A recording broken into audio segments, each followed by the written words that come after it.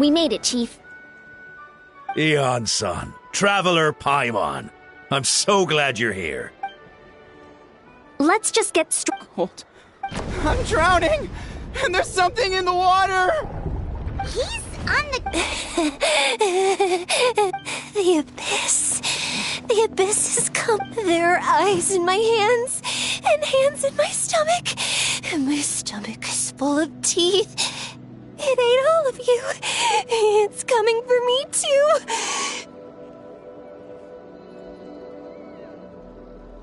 But we haven't been eaten. We're right here.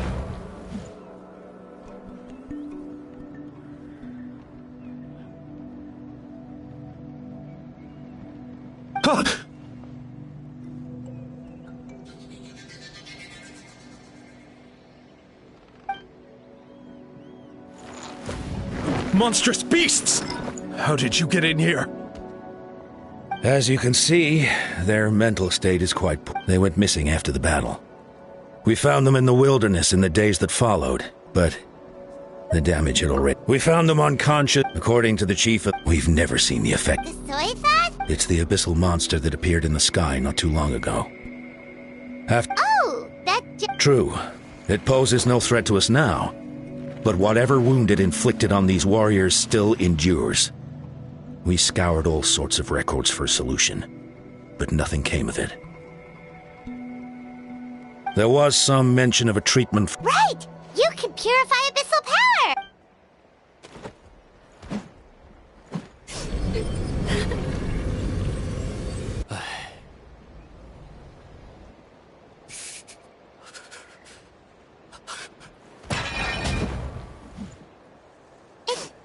It didn't work?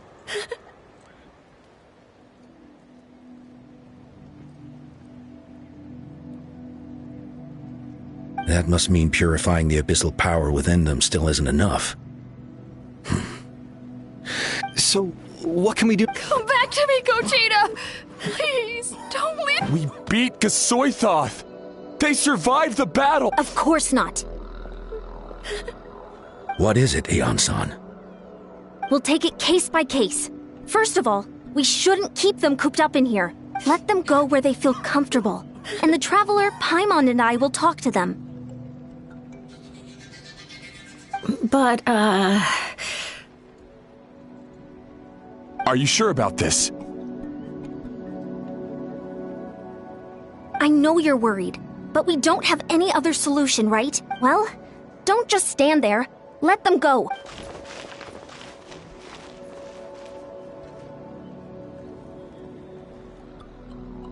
All right, it's up to us now. Let's talk to them one by one.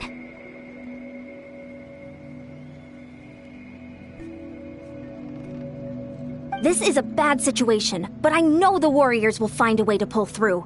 After all, we've overcome so many challenges already. Let's see. One of those guys was talking about being cold. Do you still remember him? It's not often that you see someone almost drown on dry land. Let's go talk to him.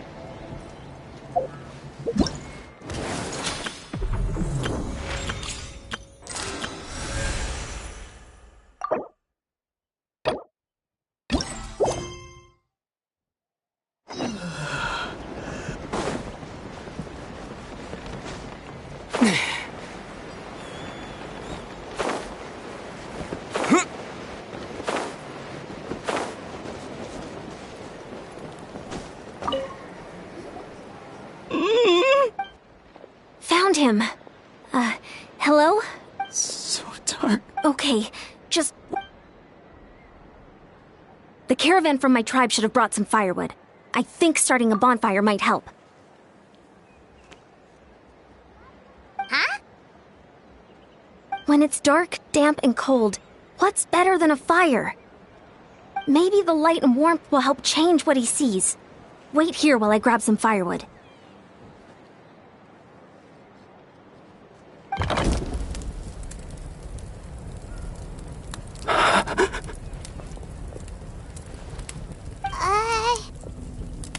Light. Underwater. Where is it coming from? It's working! someone there? Please save me. No. No, wait. You have to leave this place. The water's too deep. You won't make it. It's okay. We brought some friends from the people of the springs. They're great swimmers. We're here to save you. No. Please. Just leave me. Duarte. Oh no, it's not working anymore! Looks like the bonfire wasn't enough. That was the second time he mentioned the name Duarte. Maybe we can start there. Let's ask around and see what we can learn.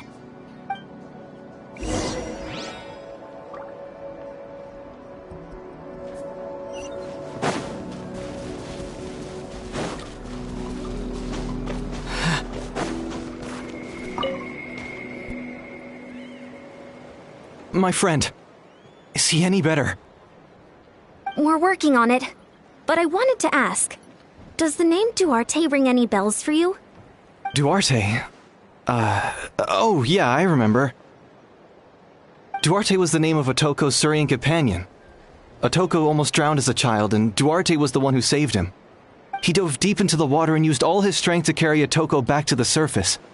It was pretty touch and go, but both of them made it in the end. That means we just need to bring Duarte here and... Well, you see, Duarte died 4 years ago during an Abyss invasion. He was helping evacuate injured warriors from the front lines, but fell to an ambush.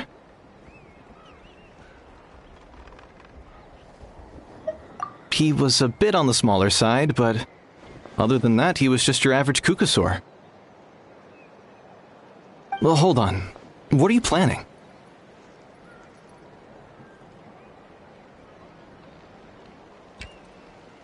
Based on the look on your face, I'm guessing you already have a plan. All right, let's get to work. Oh, and thank you for the information. We'll do whatever we can to help your friend. No problem. Thank you for looking out for him.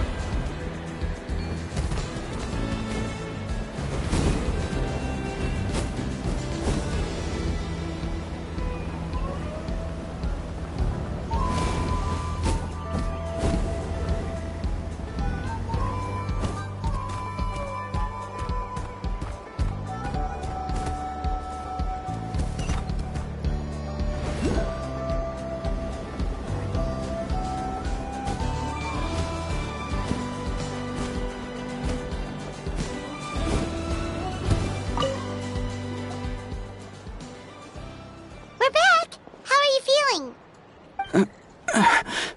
Duarte?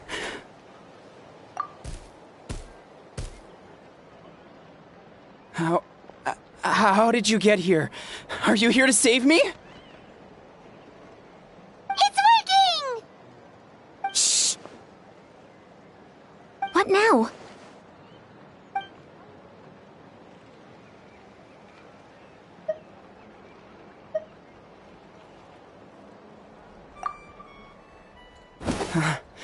You're gonna carry me out of here just like last time. Over a decade later and you're still trying to save me. I can't believe you made it this deep underwater, but I'm so glad you found me. Once we're out of here, let's split a huge portion of blazed meat stew, just like old times. I owe you for this. We're almost at the surface. People tried to tell me you were dead, you know? As if I'd let that happen. I promised to protect you. There's no way. No way.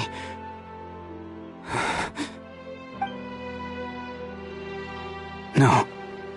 Wait. I failed.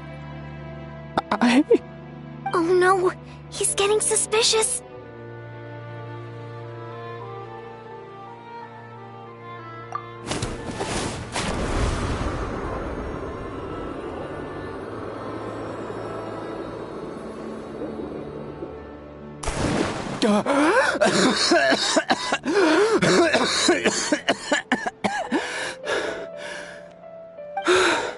Duarte? Wait, you're not Duarte. How did I get here? Who are you people? Toko! He's Kaylee. What's going on? All I remember is the battle against the Abyss, and then I was drowning. And a Saurian that looked like Duarte saved me. How did I get here?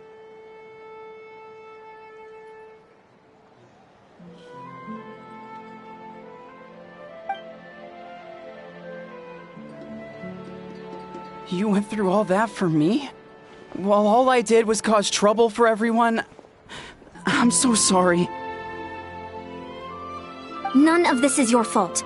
Maybe it's not my place to say this, but go easy on yourself. You deserve to move past what happened here, and what happened to Duarte. Thank you. I appreciate that. Go on, get some rest. Is Kaylee, we'll leave him to you.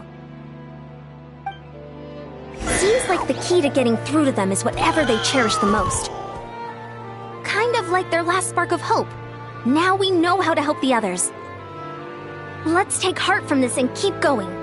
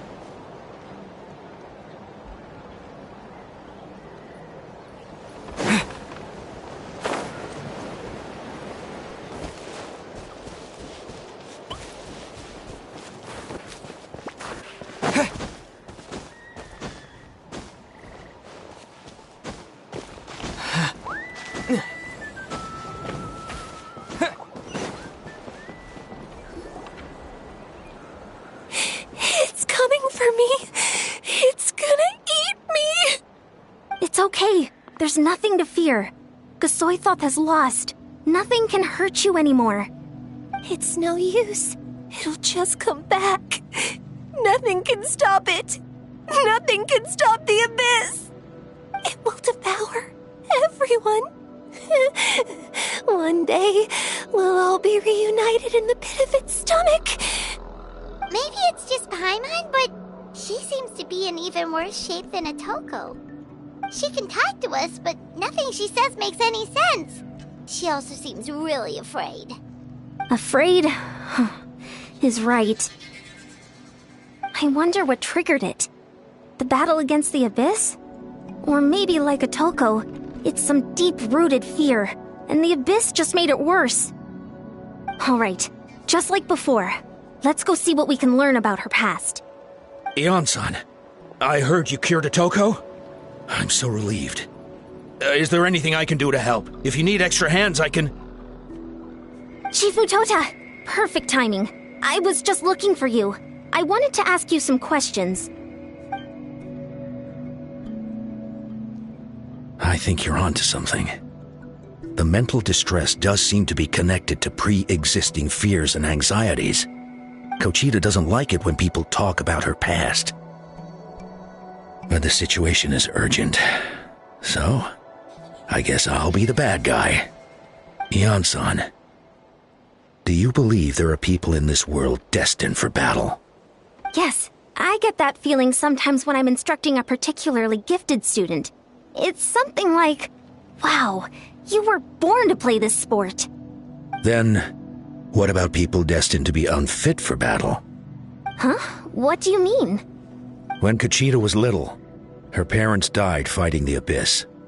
She was only 11 or 12 at the time, and her brother, even younger still. The two saw their parents collapse in a pool of blood as flames roared and spread all around them. Conchita trained hard to become a warrior, but still found fighting Abyss monsters too difficult to handle. She and her brother were left with severe trauma after the incident. Pain and fear that they could not get over no matter what. But isn't Conchita one of the warriors who fought the Abyss? Didn't you find her unconscious out on the field? Yes, we did.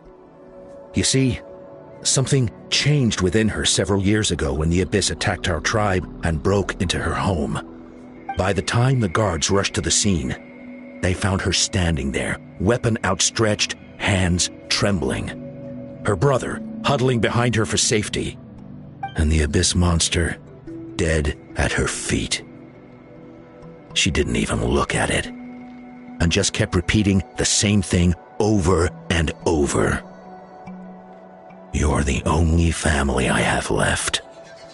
I won't let anything happen to you. She became a completely different person after that.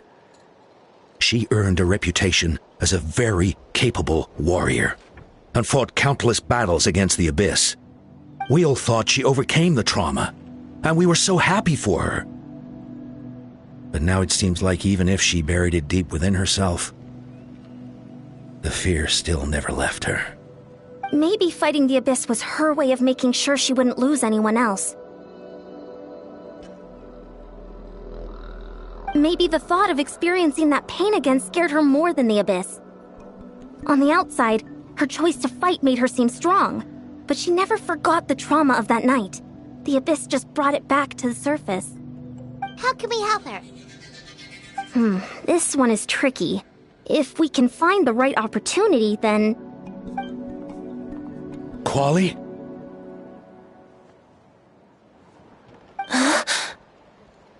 Quali, what are you doing with that weapon? Show me the monster that hurt you! I'll make it pay! I'm going to protect you this time! Calm down, Quali. That monster is already... I can do it! I don't care what it takes! I just want her to get better. She's the only family I have left. Family? Oh, hold on, Chief Matoda. Looks like Conchita's responding to his words. If Quali goes to battle, the Abyss will devour him. I can't let that happen. I have to do something. But it's useless. No one can beat the Abyss. It's a death sentence. Just like what happened to Mom and Dad.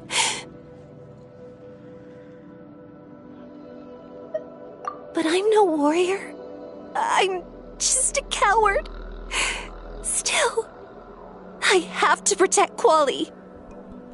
What should I do? Conchita.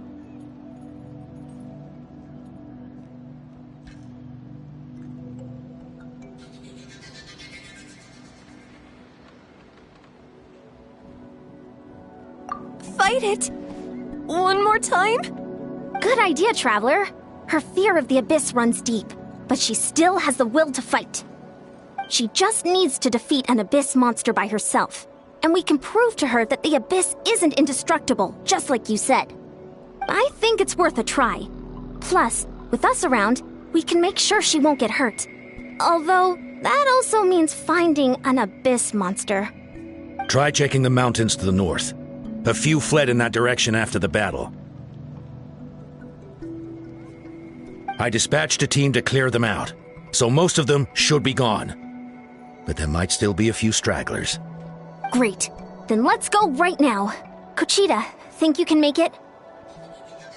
There's no turning back. I have to face it. Even if it will devour me whole. I'm coming too! I'm not letting my sister face this alone! Not anymore! Alright, then stick close. Let's go.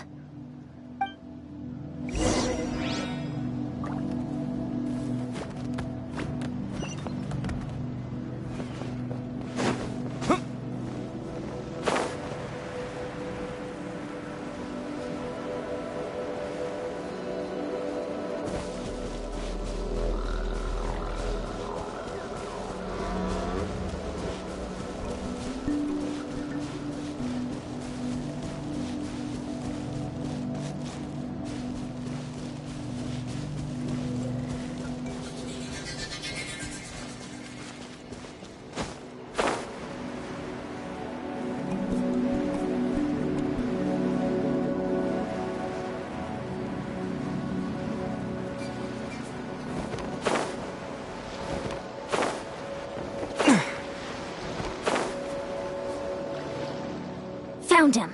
Let's get started.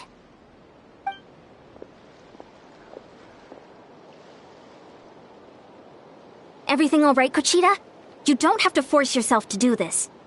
How can we make this easier for her? I guess we could wear them down first, but I think it's better to stand guard for now. We should wait for the right moment to intervene. You were the ones who killed them! As a kid, I thought my parents were invincible. They were always so strong and gentle. They seemed like the most powerful people in the world. But I can still see the image of them collapsed at my feet that night. The raging fire, the smoke, the smell of blood, the sound of my brother's cries. It's all burned into my brain. They told me to run, and I could see the fear in their eyes. I've been running from my fears ever since. But why didn't my parents run? It must have been because... You can do it! Because of our family. When you have someone to protect, there's no backing down. No matter what.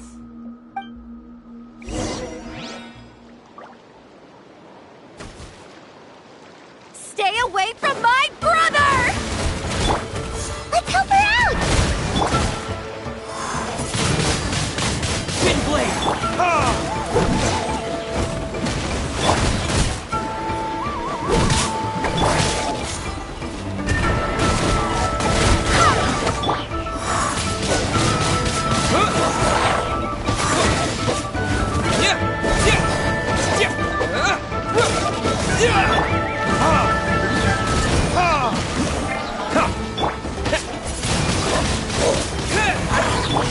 I can do this. I have to do this.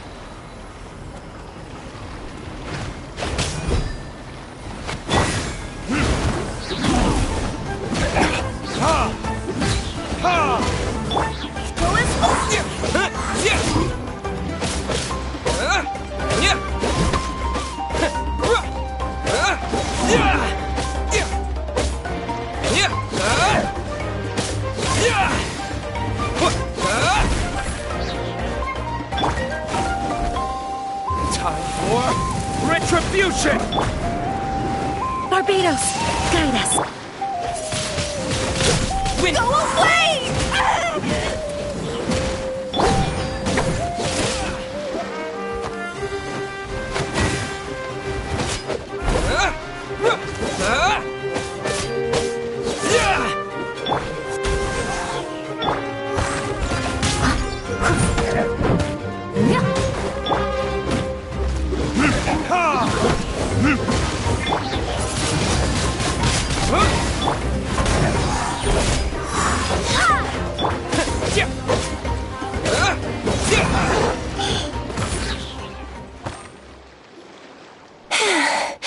Where are the rest? Where are they hiding?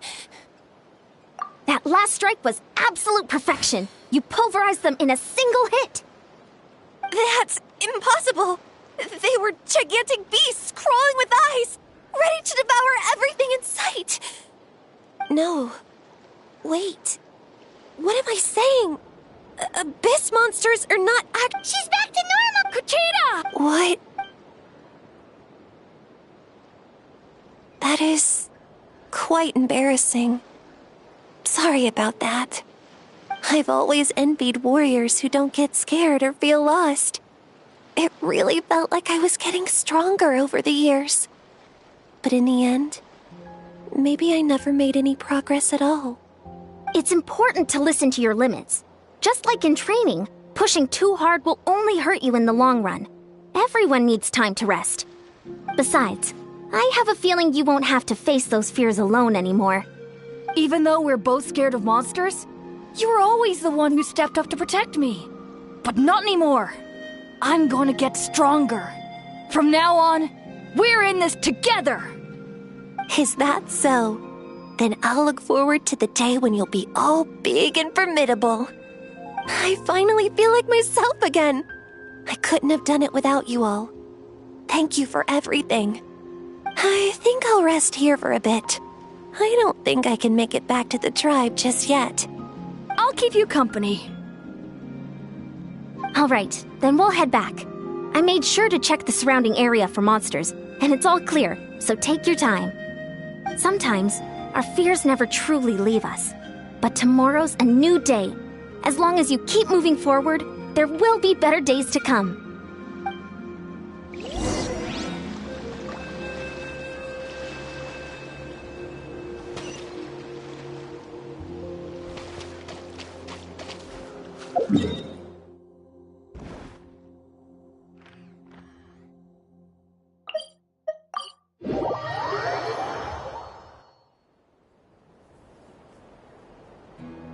Atoko's all better. Did you hear? Really? Yes, really. It's all thanks to the Traveler and Ian-san. I see. I was wondering why the Traveler was chosen to accompany the Pyro Archon in the final battle. But I guess he really can do the impossible.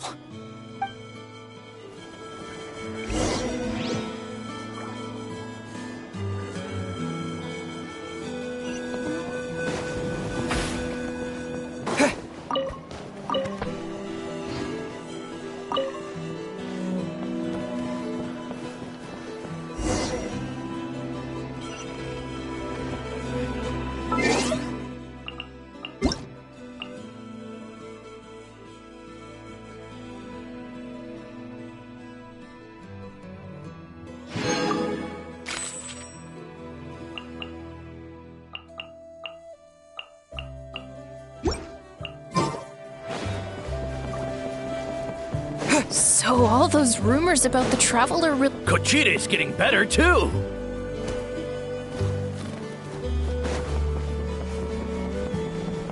Koichi, give me a hand for a sec. Right. Koichi's not... That's 2 people down. You're an amazing problem solver, Traveler. Probably a well-honed skill from all your travels, right? You really know how to give people hope. Ever since you came to Natlan, I've been feeling a lot better about our chances of winning this war.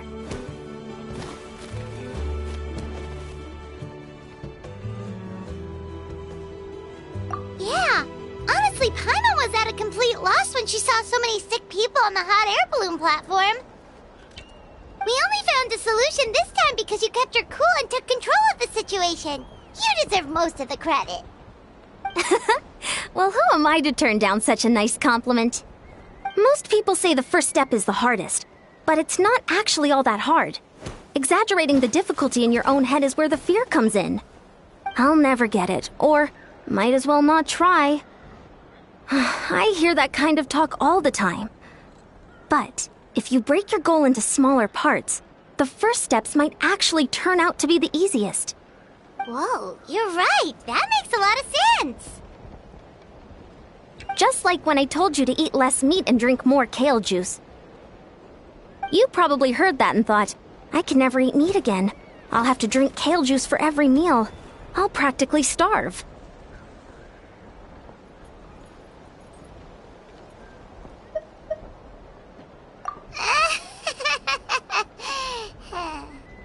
In reality, all it takes to start is eating 2 fewer servings of blazed meat stew and adding some kale juice for nutrition. that's it. It's not about making drastic changes all at once. That sounds like something Paimon could do, but would that really change anything? Consistency is key. You can't accomplish your goals in one fell swoop. You have to eat away at them little by little. My ancient name means power. Did you know that? So everyone thought I would grow up to be this tall, burly, muscular warrior. But that's not what happened. A lot of people were confused and disappointed. My fellow warriors couldn't understand why I inherited that name over them. At first, I also felt lost. It was only later that I realized true strength basically boils down to problem solving. Physical strength is just a means to an end like everything else. So I began to break problems down into smaller parts. When facing an impossible situation, you just need to act. And if you fail, so what? That's just life. Anyway, that's what I've learned over the years. Maybe it'll come in handy for you someday. Oh, well, when you put it that way, Paimon's almost encouraged to start drinking kale juice tomorrow. No, today. Paimon will start today. You're amazing, Ansan. You really make Paimon feel like she can do the impossible. Maybe your true strength is giving other people strength. I don't deserve that much credit. You already have that strength within you. I'm sure you've faced more obstacles than I can imagine during your travels. But you never gave up. That proves it. I bet I could learn a thing or two from you. Hyan-san! Bad news! Okoland is out of control! Stay calm. I'll be right there. Looks like the time for conversation is over. Come on, let's go see him.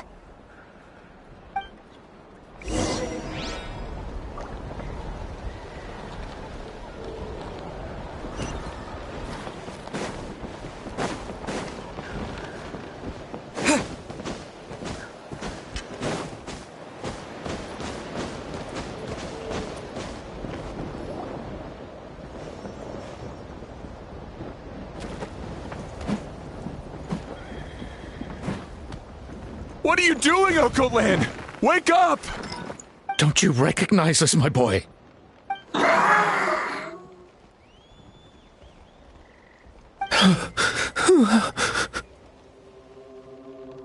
The Abyss monsters are everywhere.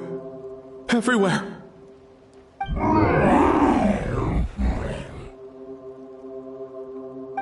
They've taken over the tribe. No corner is safe. Did we lose the battle? No. It's pointless to think about that now. A warrior only has one job. Fight until the very end. Careful! He's not himself! Okotlan! Get back! I don't think he can hear us right now. We need to get him under control. Let's go!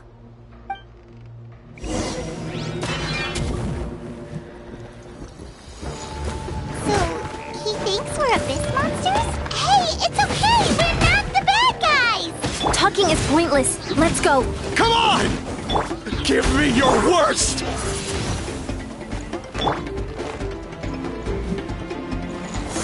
Noah's Flag!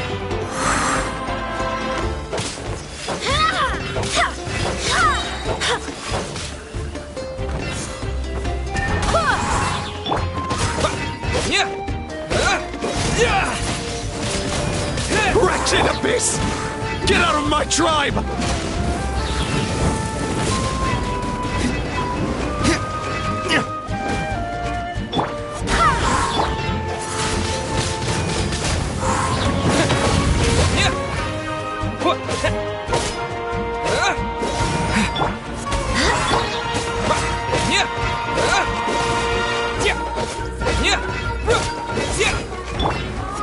Mom, Dad, are gone. This is my final battle!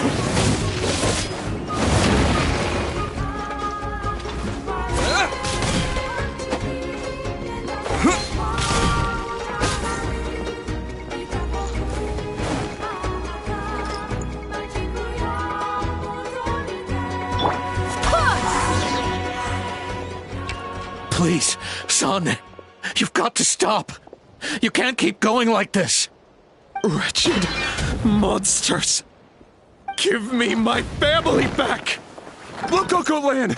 That's your father! He's standing right in front of you! Get out of my home! I'll never forgive you!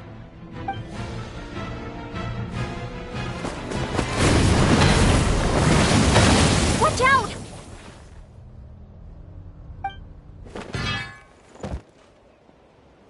Are you alright, sir? I'm fine. Please, don't hurt my son. He's just trying to protect his home. Don't worry. We'll figure something out.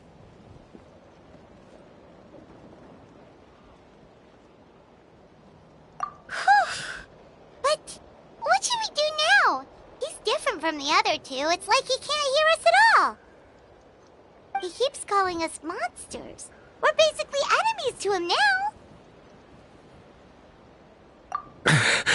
Oh, Coatlan. He has a fighting spirit, that's for sure.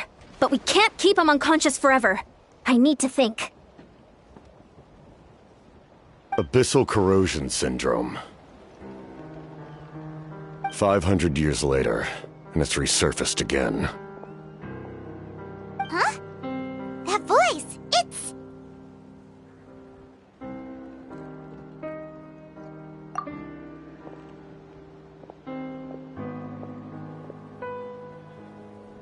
So you've seen this illness before? Direct contact with high concentrations of abyssal power causes irreversible mental trauma in most people. The exact presentation will vary according to trauma level.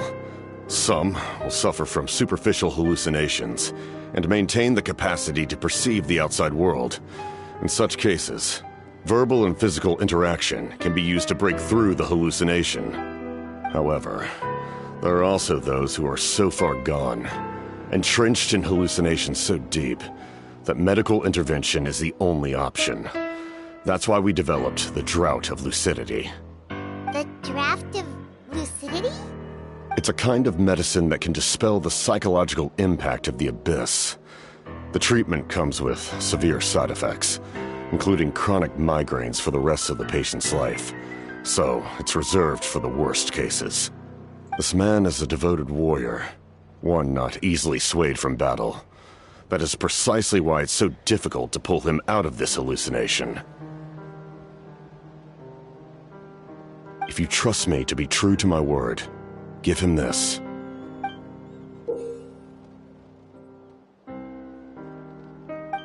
Wretched monsters! Setting up an ambush! Give me your worst! It's either your end or mine! Hurry! He's awake! Please, give him the draft. My son thinks he's alone in this world. In his mind, all his family and comrades are gone, and only enemies remain. There's nothing more painful for a warrior than losing everything you fought so hard to protect.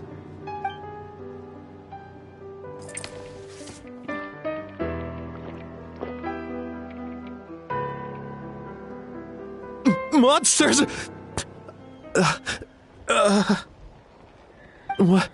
What's going on? Dad? What are you doing here? My head hurts. I just had the strangest dream. I dreamt the abyss took over the tribe. It's all right, my boy. It was just a nightmare. Let's go home. You need a good night's sleep. But first, I want to thank you for saving my son. May I ask your name? Just Capitano is fine. I owe you more than words can say, Mr. Capitano. My name is Mune.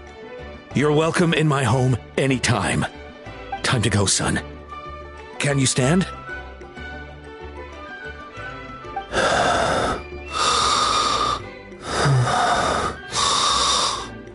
I'll help you carry him back. Traveler, let's meet up later.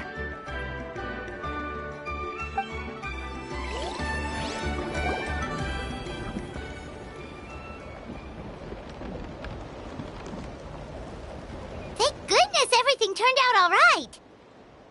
Think nothing of it. I agreed to offer you my aid, so this is merely a part of that duty. Besides, I care deeply about this land. Right! When we were with Moika, you told us you and your soldiers defended Natlan against the Abyss 500 years ago. That's right. My desire to protect this nation remains unchanged. When my platoon arrived in Natlan 500 years ago, like you, we were true outlanders.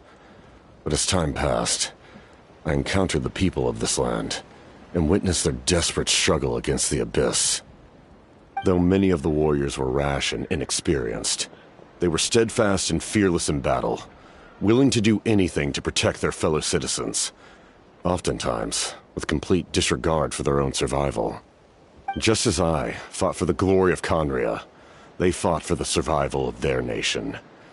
We happened to share a common enemy, so I decided to offer my aid. We fought side by side to the very end. I traveled to many places after that, but I never forgot this land. Even now, they remember who I used to be. The Sentinel Knight, who fought with the Masters of the Nightwind. Still, I prefer to leave all that in the past. That name carries with it the glory of my homeland and the honor of Natlan. Yet, I failed to bring my soldiers home. And I failed to help Natlan defeat the Abyss. But that's not your fault. The Abyss is way stronger than any of us imagined. You need not comfort me. I am no longer who I once was. Let the events of the past continue to collect dust in the annals of history. I will continue to help Natlan in my own way. Like, with the draft of lucidity? Who knew you could make medicine? Were you a doctor before? The drought was Guthred's invention. He was a respected military doctor, as well as my trusted second-in-command. We faced a similar situation to what you witnessed today. The endless battles against the Abyss triggered delusions among the soldiers, to the point where some attempted to kill each other. In order to develop a treatment as fast as possible, Guthred used himself as a test subject. He passed away shortly after the drought was complete. That's who he was. Unrelenting in his pursuits. No matter the cost, no matter the sacrifice. In the end, he even gave himself up for a chance at success. I'm sure he would be pleased his creation aids people even now. The Abyss has wrought enough suffering on this land. I sincerely hope this war will end soon.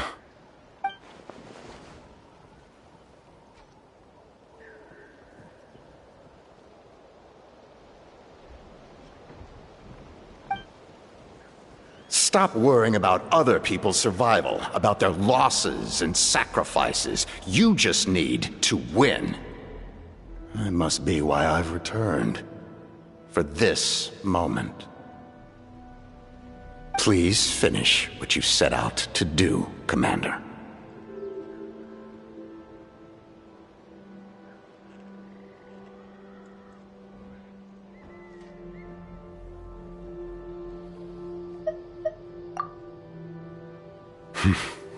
You're more perceptive than I imagined.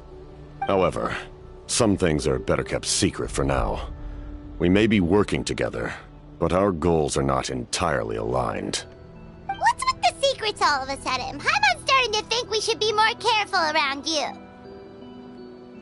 I do not mean to jeopardize the trust between us.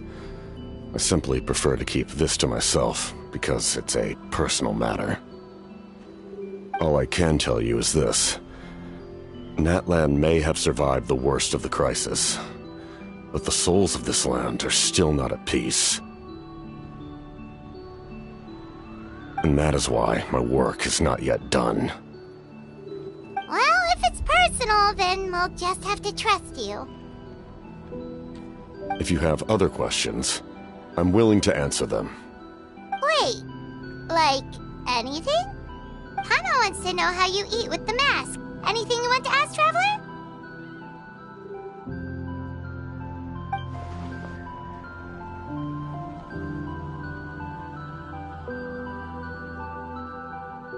Natlan must pay the price for Mawika's use of the Ruler of Death's power. That price is death. And only Mawika's death can clear the debt.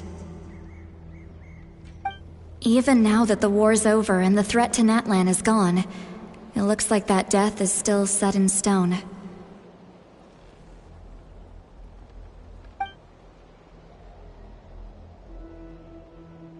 In the garden cultivated by the gods, flowers and weeds grow side by side. When the weeds compete for nutrients in the soil, the gardener intervenes to inhibit their growth. I'm not one to pass judgment based on my own standard of right and wrong. But it is an undeniable fact that she is responsible for my suffering, as well as that of my people. If that explanation is too difficult to understand, allow me to show you exactly what I mean.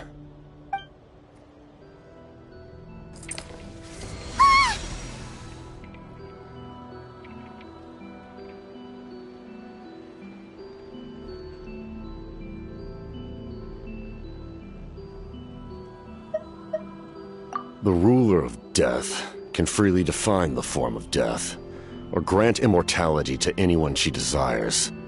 Her power is a rule in and of itself. Faced with such an overwhelming level of power, it can feel hopeless to resist. But I am of the belief that, in this world, no destiny is unchangeable, no death inevitable, and no rule unbreakable. So, before the final moment truly arrives, we must fight harder than ever. Hey, Traveler. Paimon. Sorry, hope I didn't interrupt anything. After helping Okot land back home, I went on a small walk and happened to run into a messenger from the Scions of the Canopy. He's been looking for you everywhere. Oh, did something happen? Apparently Shilonen's ready to start forging your ancient name. She needs to check the progress of your Pilgrim's Chronicle, that device she gave you before. She invited a bunch of people to be there, including me. So let's head to the stadium once you're done here. This is a critical time for you, Traveler. It's best not to delay, so let us end our conversation for now. Best of luck to you all. Goodbye.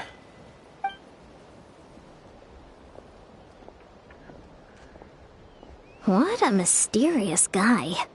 Still, he doesn't seem quite as intimidating as before. We're basically comrades now, right? Anyway, let's head to the stadium. We shouldn't keep everyone waiting. So in the end, the captain still hasn't told us his real goal. He kind of reminds Paimon of someone we met recently. Oh, right, the Lord of the Night! They just seem so tired, you know? Since they've both been alive for many centuries, do you think that's just what happens when you've been alive for too long?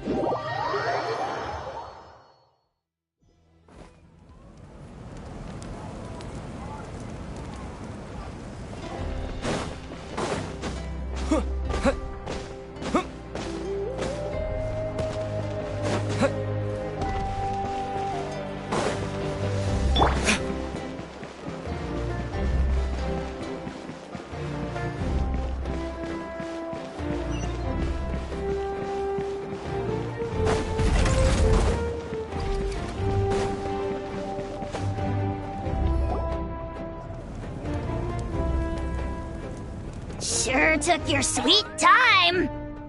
Wretched scoundrels! How dare you keep the almighty Dragon Lord, Kahulaha, waiting! Kneel before us and apologize, or we'll... Don't listen to him. We just got here too. Kanich, Kachina, Mualani?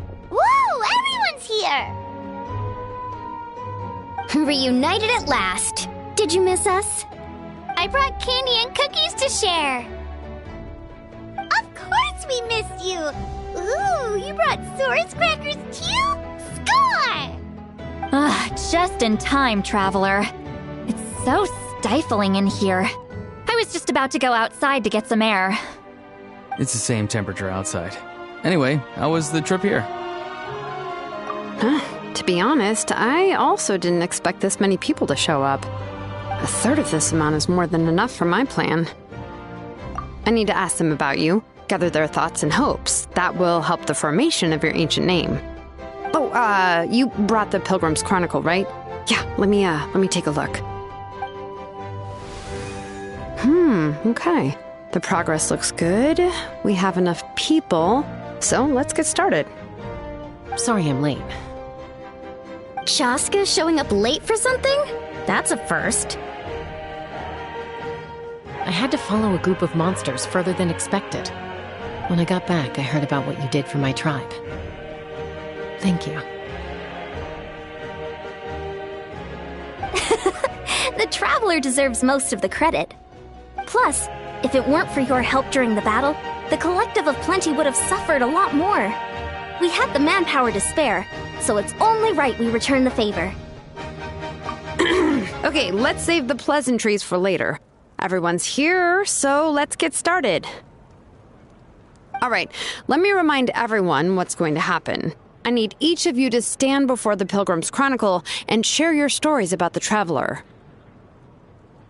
Your words will be recorded and become a part of the Traveler's ancient name. Any, questions? Nope. All right, then, to start things off... Hold on. Remember what we discussed? Oh, right, I almost forgot. Traveler, Paimon, you, can't be here for this part. Huh? But why? We want to hear what everyone has to say. I need people's true thoughts and feelings. It's best if the subject in question isn't involved. It's much more difficult to express those feelings to someone's face. People get shy in those situations. It's just how it is. You're right. Just like when Paimon doesn't have enough more to pay for her meal, but she's too embarrassed to tell the Traveler, so she has to make up some excuse.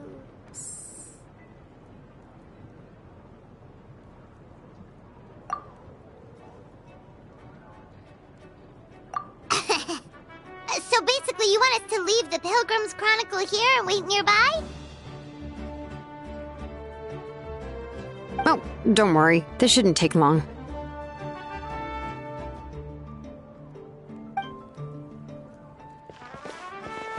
Everything Shilonen said made sense, but did you see St. Lolly's reaction back there?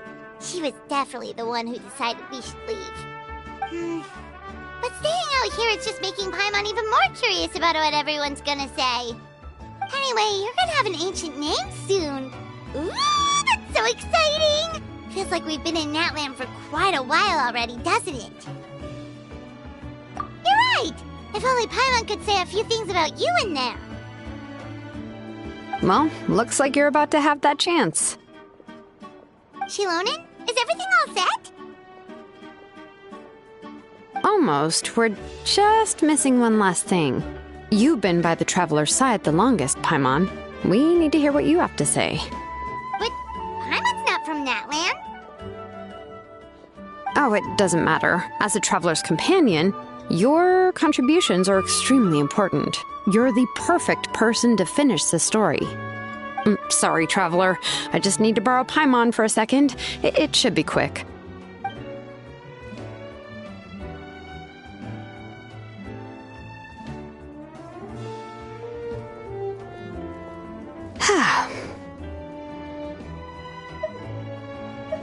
Paimon gave us a lot, and I mean a lot of information. I'm not even sure the Lord of the Night managed to get all of it. Well, we've been to 6 nations already. Here, you can have the Pilgrim's Chronicle back. I'll need it when I forge the name, but you can continue your adventures in the meantime. And when the time comes, I will forge you an ancient name unlike anything that's come before, so that you, Moika, and Natlan as a whole can finally put an end to this endless war.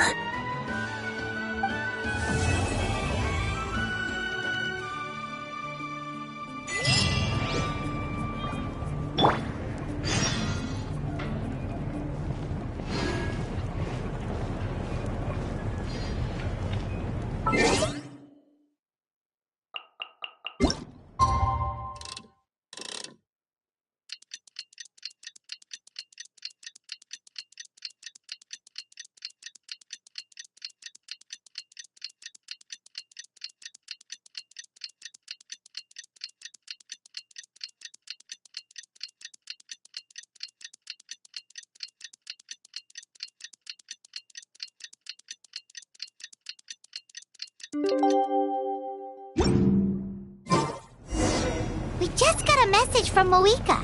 She says to meet her at the Speaker's Chamber tomorrow. Does that mean your ancient name is ready to be forged? Let's get some good rest today. We need to be at our best for this special moment.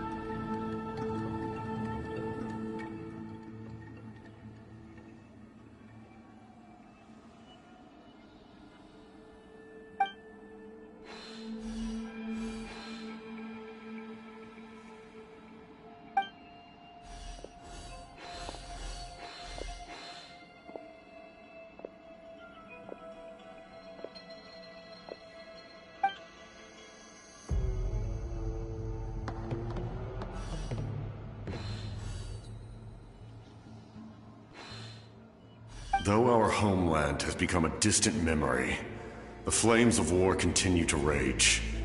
We have long shed the last of our blood. Stay strong, my soldiers.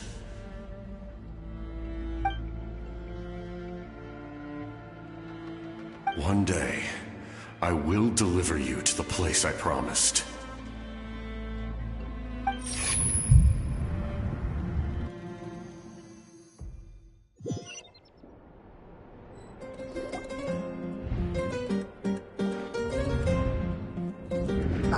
Traveler?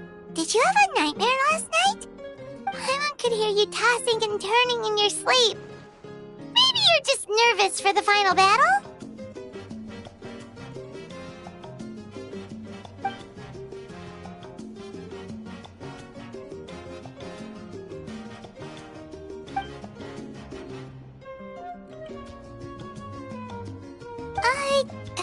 Just shake it off, Traveler. We're supposed to meet with Moika today.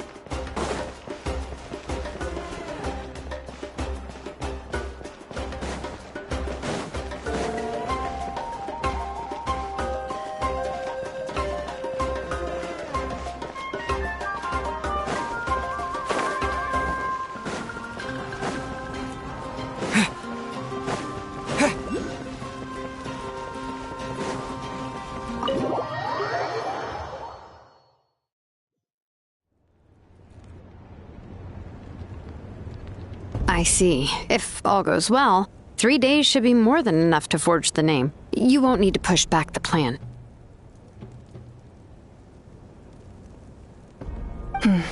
Thank you. I'd say the sooner you can finish it, the better. I still need to announce the matter to everyone. Don't worry. We should only need half a day. The Traveler has been in Natlan a while now.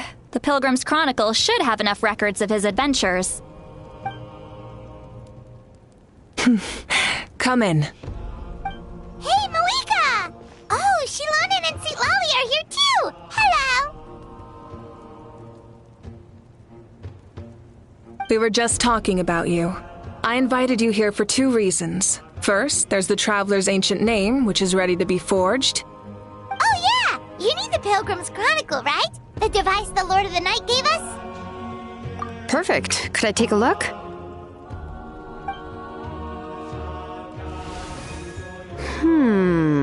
Yep.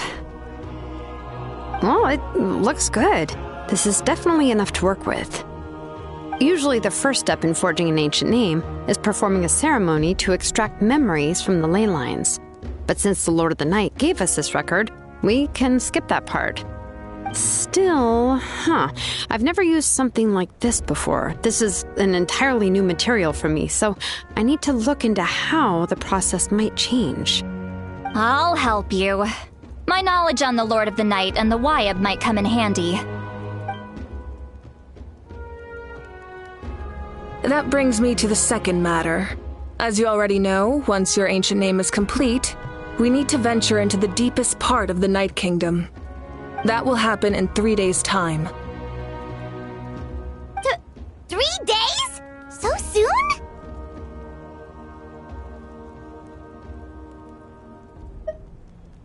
Wait, but... You're worried about the Traveler, aren't you? Well, Paimon gave it a lot of thought, and Paimon's not very good at thinking or fighting to begin with. It's just... This plan could save countless lives. Paimon understands why people would want to be a part of something so important.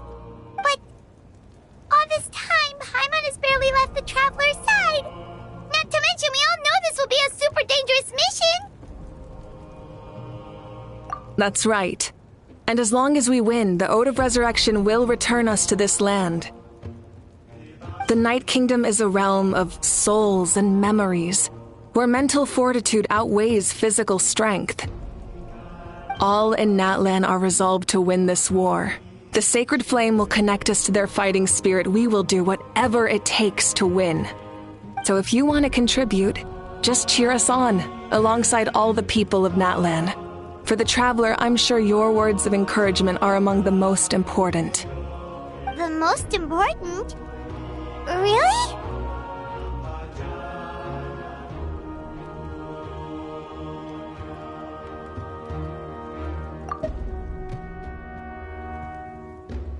That's right! Overcoming dangers side by side, just like always!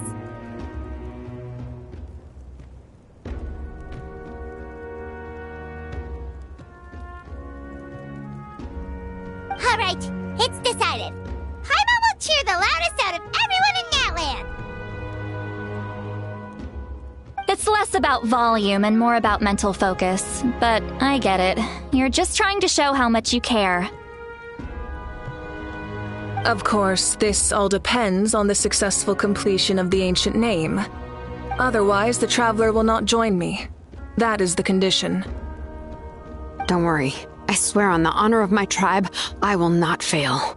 I know how important this is. There's no time to lose. Let's go.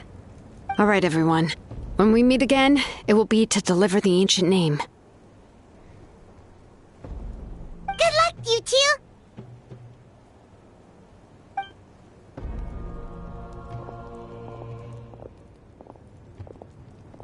3 days, huh? What should we do in the meantime? We know you're still rebuilding, so is there anything we can do to help? From what I've heard, the two of you have helped more than enough. You should take a well-deserved rest. Even if there are stray abyss monsters out there, our warriors can handle them. Don't worry.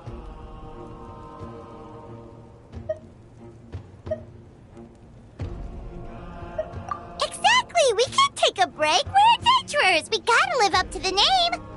We still have a long journey ahead of us and so many places to go! The battle in 3 days is just another part of our adventure! I see. In that case, just do what you think is best.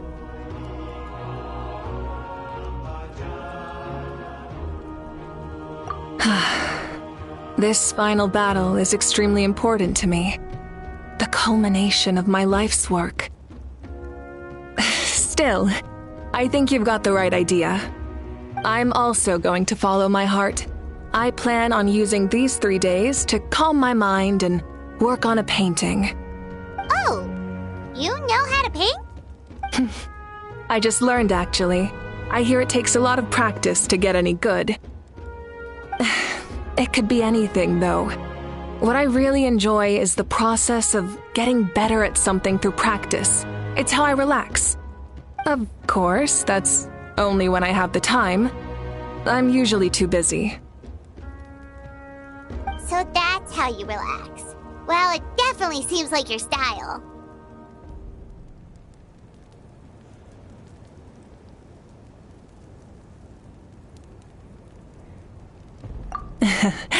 All right, let's go our separate ways for now.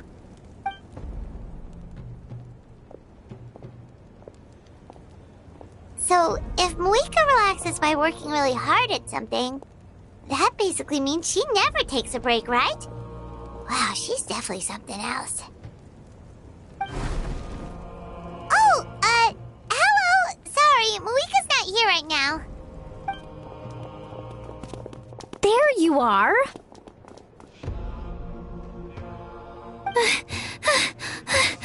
We made it! Other than our plan almost falling through, nothing at all. The preparations took longer than expected. We were so worried we wouldn't make it before you left on your next big adventure. Well, if you hadn't overslept... Details, details! Anyway, come on. Let's go to the people of the springs. Hold on. Tell us what's going on first. Oh yeah. Jumped the gun a bit there, didn't I? Basically, we know about your super important mission coming up, and we want to give you a proper send-off. Before the pilgrimage, we usually hold a huge feast. All you can eat, with meat by the tableful. Ooh, all you can eat? I knew that would pique your interest, Paimon. You can eat to your heart's content. You won't want to miss out, I promise. Of course, there's not just meat, but also all kinds of fruit, vegetables, desserts, drinks, you name it. You won't be disappointed. That sounds amazing! We're in! Well, the best adventurers know how to go with the flow, right? Plus, it sounds like this feast is in your honor. If you don't show up, everyone's hard work will be for nothing. It's our fault for not telling you earlier, so it's okay if you can't make it.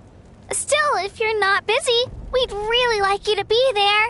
It won't take up too much of your time. It'll be super fun! Plus, all our friends will be there.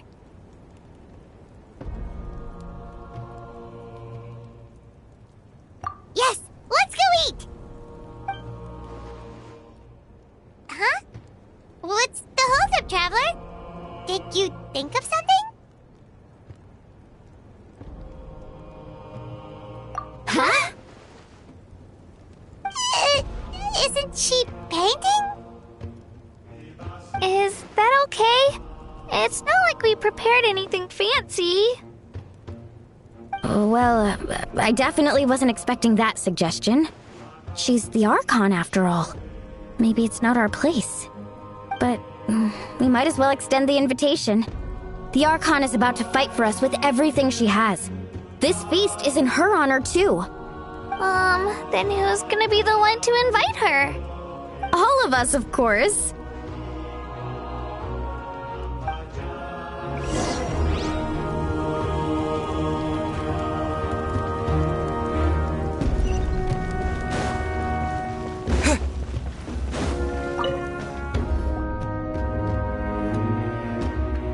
Come in.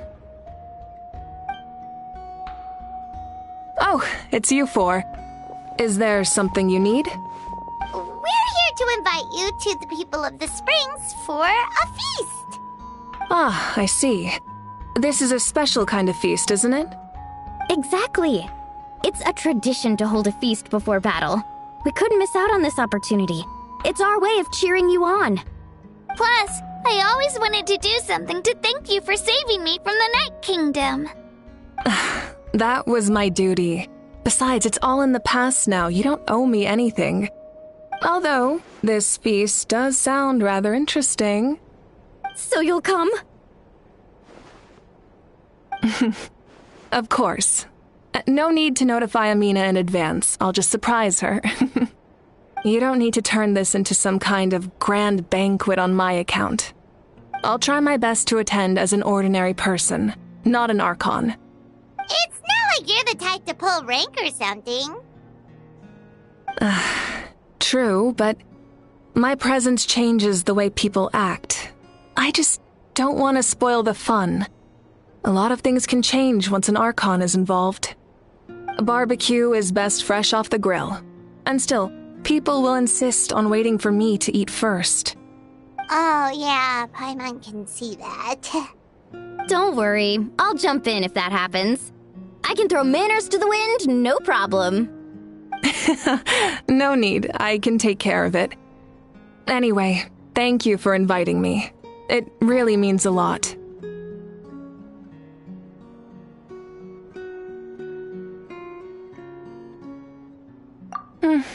I don't need to finish it.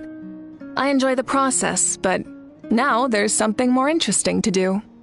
Then let's go together. The main dish should be ready soon.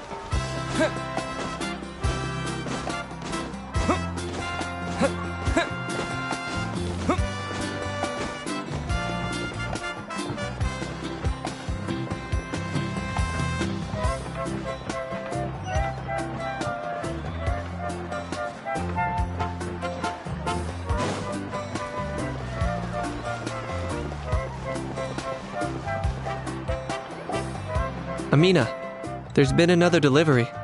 Ugh, you're kidding. Another one? Just like the others. They heard about the feast and wanted to send something to contribute.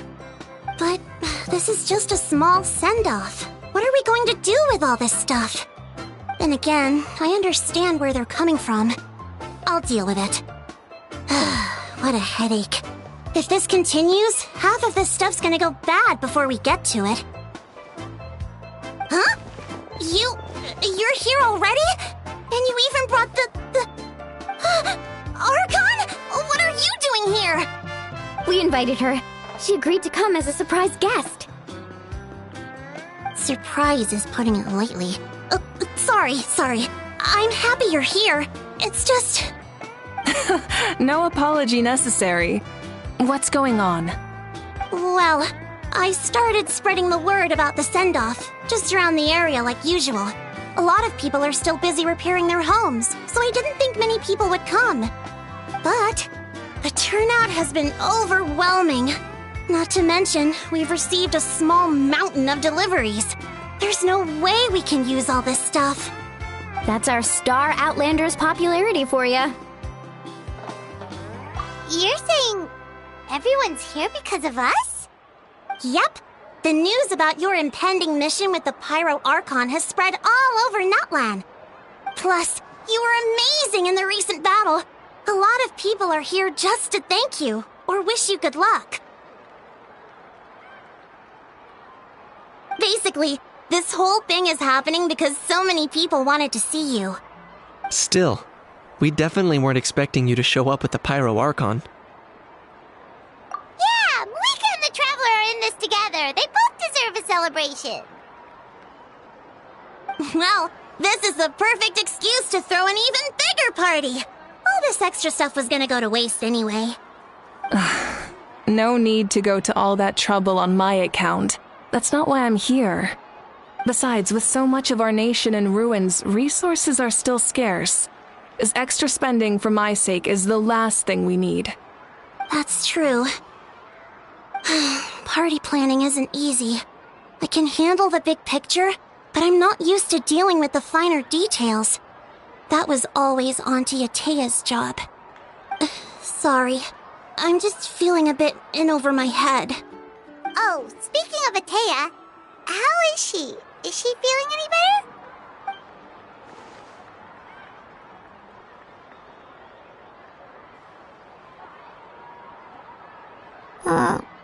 Oh. Actually, there's something we haven't told you.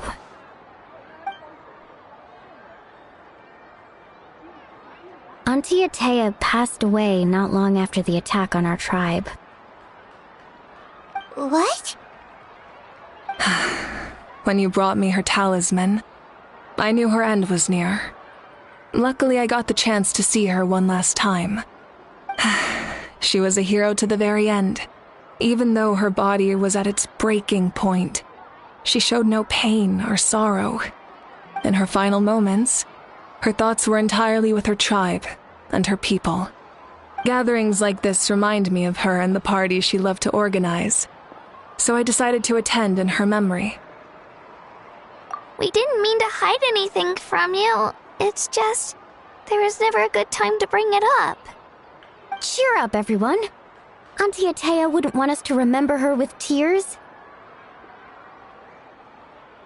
Parties like this were her specialty. But now, it's up to us to carry on her legacy. So we can't let her down. Believe me, she has high standards. Yeah, that sounds about right. So, come on, let's get to work, everyone. Oh, Chief Amina and our guests of honor excluded. Kachina can each time to go. Wait, you don't have to drag me.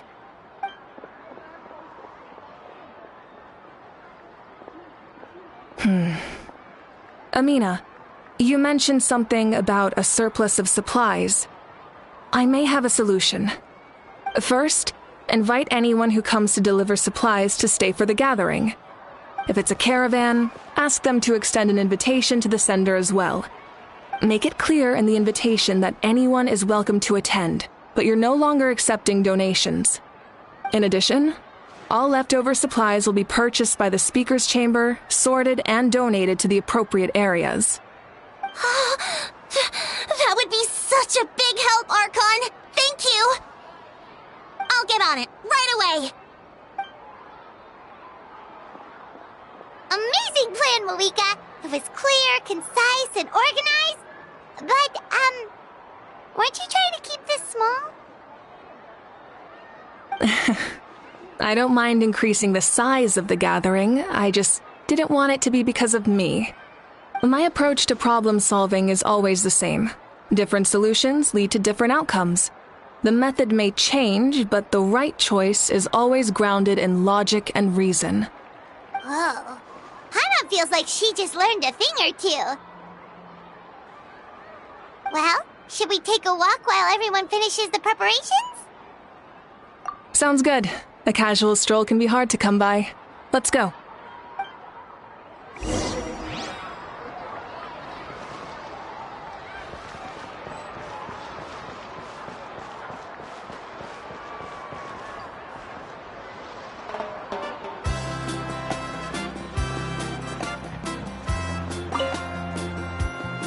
Hello, you guys!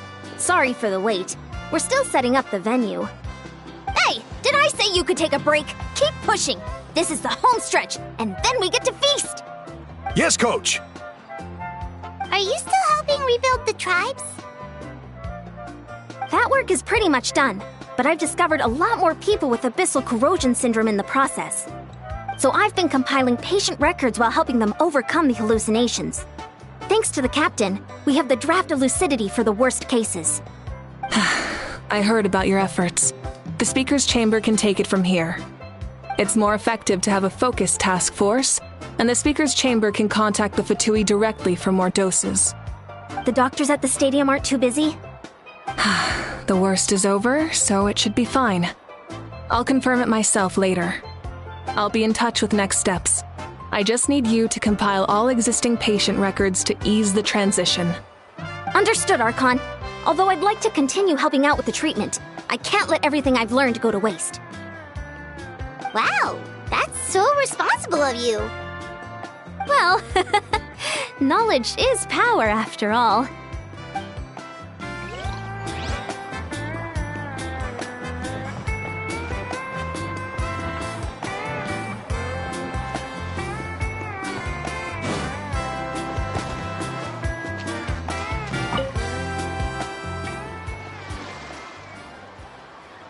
Chaska?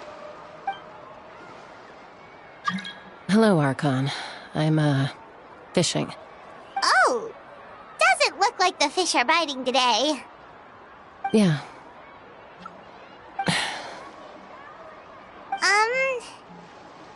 It's okay. You don't have to walk on eggshells around me. I know you can tell I'm not really trying to fish, but gazing at the water puts me at ease. I went to visit your parents, Chaska. Of course, I could only offer a few simple condolences. You helped a lot, actually. My mom has been doing better since your visit. I've always been grateful to my parents for taking me in, but now I have an even deeper sense of responsibility. I'll never be able to replace Koichi, but I will do everything in my power to pull them out of their loneliness and despair. That's exactly what your mother's worried about. She doesn't want you to push yourself to make up for their loss. After all, it's your loss too. Grief is not something that can be measured against others. You don't need to make amends, Chaska. Your loss is a tragedy, not a debt. In any case, they've always loved both of you. There's no need for you to become Koichi when they love you just for yourself. Yeah, don't put too much pressure on yourself. Thank you, everyone. Sounds like I owe my parents a conversation.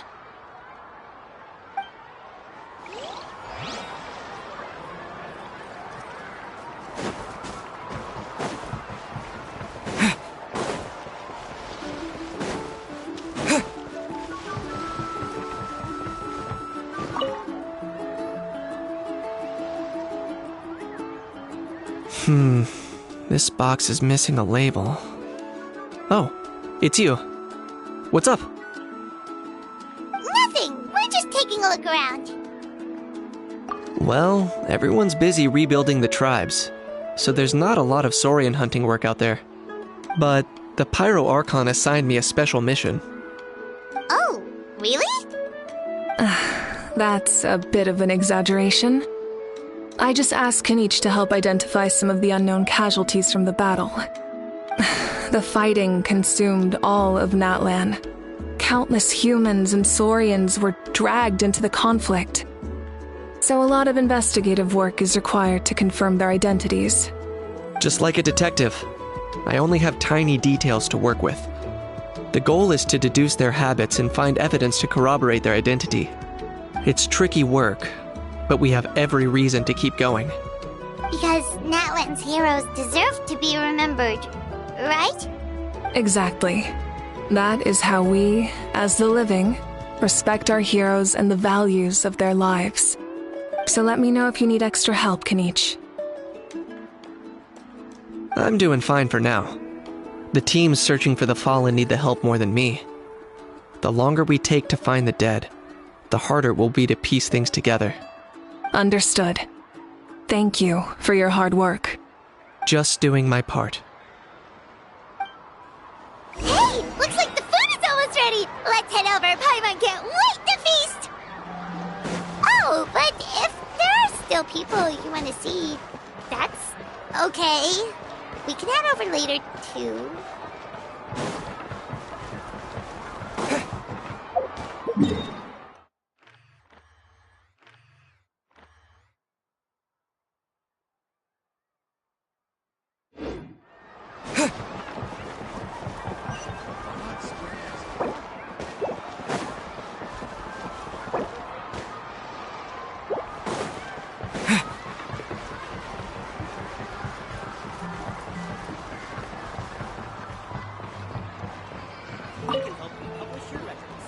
Oh, Gramps, Archon.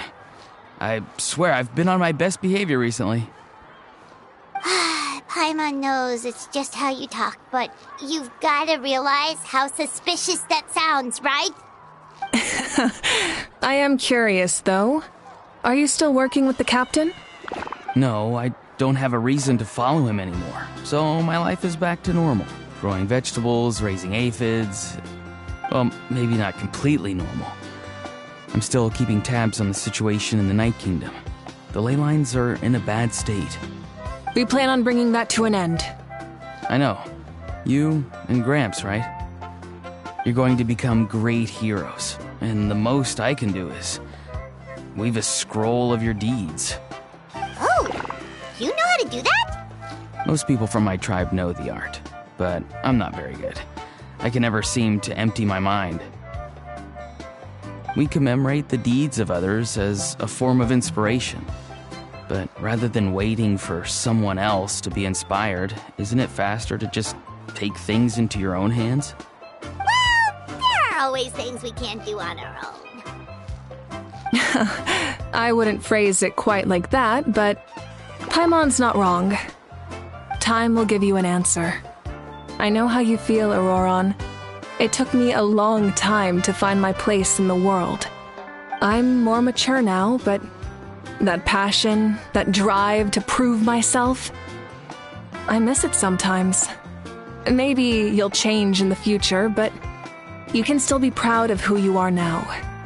You're saying I need to live in the present? Thank you, Archon. That's what I've always tried to do.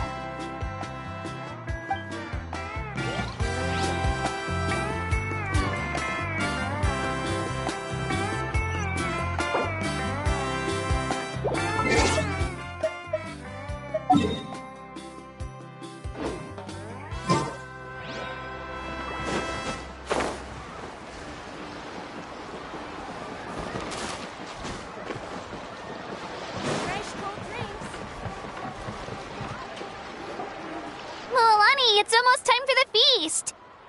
Maybe we should send the drinks out first. There's a bunch of guests here already. Yup.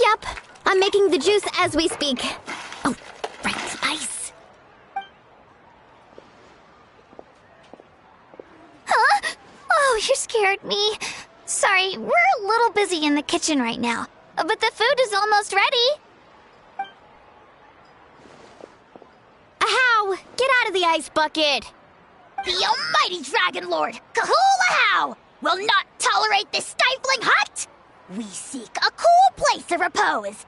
This bucket suits our taste. Oh, great. Now we can't use any of this ice. Hey! This is your mess! Get back here! Kachina, Ahow is on the run. Help me catch him. Okay. Sorry, I gotta help with Ahow. As usual, Ahow brings chaos wherever he goes. Lively, isn't it? Leave this to me, Kachina. What is this? Who dares lay a hand on the almighty...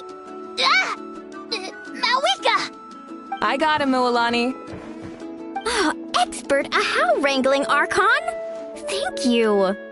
You shall utter our name with more reverence, or we shall... or I'll get Kanich to ask you to apologize. Some Dragon Lord you are if you need your servant to protect you. Ahow ruined an entire bucket of ice. We have others, but still, that was not cool. How should he be punished, Archon? Let me think. Seems like you could use some extra hands around here.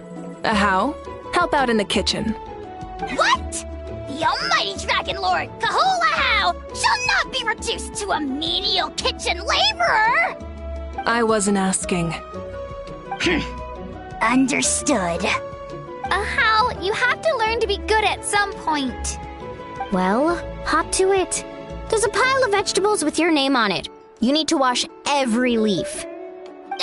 Help! Someone save me!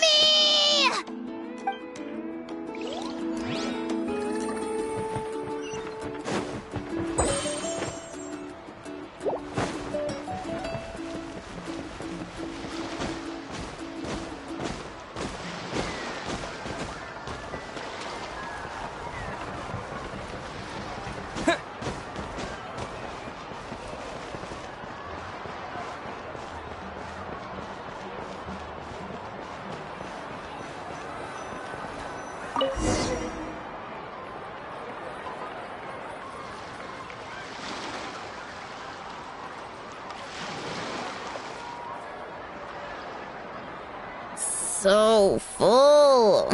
I'm practically a blubber beast.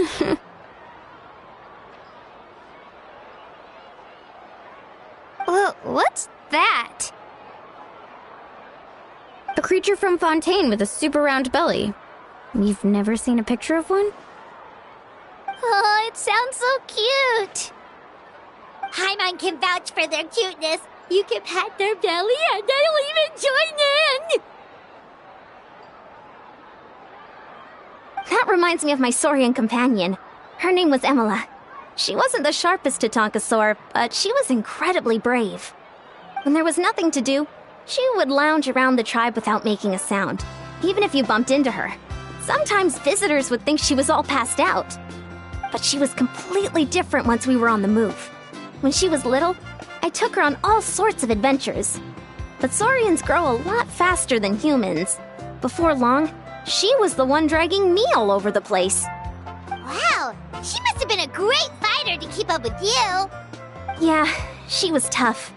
Veressa told me she was amazing in the final battle. I had to defend the stadium, so I never got the chance to see her one last time. It was a choice I had to make, but it was hard to accept. Sorry, I didn't mean to bring down the mood. I'll just get to the important part. I actually saw her in my dreams the past few nights. It felt so real, like it was really her. She gave me a ride, and we traveled all around Natland together. We were both so happy. Wait, now that you mention it... I've had dreams of Auntie Atea. She was her typical self. Brave and stern, always with that indescribable warmth.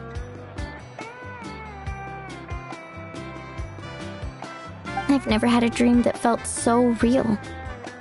Just like you said, it felt like I actually got to see her again.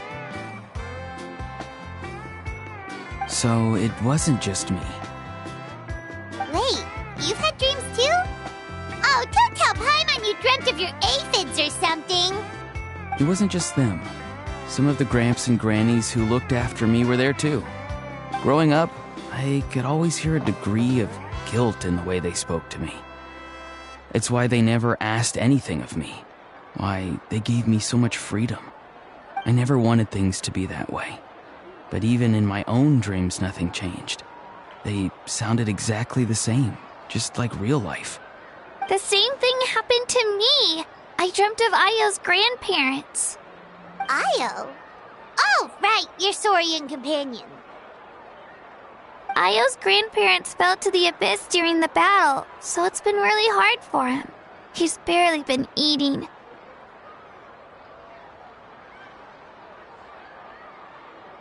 I set up a tent near his home so I could be there for him. And I had a dream that his grandparents came back.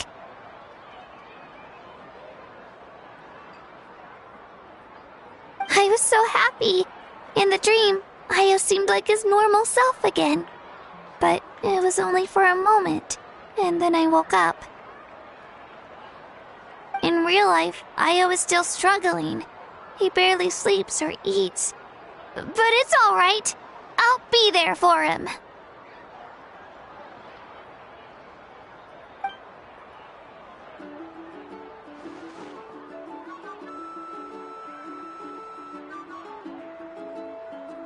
Traveler? Chaska?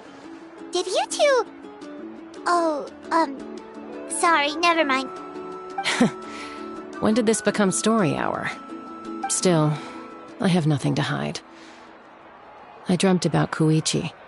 She told me I felt like a completely different person. She said I'm going down the right path, so she doesn't need to pick fights with me anymore. Maybe your dreams felt real, but the Koichi I saw was nothing like her real self. She would never say anything like that to me. It was a dream. Nothing more. Sorry. I shouldn't have brought this up in the first place. It's fine. I'm the one being a buzzkill. Well, what about you, Traveler? Did you have a special dream?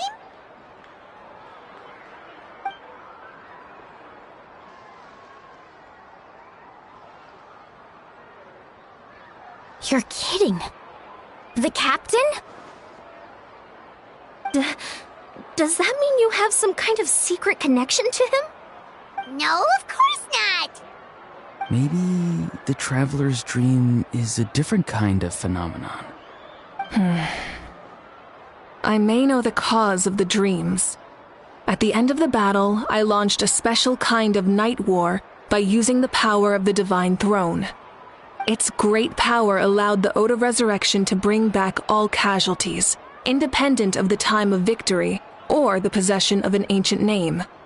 In addition, the power of the Divine Throne revitalized the souls and memories within the Night Kingdom, allowing them to take the form of their past selves. Even after the battle, that effect still lingers. That's why those you lost were able to reappear in your dreams. But I agree with Auroron. The Traveler's dream is likely a different matter. The shamans of my tribe often receive visions of the future through dreams. Is that what you're suggesting? Yes, exactly. So, the Traveler saw the captain's future? It's still unclear, but Granny taught me how to interpret dreams. Would it be okay if I tried to take a look? If I can observe your soul, I can find out the key elements of the dream. You're thinking of the Dendro Archon, right? My tribe's power over dreams is nothing compared to that of an Archon. Observing the dreamscape requires a ritual and can only reveal static images. We also need the full cooperation of the dreamer. Otherwise, the process could be used to violate the privacy of others. I also have a fairly good understanding of the ritual. What do you say, Traveler? Should we start the preparations? Then I'll start getting ready. We'll carry out the ceremony somewhere else.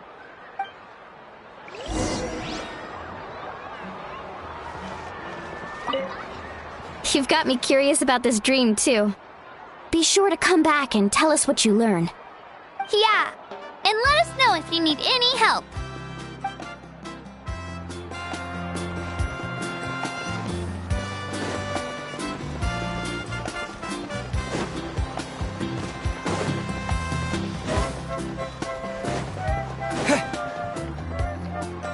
I never knew you could make it this way. This formula is new to me. Your granny never taught you about incense making? No. She usually just lists off the ingredients and tells me to follow the formula.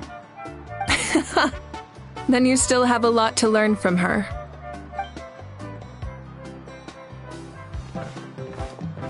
All right, we're ready, Traveler. Once you head inside, you'll fall into a brief sleep. Auroron will interpret the dreamscape, but you won't feel a thing. That's right.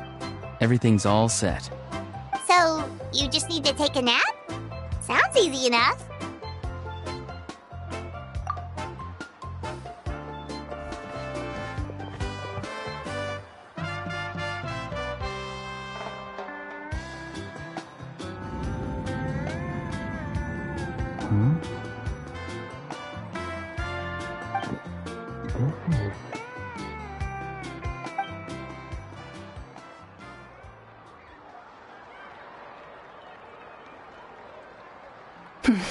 Here, have some water.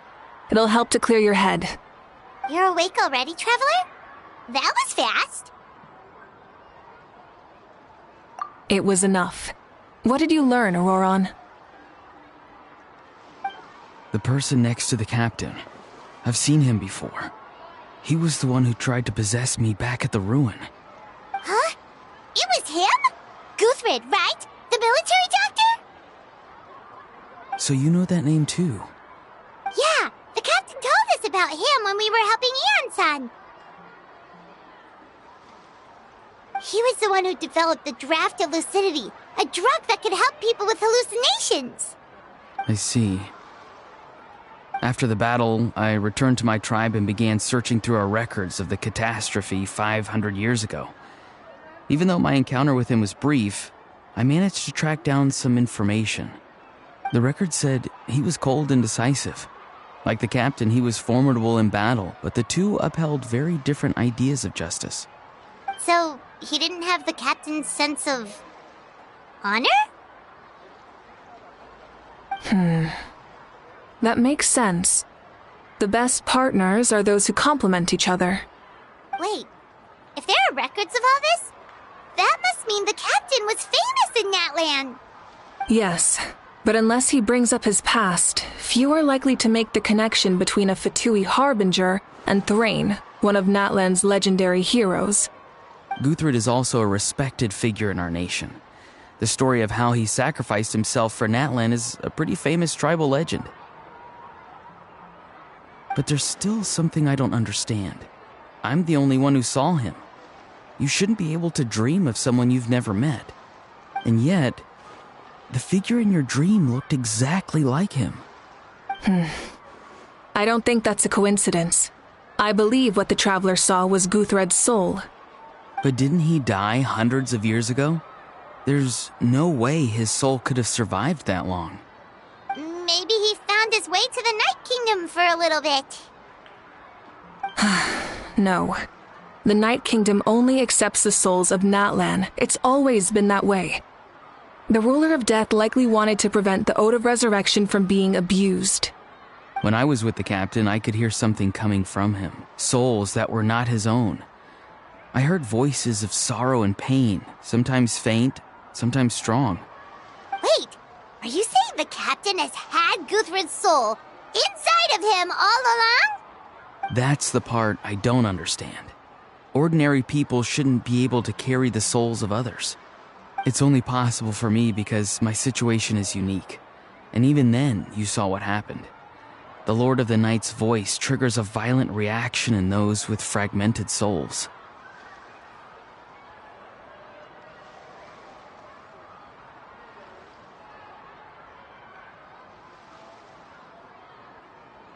I even checked his soul myself.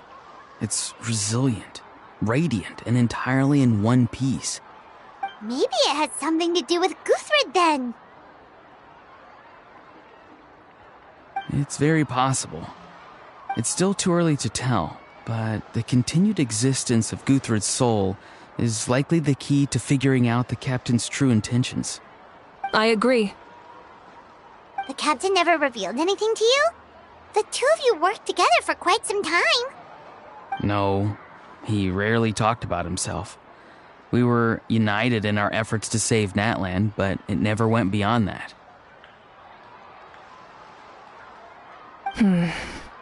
Let's come back to this later. One final step, and we save Natlan for good. That must be our focus. I'll tell the officials at the speaker's chamber to monitor the captain. Nevertheless, I doubt his goal will interfere with our plan. Yeah, he's definitely up to something. But there are far more important things for Paimon to worry about. Like if Paimon had to rate her level of worry, the captain gets maybe 50 points. But considering the final battle, you two get at least 2,000! In any case, conjecture will only get us so far. It might be more useful for you to ask the captain directly, Auroron. With any luck, he might just tell you the truth. Huh? Me? Don't tell me you haven't noticed his respect for you. The first of the Fatui Harbingers doesn't work with just anyone. Fortune favors the bold. So if you ask me, posing the question directly is the wiser choice. I'm not so sure, but I'll give it a try. All right, let's head back and enjoy the party.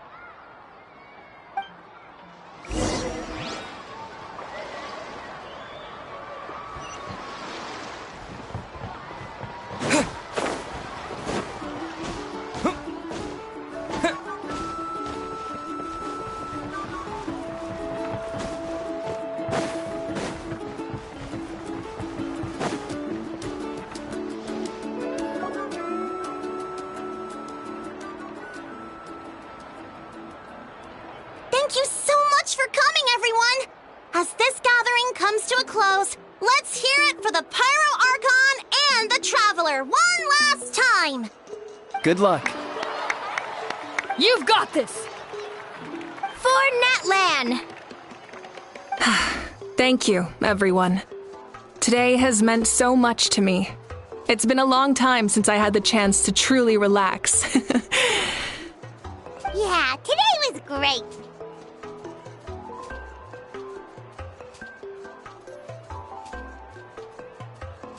Well, that concludes the send-off. Everyone is free to go. Any volunteers willing to stick around for cleanup, follow me! Oh, I'm in.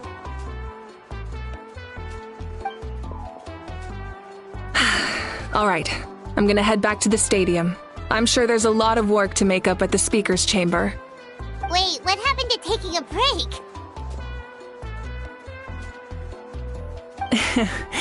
There is no break from the responsibilities of an Archon. Anyone else heading to the stadium? We can go together. Yeah, I'll come. There's a few things I want to pick up before I head home. No one really needs a peacemaker right now, so I think I'll spend some time with my parents. Okay, see you soon!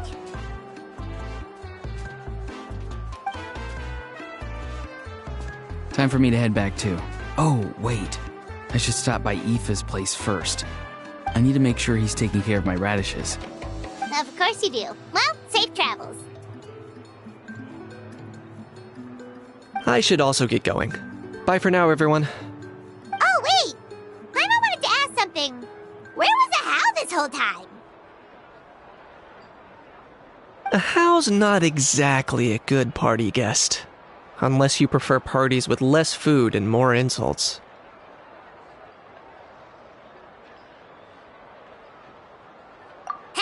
What goes around comes around.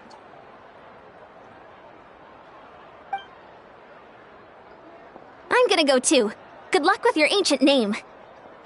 Not sure if you already know this, but being the first bearer of your name is a huge honor in Natlan. It comes with a lot of responsibility. But I'm sure your deeds will be remembered for generations to come. I believe in you.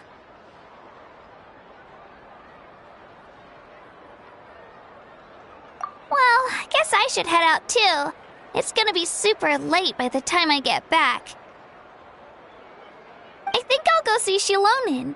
She's probably done with your ancient name by now. I can check for you.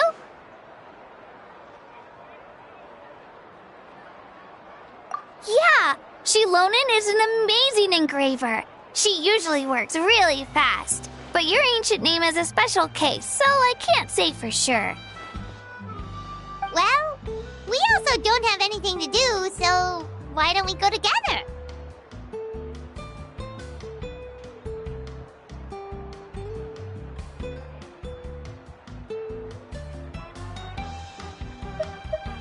Oh, it's okay. I'm not alone. Turbo Twirly's with me. Still, if you want to check on the progress, we should definitely go together. Getting an ancient name is such a special moment. Whoo! Let's go!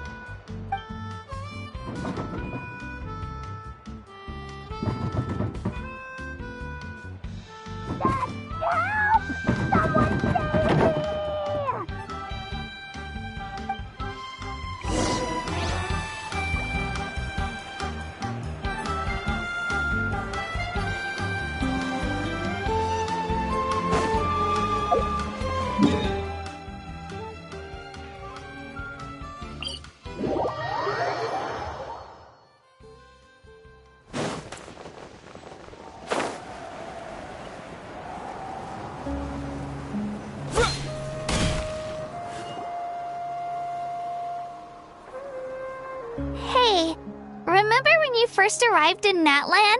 It was still light out, and we traveled on this road together. It was the day before the pilgrimage, and we met up with Kanich and Mualani. Wow, feels like it was just yesterday.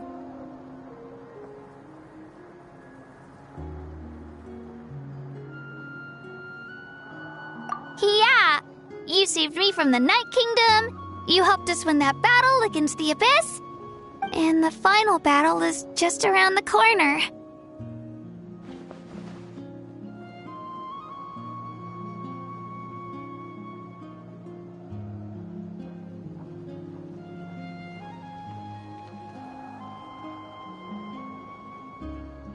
Huh? Oh, yeah. You're right.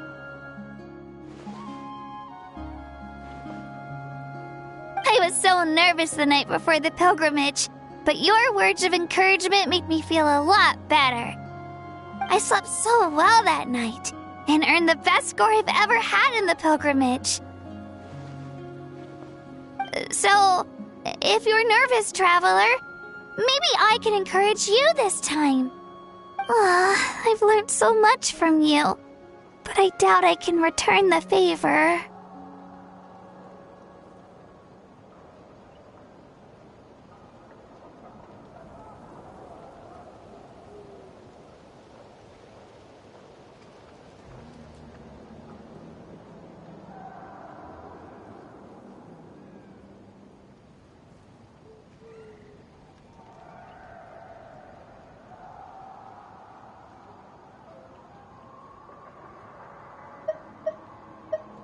Oh, don't worry, I'll be rooting for you. And if you need help, I'll always be first in line. I bear the ancient name Uthabiti. That means I'll never give up. So, I guess the only piece of advice I can give you is, don't back down. Alright, let's keep going.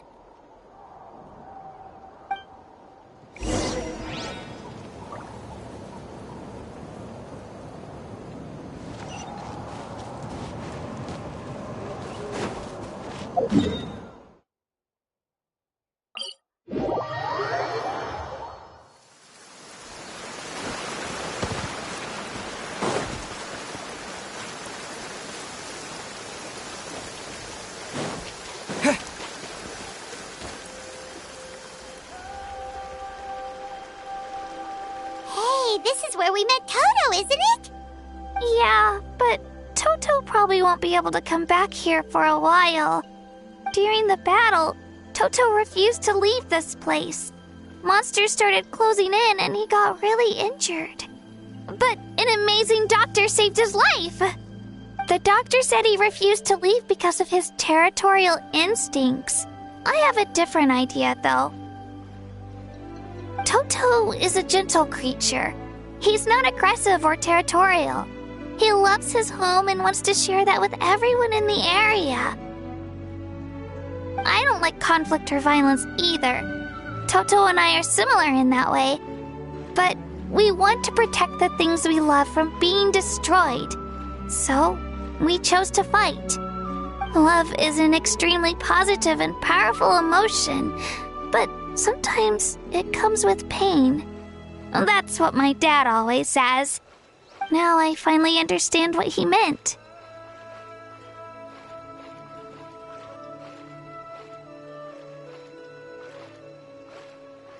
It's alright. This will all be over soon. The fact that I was born in this era, that I got to meet legendary heroes like you and our Archon, actually makes me feel really lucky. I've always wanted to see what Natlan would be like without the Abyss. And now, that day is just around the corner. I know you two can win this. Yeah, it's time to get this over with. We've still got a long journey ahead of us. Come on, we're almost there.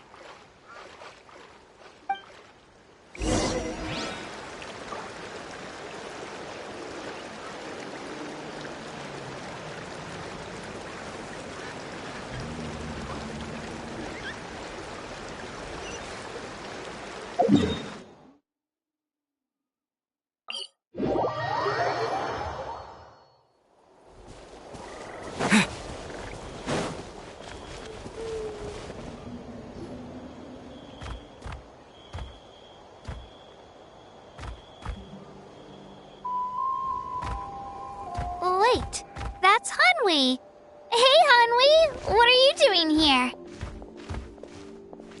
Oh, let me introduce you. This is Aya's mom. Hello.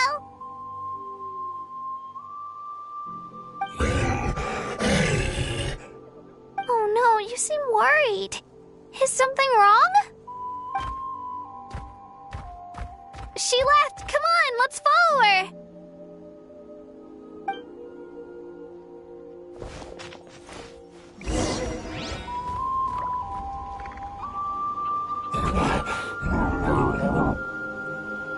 She's really freaking out.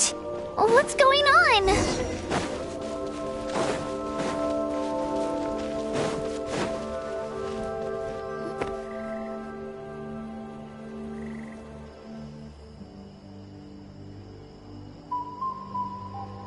Oh, it's because of Io.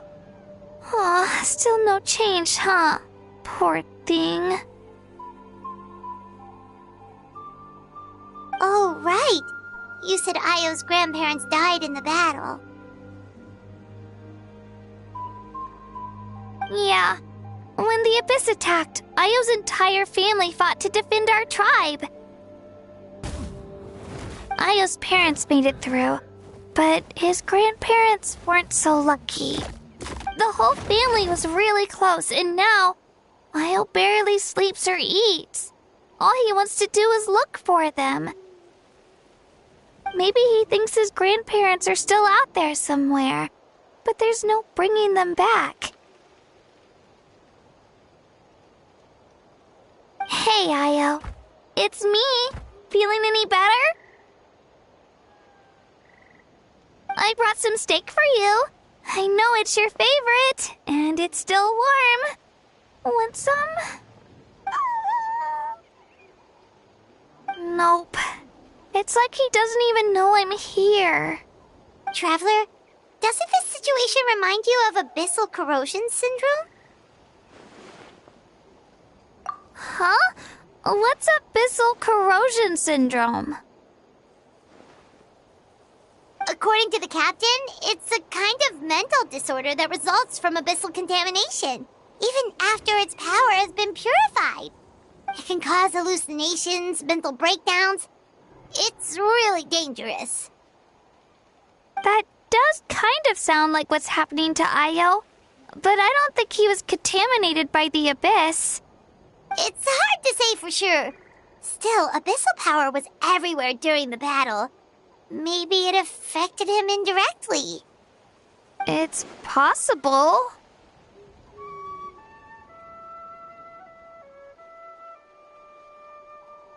Yeah, that medicine was really effective against the worst cases. Since we don't have any other options, should we give it a try?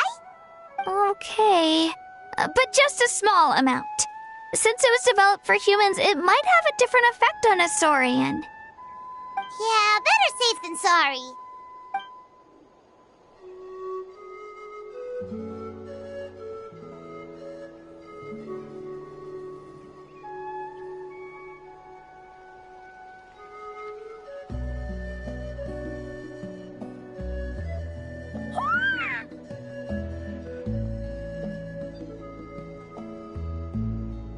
You're okay?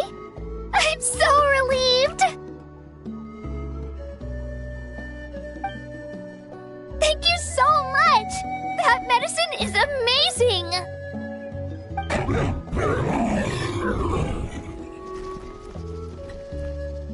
Done eating, Io? Then you should get some rest.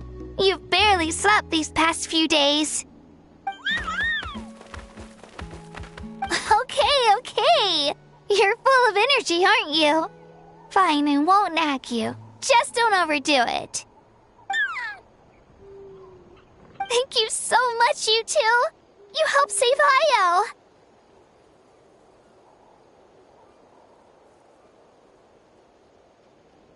Could you share some of that medicine with me? I want to be able to help someone else if I were to run into a similar situation. Of course. You know, I used to take a lot of things for granted. Growing up, it's easy to think that everything around you will just exist forever. But the battle taught me that very few things in life are permanent. Like this path, for example. It's the same one we walked before, but now the view is completely different. It makes the things we love even more precious. So, I want to do as much as I can to defend my family and friends, so I can move forward without regrets.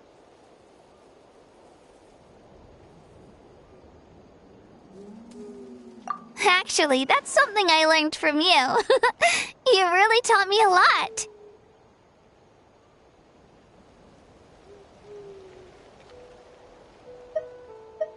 Yeah, you're so talented and strong. Practically a star pupil. Really? So you think I'm doing a good job? I've been a good disciple? Or a student? Or,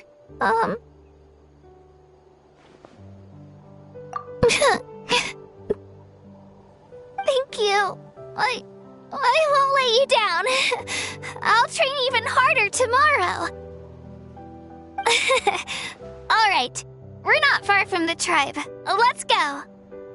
Bye, Io. Bye, Hanwi. Bye, Anpeo.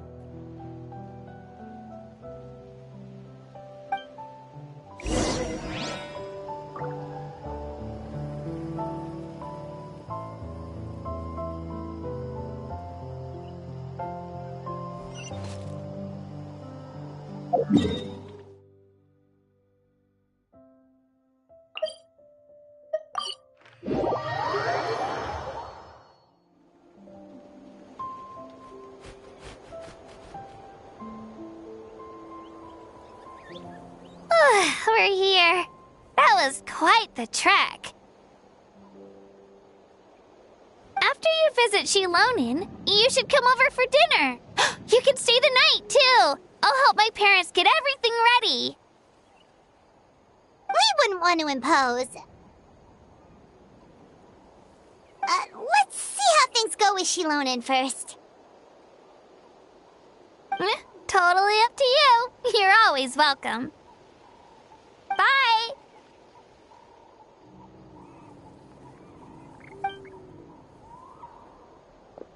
When you think about it, we actually haven't known Kachina that long. Our journey in Natland feels like it just started, and now it's about to end.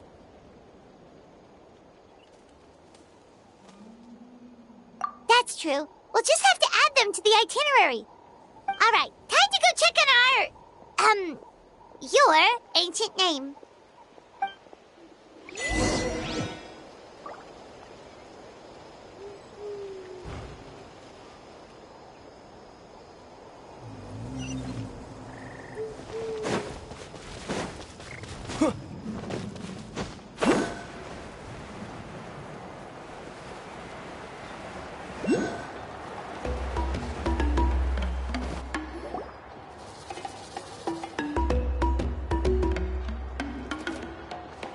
Oh, it's you two. The party's over, I'm guessing? You knew about that? Of course. Everyone in Natlan is rooting for you. Shilonen is working on the last part of your ancient name. It's best not to bother her when she's in the zone. Your name is a special case. There were quite a few headaches along the way, which slowed the progress. I told Shilonen if we hurry, we might make it to the feast in time to snag the last round of barbecue.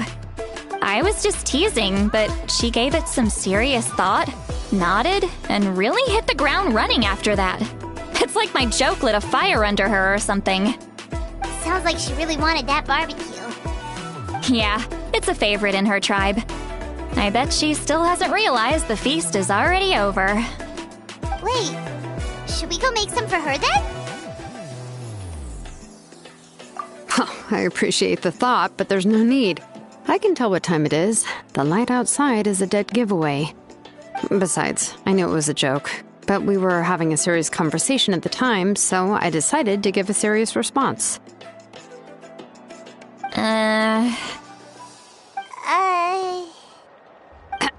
Well, anyway, I have something more important to show you. Here, take a look.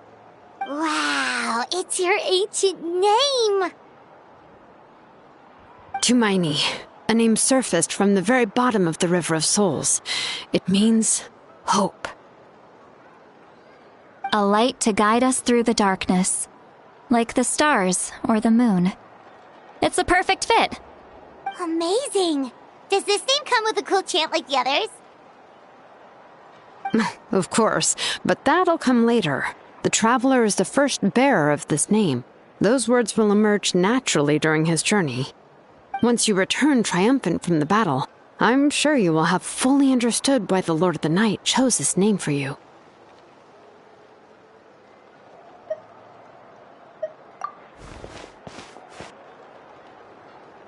Well, getting this name turned out to be easier than Paimon was expecting.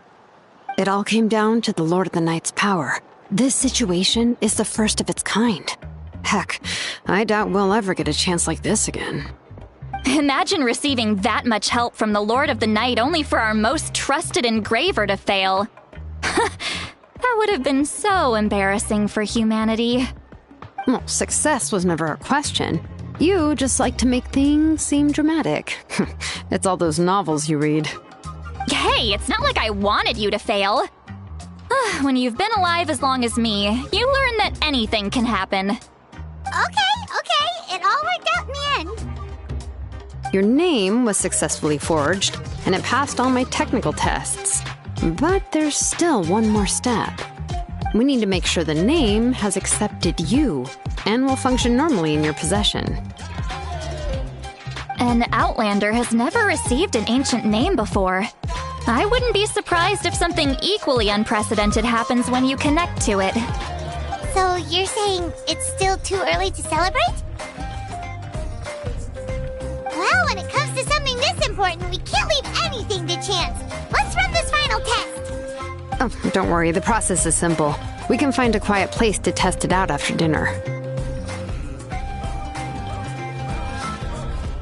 Basically, I need to observe whether your soul can connect to the ley lines, and make sure there are no signs of rejection. Last time, you essentially barged into the Night Kingdom. but now we must make sure that it will truly accept you. Just leave it to me. I'm a professional. Oh, and you can have the Pilgrim's Chronicle back. Huh? It wasn't destroyed? If forging an ancient name consumed the memories used to create it, the first person to bear the name would never be remembered. The Pilgrim's Chronicle is still the most significant proof of your adventures in that land. No need to make a fuss. Let's go eat. I'm starving. Come on, I'll take you to my favorite barbecue place. Barbecue. See? I knew you couldn't resist. Oh, well, I forgot to mention, the place has top-tier alcohol as well. Well, what are we waiting for? Hop to it, people!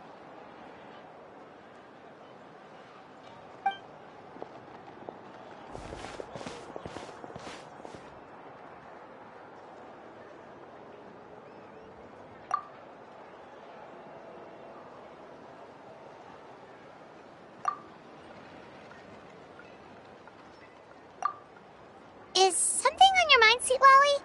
You barely had anything to drink at dinner. I didn't think anything could shake me at this age. But the closer we get to the final battle, the more worried I feel.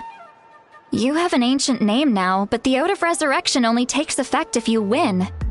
And the Pyro Archon's fate is pointing toward death. I believe in you. And thank you. Your words mean a lot. All right, I'm ready. Oh, is, something wrong? No, not at all. Sweet Lolly just ate too much. Yes, that's right. So I should really walk it off. Come on, let's run the final test.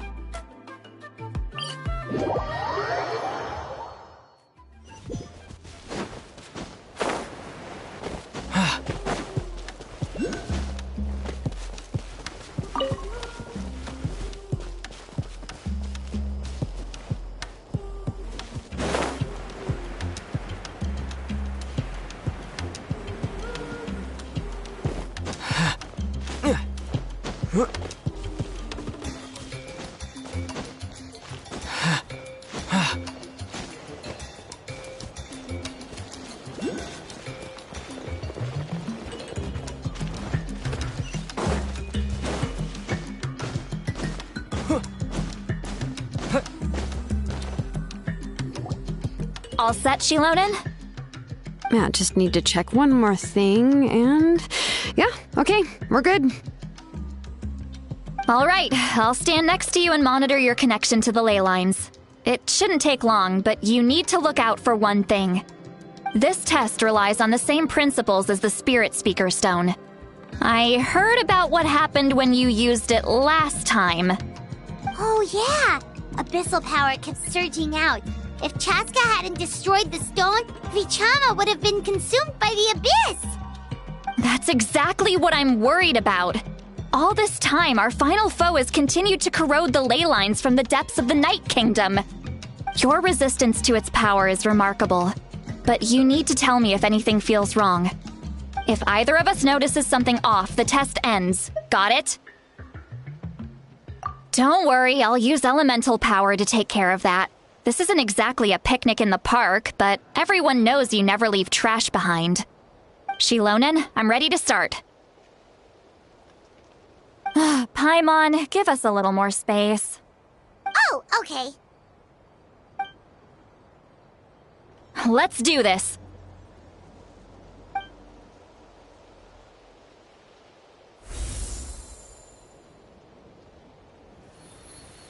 Whoa, that light is beautiful! It's exactly like when we used the Spirit Speaker Stone! Your connection to the ley lines looks good. I can sense the Lord of the Night. Your soul is remarkable. Such a strong presence. Even on par with the Lord of the Night. Looks like the Lord of the Night has accepted this name and acknowledged you as its bearer. No surprise there, considering we only got this far because of her. Stable connection to the ley lines, no unexpected fluctuations, both good signs. How do you feel, Traveler? Then it looks like your ancient name is good to go. That's great news.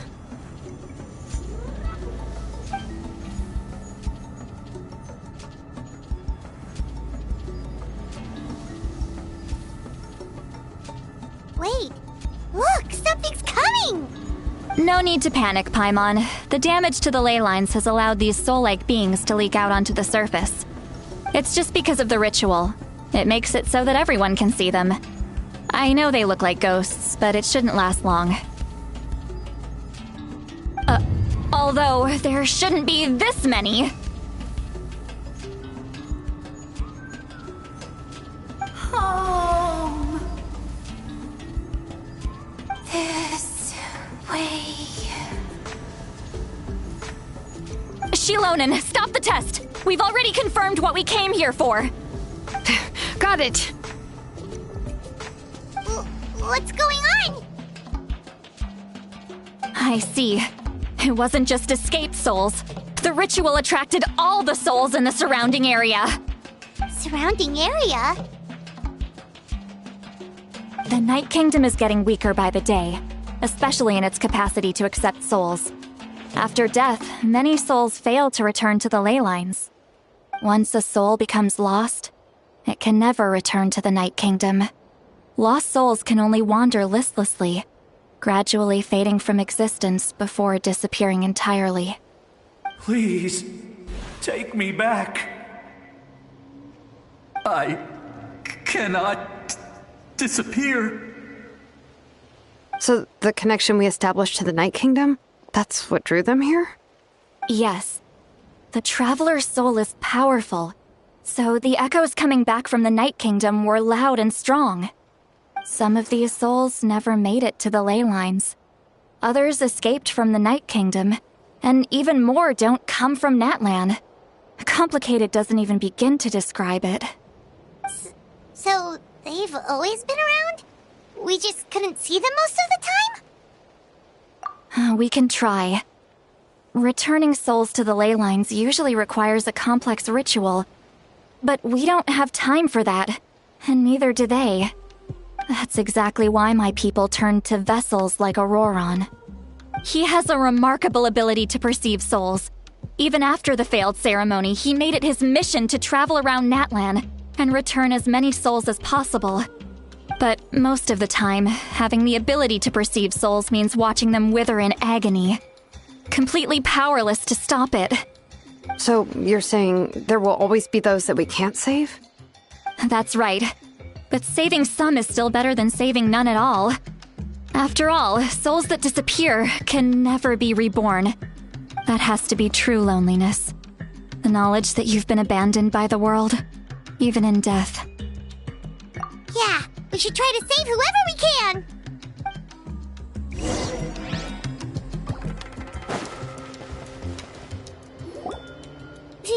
Vichama, is that you? Oh, I know you. I didn't think we would meet again, especially like this.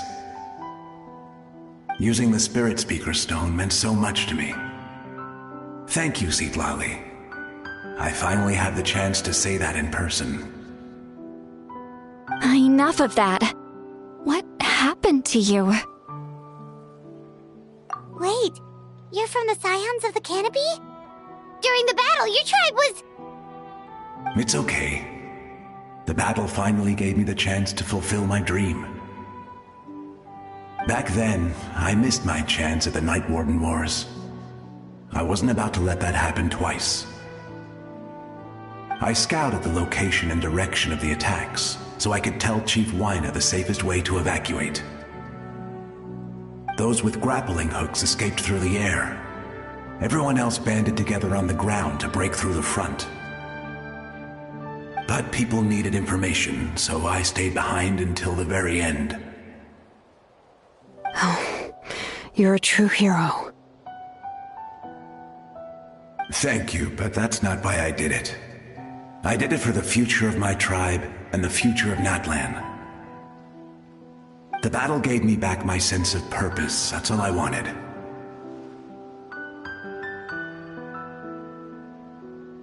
And anyway, I was supposed to see Malco again. I thought we would witness Natlan's rebirth together. But the Night Kingdom rejected me. Even though you're a hero of Natlan? How could that happen? I'm sorry. The Lord of the Night didn't do it on purpose, I can promise you that. The ley lines are in terrible shape. Even the Ode of Resurrection is no longer working like it should. I know. She can't help it, right? I get it. It just feels like fate is mocking me. Even in death, I won't ever get to be with Malco again. No, it hasn't been long since the battle. The door to the Night Kingdom should still be open to you. Give me some time. I'll think of something. Is that even possible? It doesn't matter. I have to try. A hero of Natlan deserves a better fate than this.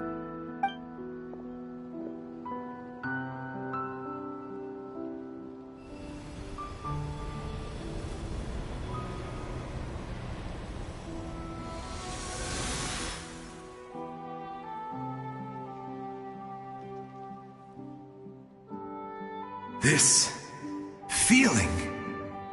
Is this the Night Kingdom? Looks like this method worked on you.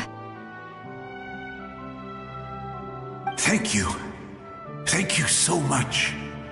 People don't always have the nicest things to say about you, but shows what they know. That's a given. I hope you come back to us soon, Vichama. If I may, what about the others? Can you save them too? We're sorry.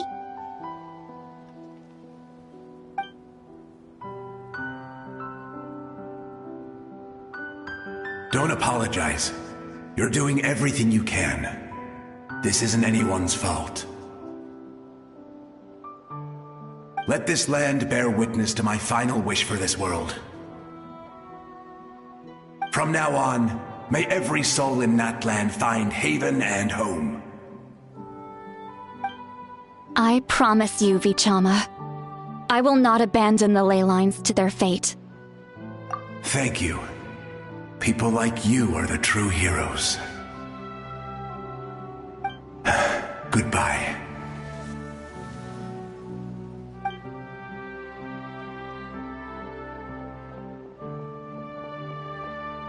Let me go back!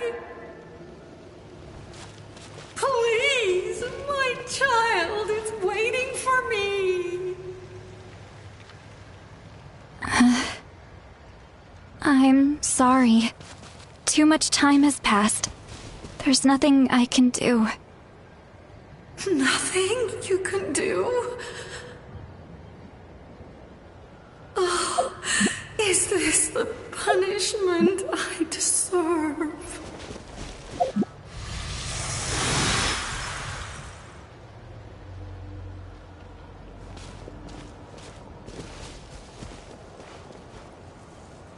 Home? Here? Home? She's one of the souls that overflowed from the Night Kingdom. She can no longer go back there. Home. Home. We're sorry. If there was anything we could do... Home. Home.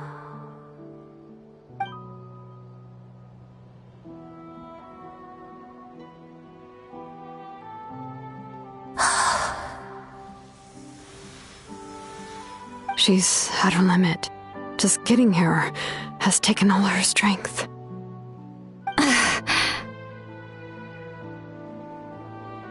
Let Let me go back. Let me go. The Night Kingdom isn't responding. That means its doors are closed. Why? I fought my entire life. I believed the Lord of the Night would.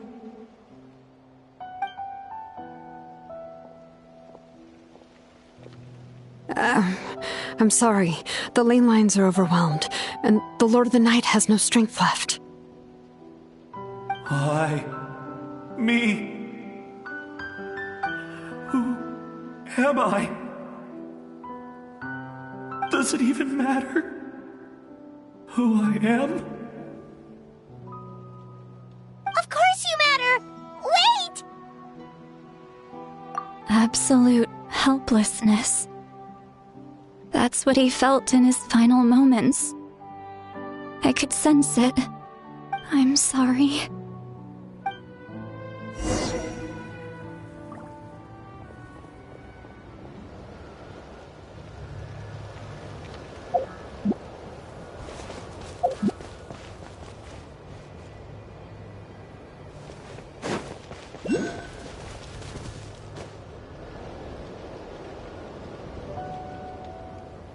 Save me! Don't worry. I can help you. Just hold on.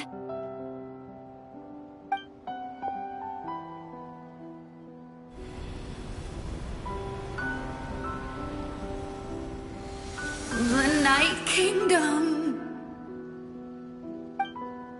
Thank you.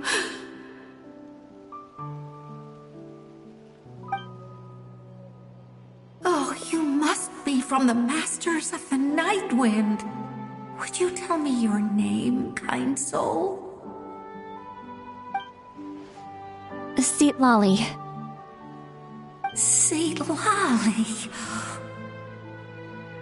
What a beautiful name. Dazzling, just like the stars in the sky.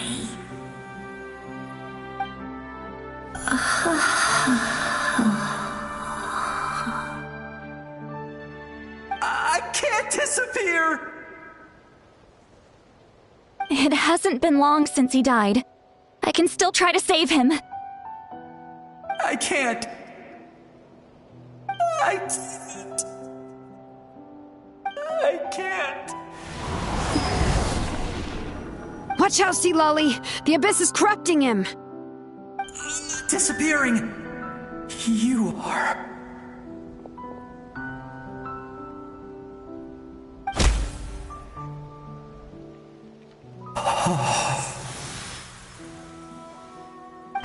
I'm sorry. The Abyss has corrupted his soul from the inside. Even if we could send him back to the Night Kingdom, it would only make the situation worse. I know.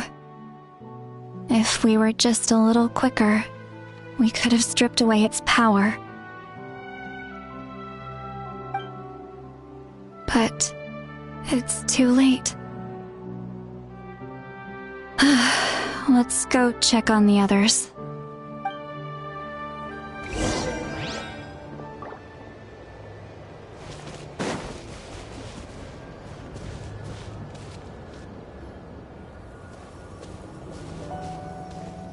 Oh no!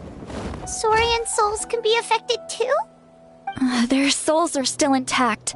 I should be able to help them. Hold on! Is that...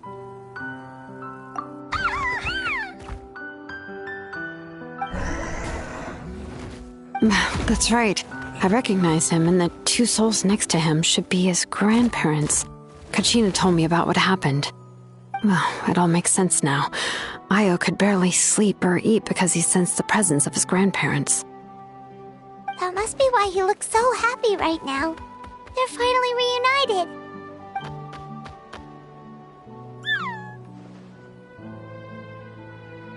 When was the last time Io slept? From what Kachina said, it's been a while. He hasn't been doing so hot lately. But Now that he's seen his grandparents again, he looks completely at ease. Kachina's taken me to meet Io before. He's always been such an energetic little saurian. If he didn't want to sleep, even his parents couldn't make him. But whenever his grandparents started to sing to him, he would fall asleep in no time. I think it's a song from when Io's father was a baby, or even before then. That's amazing! Io was so restless earlier, and now he's completely calm!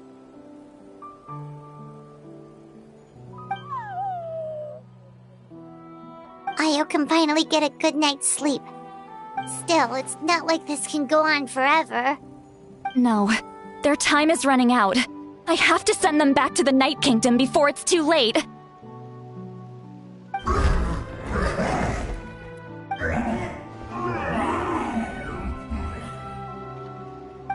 What's wrong with them?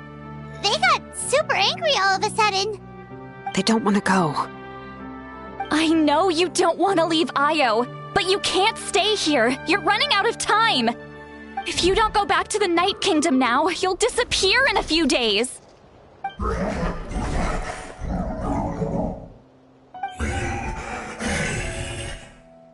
They've made their position clear. We want to stay by his side, no matter what.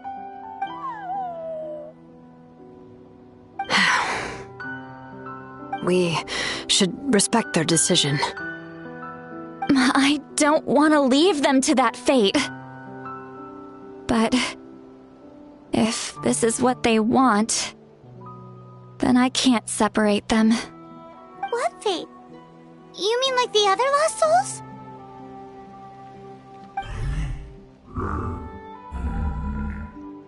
Yes. They will gradually fade away, painfully and slowly, until nothing is left.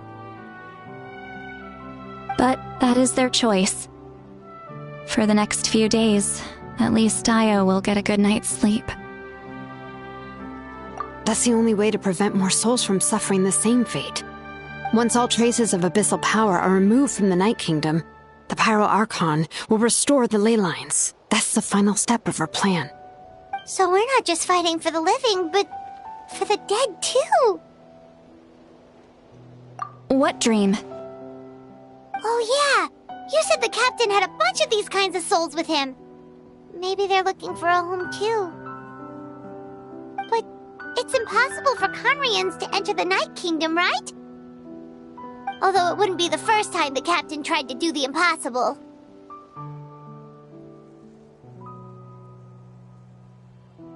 Even in its fully functional state, the Night Kingdom can't accept foreign souls. It's completely isolated from the ley lines of other nations. In theory, that means Conrian souls shouldn't be drawn to the presence of the Night Kingdom. Something strange is going on. One thing's for sure. It seems like the captain wants to help these souls. Well, he usually keeps his cards close to his chest. If we want to know what he's up to, we just have to wait for him to act. Anyway, let's focus on the final battle. That's the most important thing right now.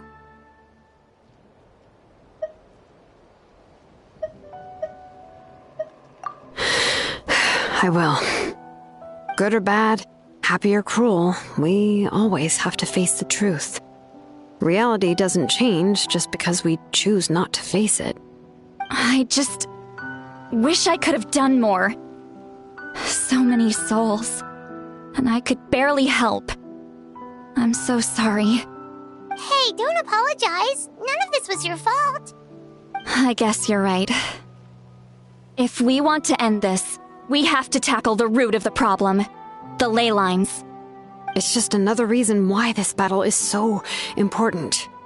Traveler, before you set off, remember to give your ancient name to the Pyro Archon. She will introduce it to our people and explain its meaning. And then, the rest is up to you. And don't forget, we're all cheering for you!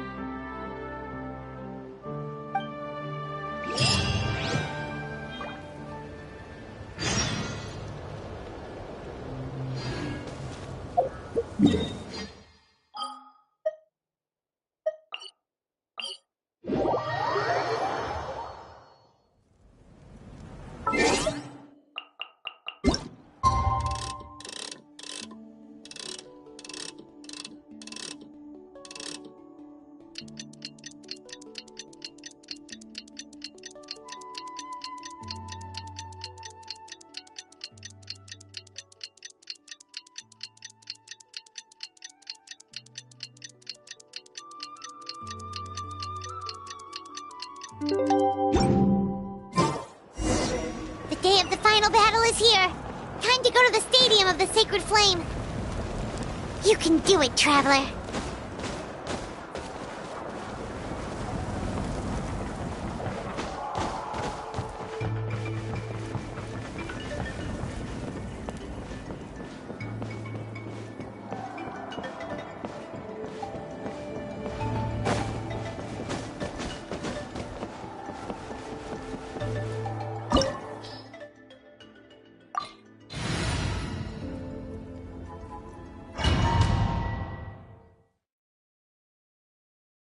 The Pyro Archon is waiting for you inside.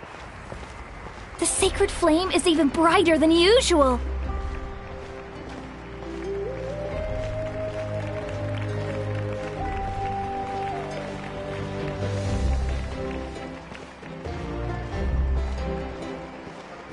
I don't think I'll ever forget this day.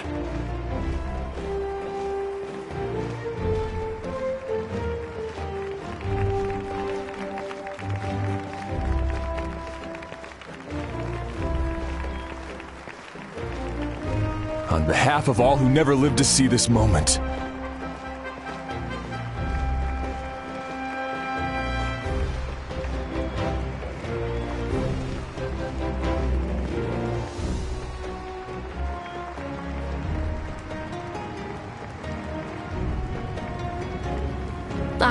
Traveler, Paimon, you're here. Judging by the confident look on your face, I assume your ancient name is complete?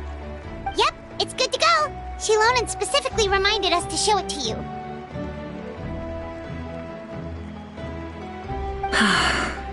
Tumaini.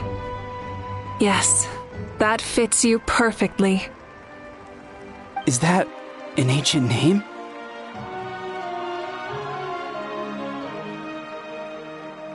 I heard this is the first time we forged an ancient name for an Outlander. Seems like it was a success. What's engraved on it? Looks like my people are just as curious about this name. Traveler, Paimon, join me over here.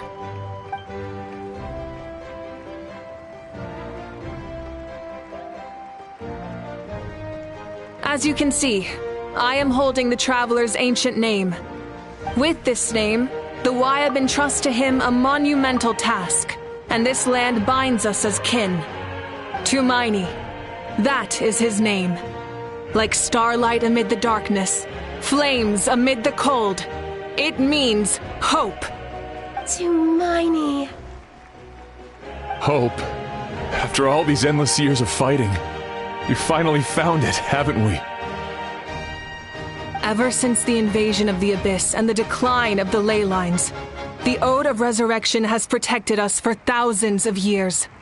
For generations we have lived on this land, following in the footsteps of our forebears, taking their place on the front lines. We all carry that struggle with us, and now, thanks to your efforts, the end is in sight. We have a chance to defeat the Abyss once and for all. This glory is one we share. It belongs to all of Natlan! For Natlan!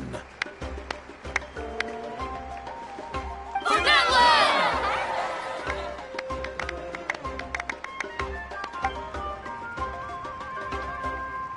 Our suffering will not soon be forgotten. But there will come a day when we can proudly declare to our progeny that this war is won!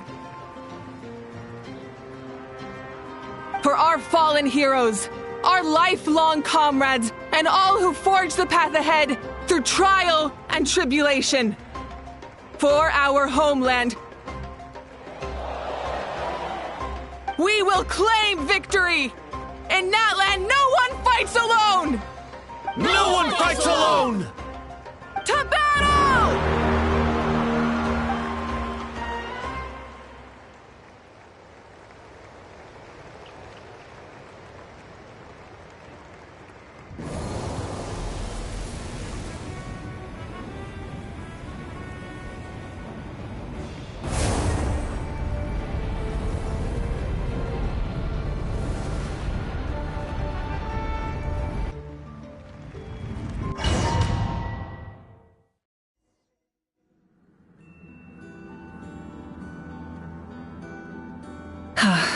we're here.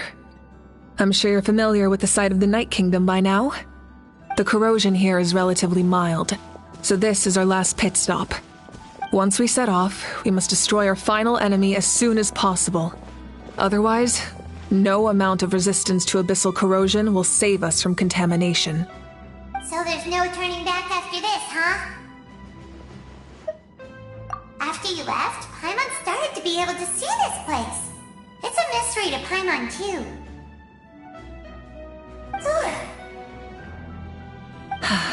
The sacred flame is connecting us. The moment it sent us here, it made sure your consciousness could reach us. But still, you can go no further. The Abyss also has the power to corrupt the mind, so once we venture deeper, it must be alone. But, while we're still here, I believe some of your friends may wish to say a few words. True, but there's time enough to say goodbye.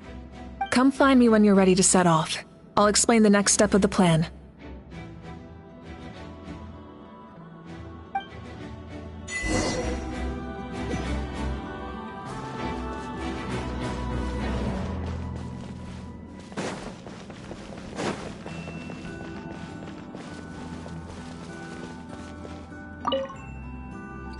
At the end of the earth lies the primal flame. We have come from afar to offer you our land's blessing and the respect of the Collective of Plenty. True strength isn't gifted from the heavens. It culminates little by little from everything we do. Natland's history goes back thousands of years. Every person who calls this land home, past or present, has a hand in this opportunity. Just like the Pyro Archon's concept of time, the past, the present, and the future exist at once. This moment is a convergence of all three. I have full confidence in the outcome of this battle. Victory will belong to Natlan. Actually, I also have a more, personal request. Once the war is over, come visit us in the Collective of Plenty, okay? That's right. Our tribe can't wait to meet you. Veressa and I will show you all our customs and fun activities. I'll leave you in suspense for now, but I promise you won't be disappointed.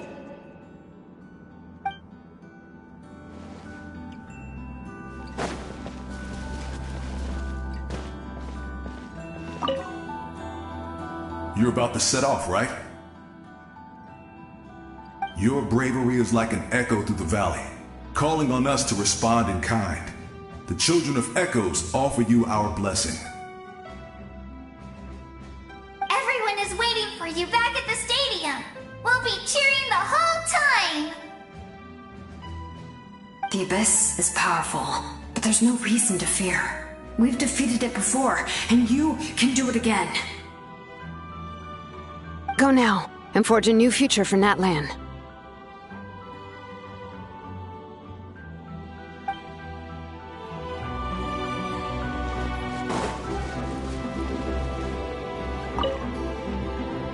On behalf of the Scions of the Canopy, I offer you our blessing.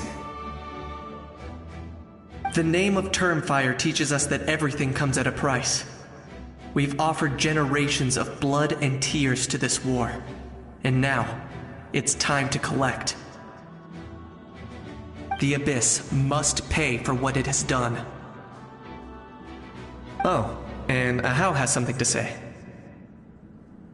Although you are but lowly servants, you have brought us much amusement.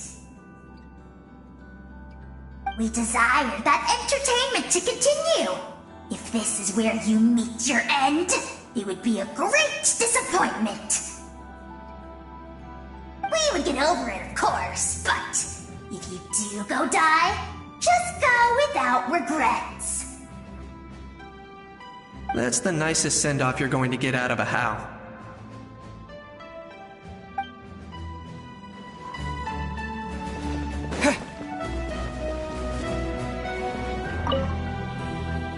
In this place place where streams and waves converge, the people of the springs gather to honor your bravery.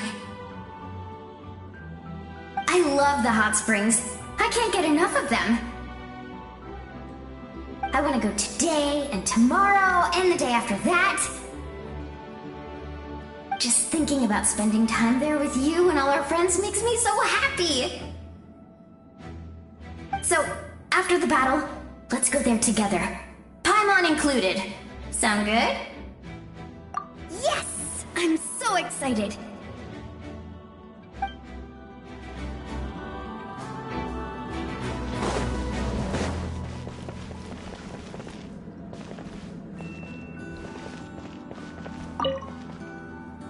May the skies forever be clear and bright, and may we always be free to spread our wings and soar. For this wish, the Flower Feather Clan gathers here today. War is a heavy burden, and still, we never stopped moving forward. Long-awaited peace is now within reach. You have the opportunity to set that future in motion. It's taken a lot to get to this point.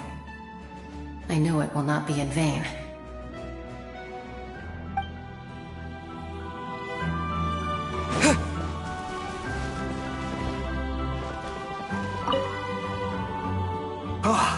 A revelation came to me in a dream, and I shared it with my tribe. You are the star that will shine through the mist. The spirits bless your journey.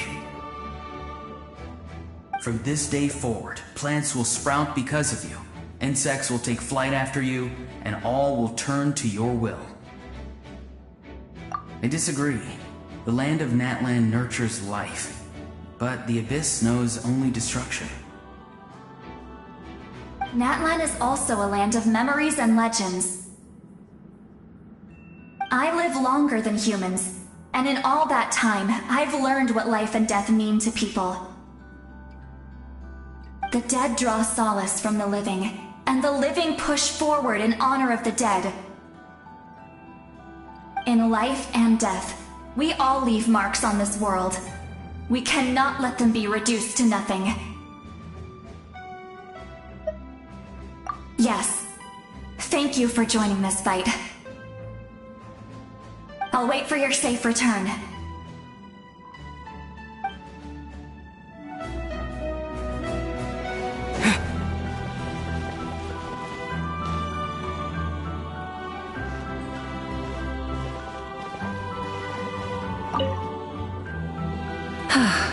Are you ready, Traveler? All right. Before we face our final enemy together, we need to split up. I'm sure you remember the Abyss tumors from the previous battle. Eradicating them was crucial to stopping the endless onslaught of monsters. Our final enemy has a core that possesses similar qualities. It's hidden somewhere in the Night Kingdom. Since I'm more familiar with this place, I'll go find and destroy this core, while you go straight to the enemy's lair. We can reconvene there.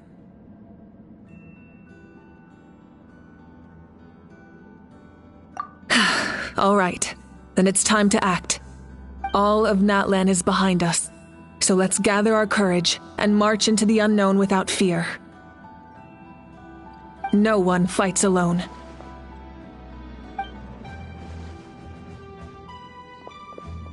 Malika already left, so you should get moving. Oh, and Paimon should stop distracting you. Paimon still remembers her promise. She's gonna cheer you on with all her might. Paimon's not some kid who's afraid of the dark. She's gonna be brave this time, so don't you worry. Always.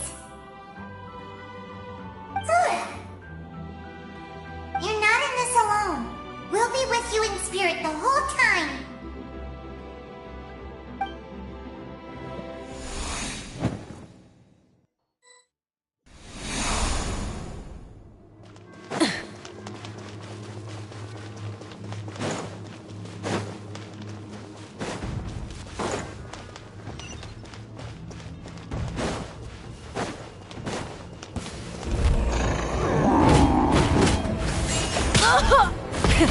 Rev the engines!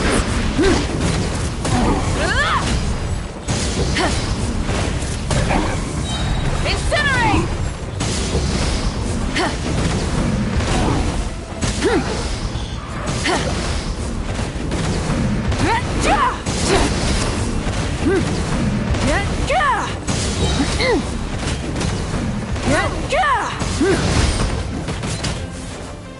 Burn it down! Pyroclastic surge!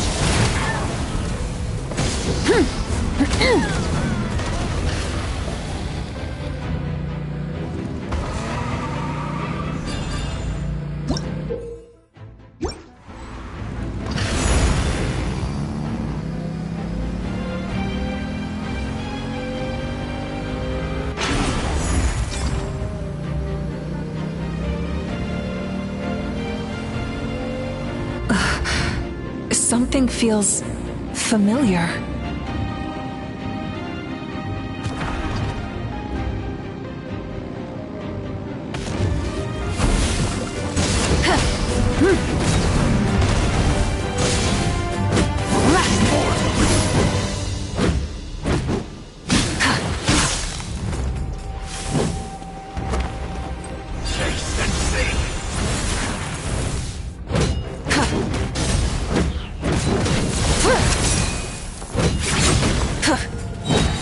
Light of the blazing sun! Desolation! I see dominion!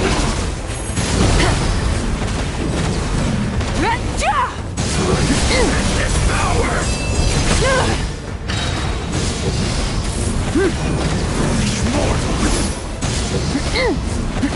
Full throttle!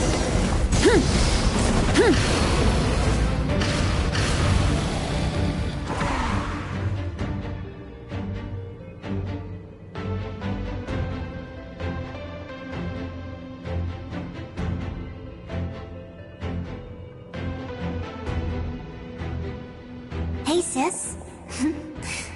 It's been a long time. This form is probably what I look like in your memories, right?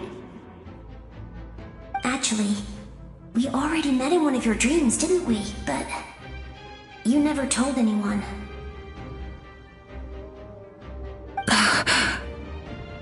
Out of all the awakened souls, I was surprised you were one of them. After all, it's been 500 years. Yeah. I'm sure my soul has been reborn many times by now. But that doesn't mean Hine is gone. If the past, present, and future exist at once, then it's only fair we get to meet again. You're right. It's too bad we don't have more time to talk. Your plan is almost at the final stage, isn't it? I knew it. When you set your mind to something, there's nothing you can't do, no matter how difficult. Oh, I really wanted to help you in this era, but an ordinary person can't transcend time. Back then, I said I'd come find you one day, but I failed time and time again.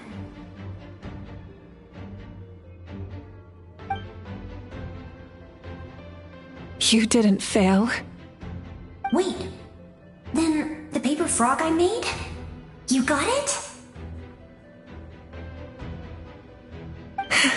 Yes. And your architecture manual as well. The family you left it with got it to me in one piece. I'm so glad. 500 years is a long time. I was worried someone might toss it during a move or something. No, they never forgot their debt to you. I learned a lot about you from them. Sounds like I placed my trust in the right people.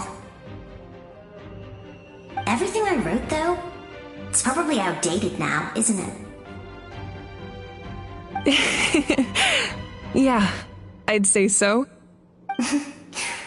Oh well, it's been a long time, and it's not like I was some innovative architect who left my mark on history. But I lived a really happy life. I dedicated my career to helping those without a home.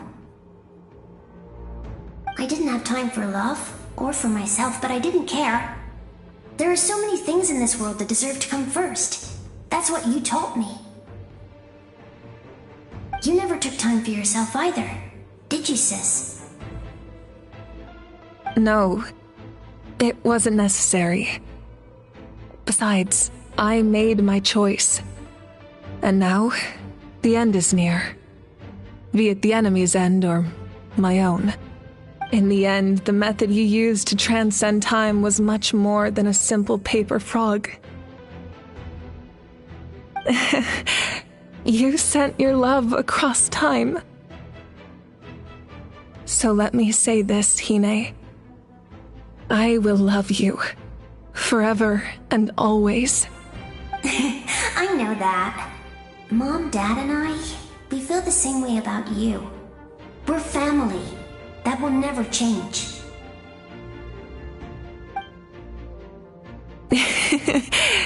All right.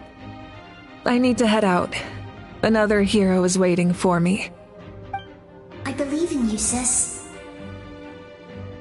For Natlan.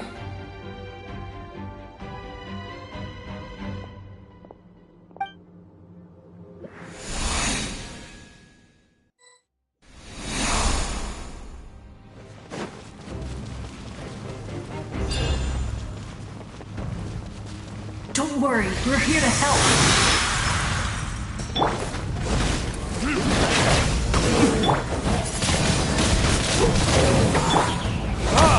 The abyssal pylons are being protected by some kind of power. They can't be destroyed right now. Taking care of these monsters first might give us an opening.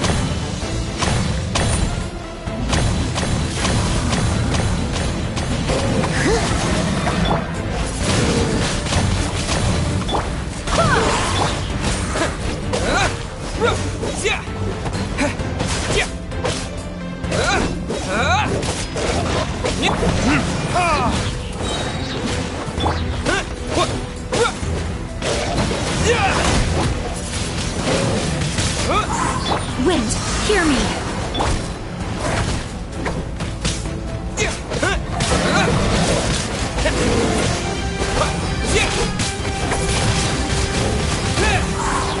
Time for retribution!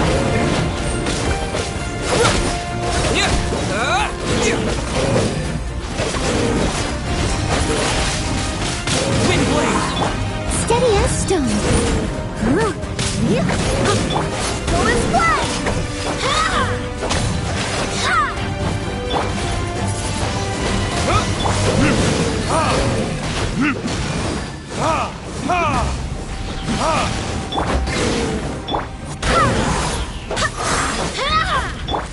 Wind blow!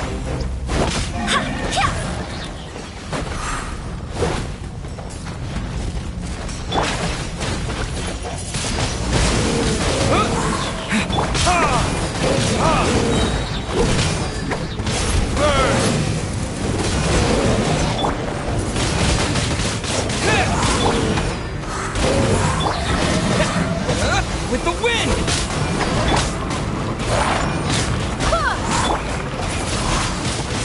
Wind blade!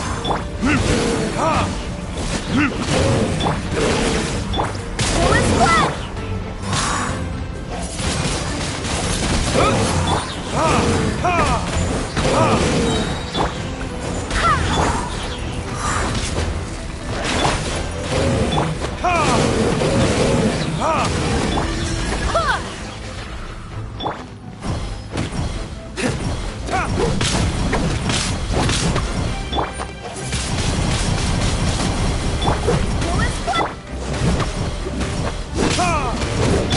Leave it all to me. Wind blade!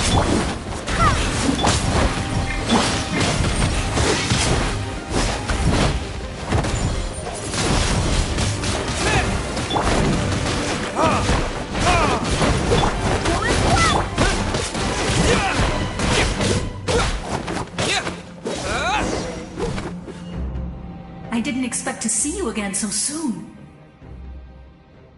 You can leave this place to us. When the monsters attack again, we'll fend them off. We got to see each other in a dream, and that's enough. The square makes it possible to connect the living to the Night Kingdom. If the abyss starts to corrode the area, its forces could once again surge into the land above. It pains me not being able to see Mualani again. But if I can do something to protect Natlan, then that is the only choice. Mualani will grow to surpass me as a warrior and accomplish greater feats than my own, I have no doubt.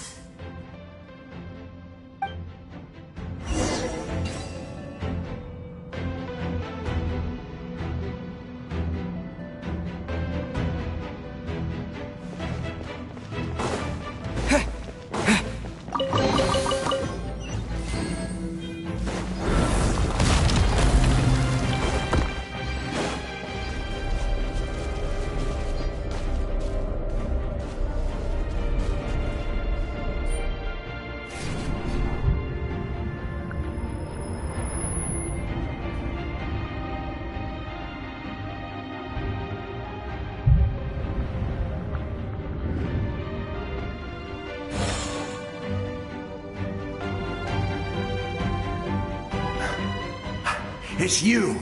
I knew you would come. We meet again. Remember me? I'm Malco. We met when you came to rescue Kachina. I could barely hold on to my human form back then. Vichama told me about the horrific battle on the surface, but now, the souls of the Night Kingdom have been revitalized. More importantly, after everything, we finally get to fight side by side again. It's all thanks to you and Siglali. The path ahead has been heavily corroded by the abyss. Navigation will be tricky. I can help illuminate your way, just like before. I'll take care of recon and combat. I was in a bad place when you met me, but I was a capable warrior back in the day. Come on, follow me. Of course. It's dangerous out there, so stay close.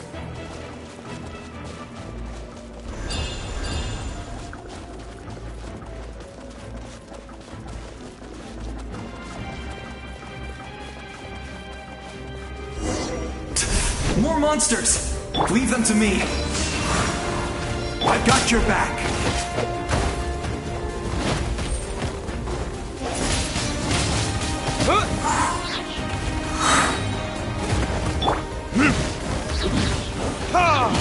Time for retribution!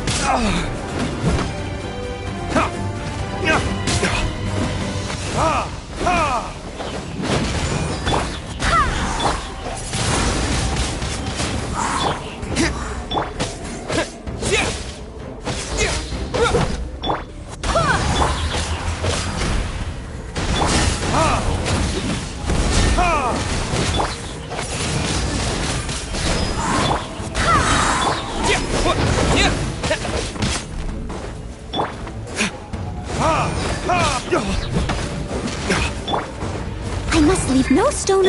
Go as well.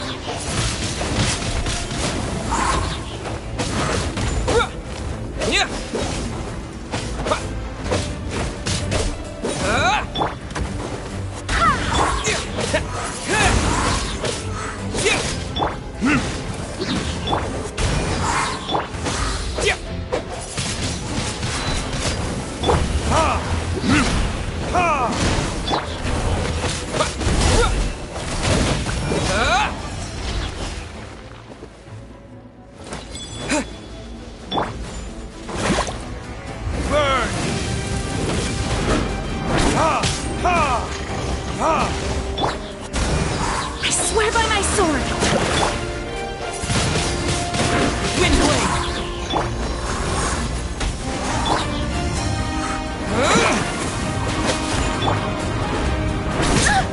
Go as well!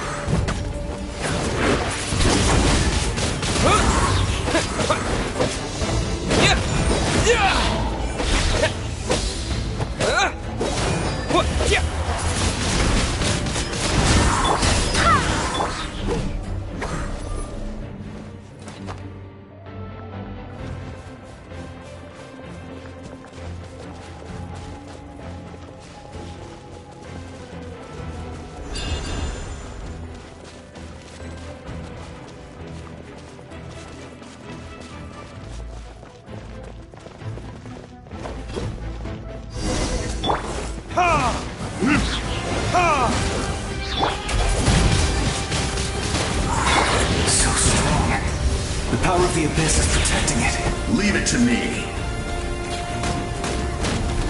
Time for the Abyss to face its reckoning.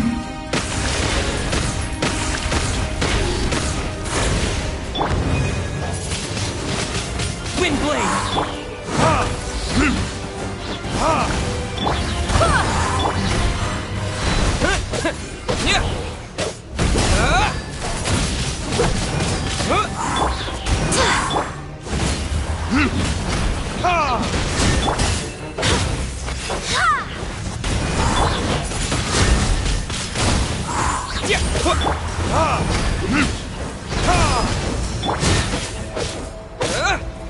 Barbados, guide us. Windblade!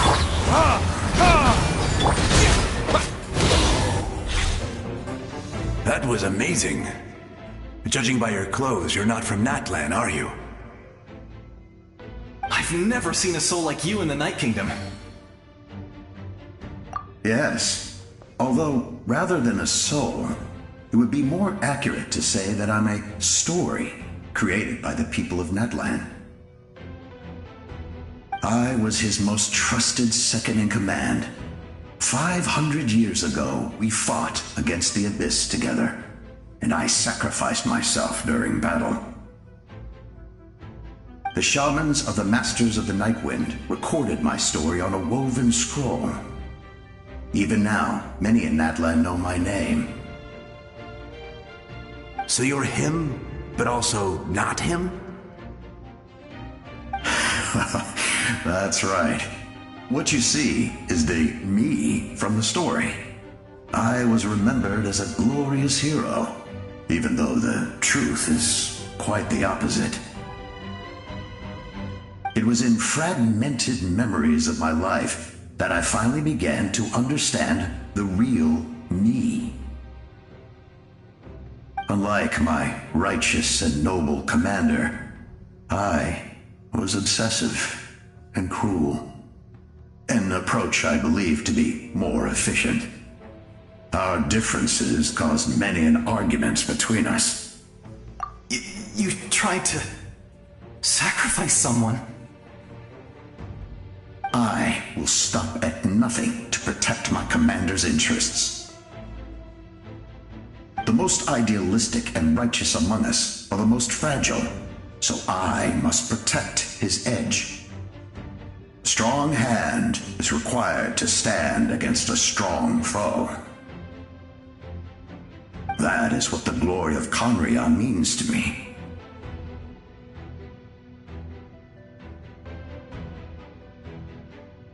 I do. I have my reasons, as do all who believe in something. You will understand that soon enough.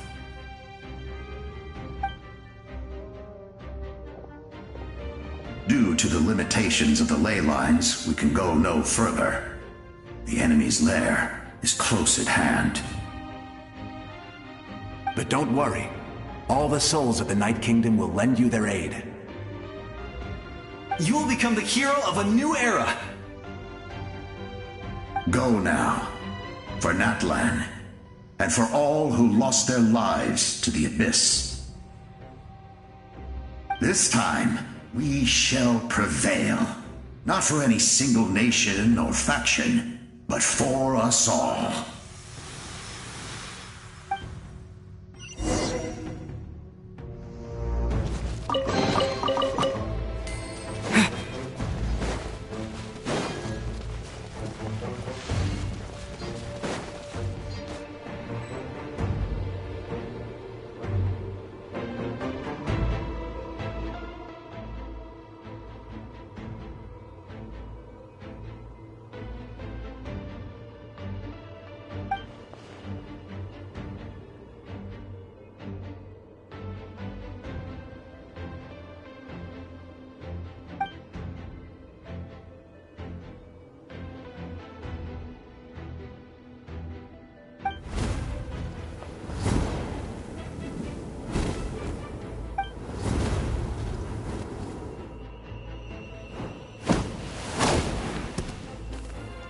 Hey, traveler! it's me, Koichi. Need some help? Doctors can be really handy in an emergency.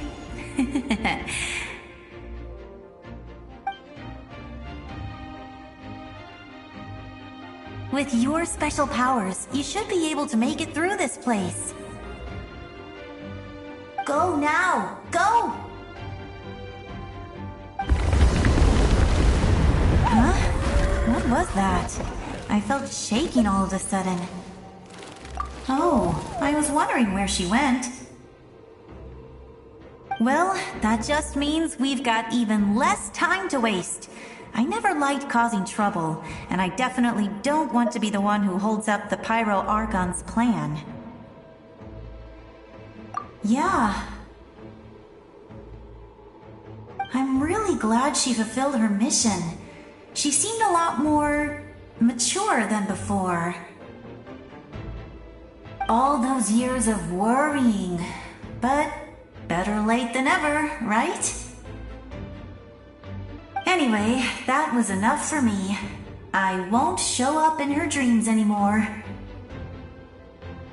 Back to the natural order of things. Worrying is supposed to be the older sister's job. All right, enough about that. All we can do is accept the past and continue to look forward. I would say our nation's future is looking very bright. Go now, traveler.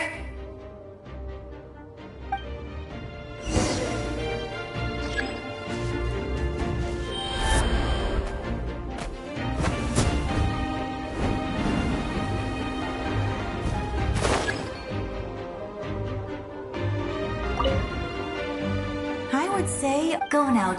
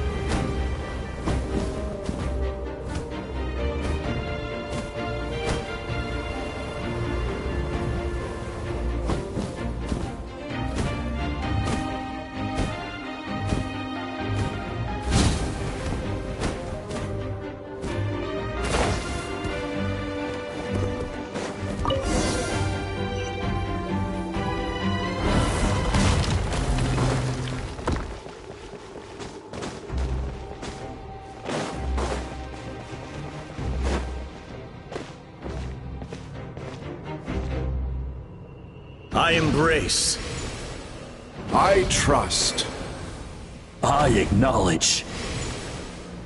I welcome. I follow. I walk with. Tenoch, the one and many.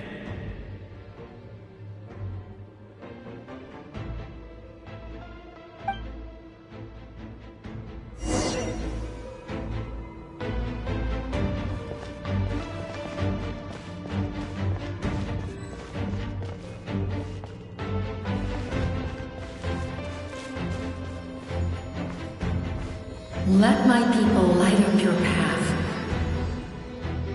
Mawika is just up ahead. Now, go and bring forth a miracle reserved for the divine. You, the kindling we know as humanity.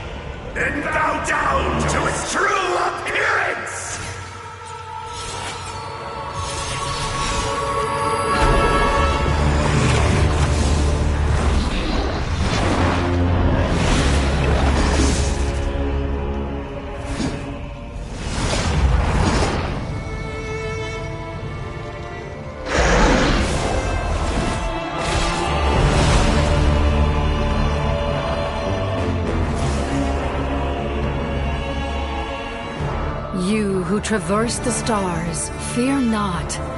Natlan has placed its trust in you.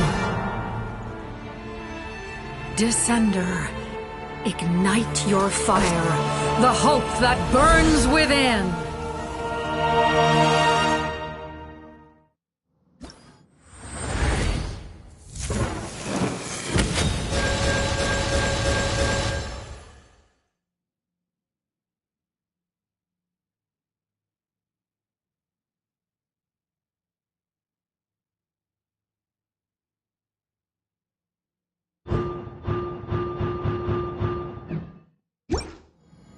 I have witnessed the light of this flame dozens of times. Once the wood is spent, night will return. Failure. Failure. Failure. Failure.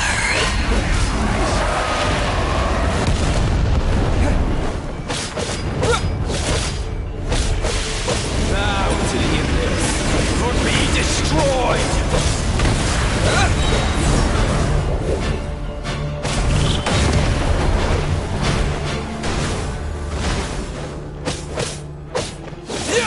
You are loyal to the wrong master.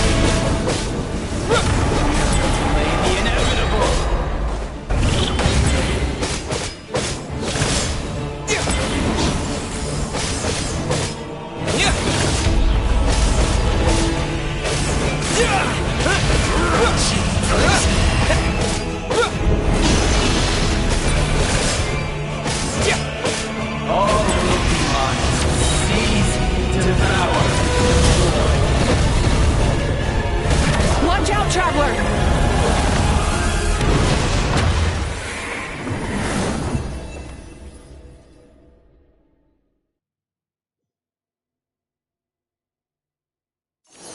All will be mine to seize, devour, and destroy.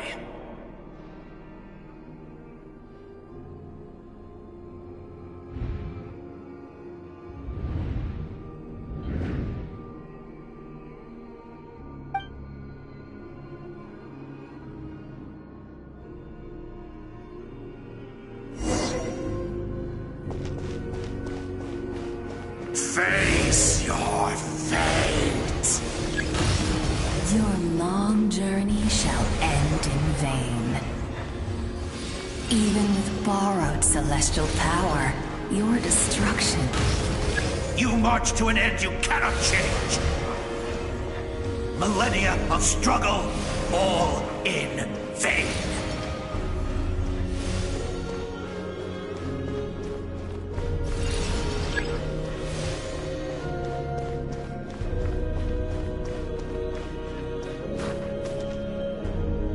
The lives of the Descenders are more valuable than you can imagine. You will destroy this world's hope with your own hands! If I was fated to fail, then why do you fear?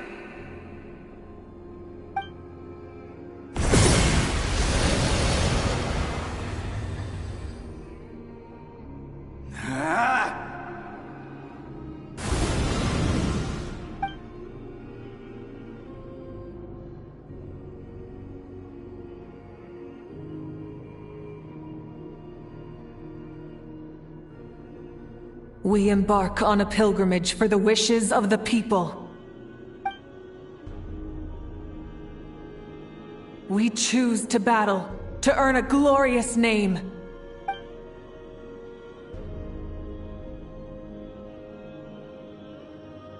And in the end, we burn to cinders for a dream.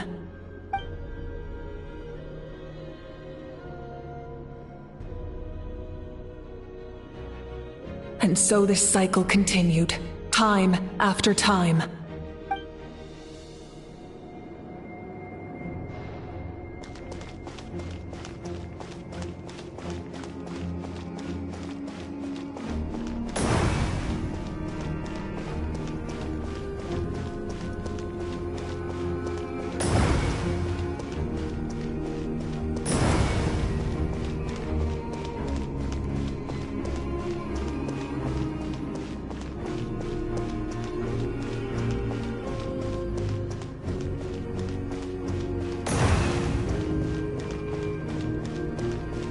My fate is to bring this journey to an end, once and for all!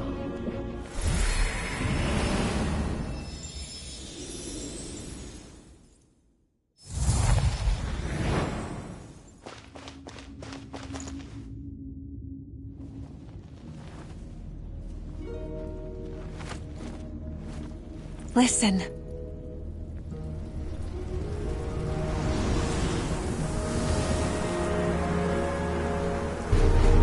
Did they lose?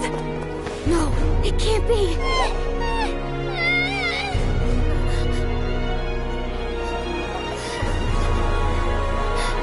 We are the inheritors of memory and legend! Those who grew alongside sun and wind! Those who forged our own destiny and future! That is Natlan's fire, the lifeblood of our nation!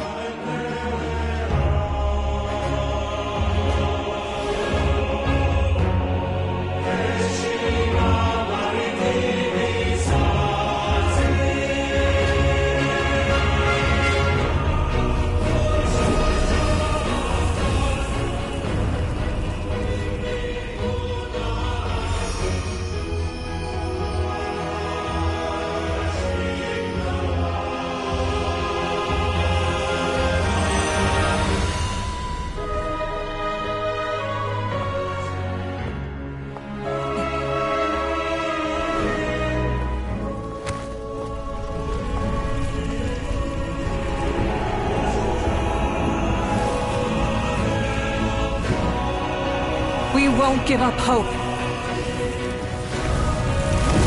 This is where we forge our future. With our own 2 hands!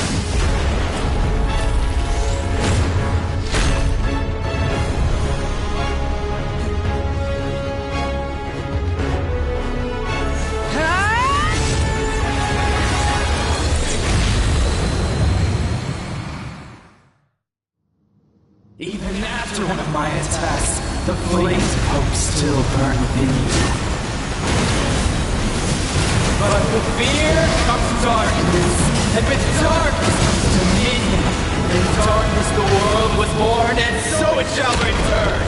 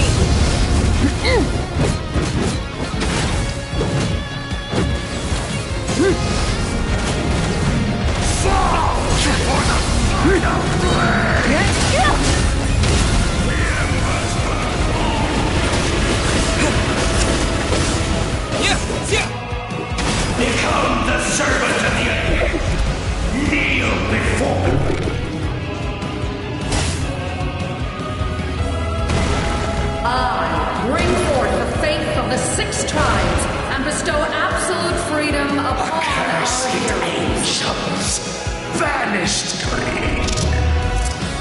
You should have long since been. We need to purify the totem poles.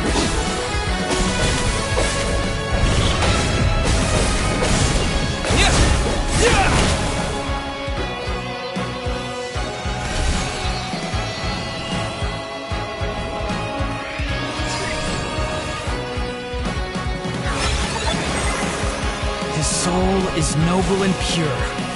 Hero is just his starting point.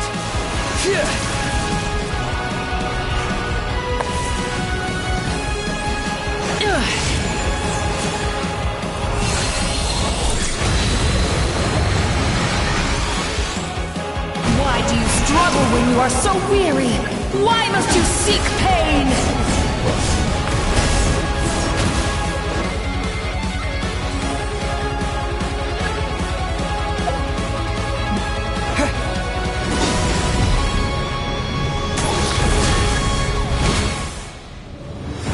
No one fights alone!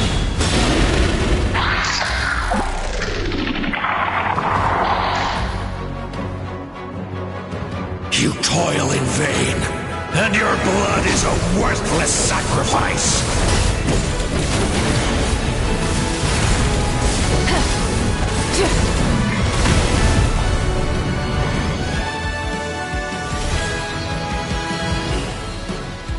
I wish to soar with him and see the world beyond the sky. Wherever he calls home, surely that land is a place of freedom and warmth!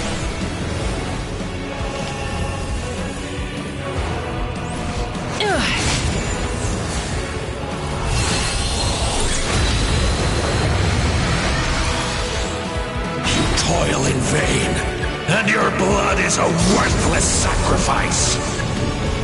Burn through the endless night! Curse you! Enough, you foolish pests!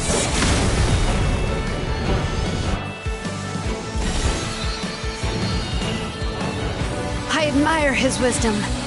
How he always lives in the moment. Being his friend makes me so happy!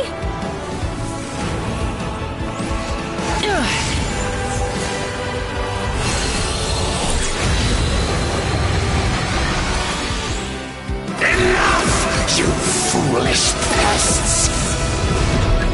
We will take back Natlan's future!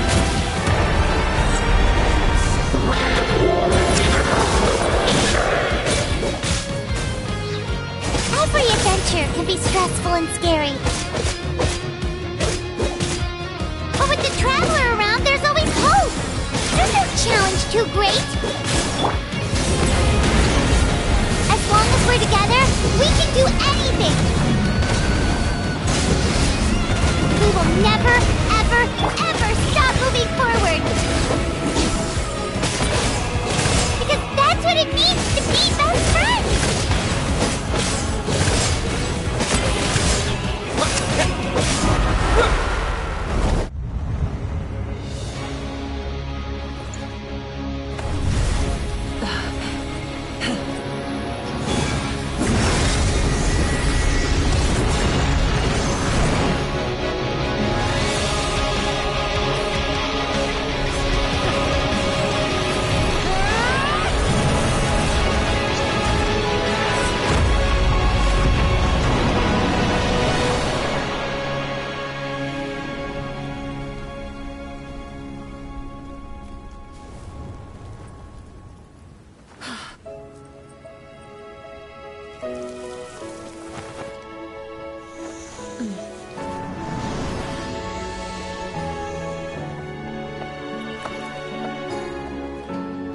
There's a faster way.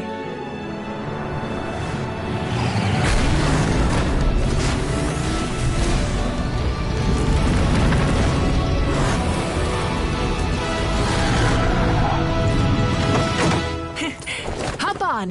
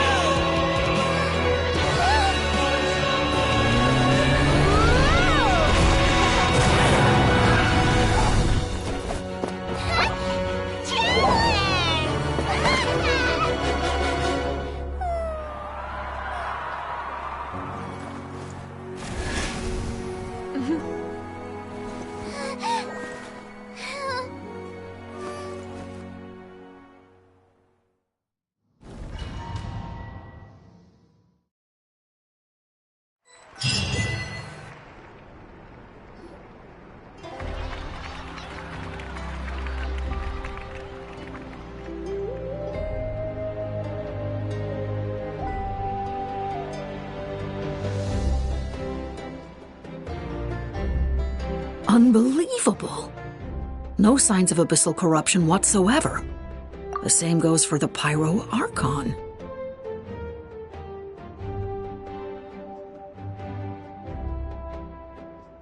Well, in that case, just get some rest and enjoy your victory. That means there's officially nothing to worry about! You won! You actually won! Is that all Paimon is to you? You know what? Never mind. You get a free pass on all Paimon teasing today. You did it again, Traveler. Your strength is remarkable. And now, Natlan is finally free from the threat of the Abyss. Welcome back, great hero. I can't wait to tell your story to everyone. We should record it on a woven scroll, too. That way your story will be preserved in my tribe for generations to come. I'm sure the grannies and gramps back home are already on it. Amazing job, Traveler. Becoming the first Outlander with an ancient name definitely makes you a legend. The Lord of the Night was right to place her trust in you. She chose the perfect name. The most important thing is that you made it back safe.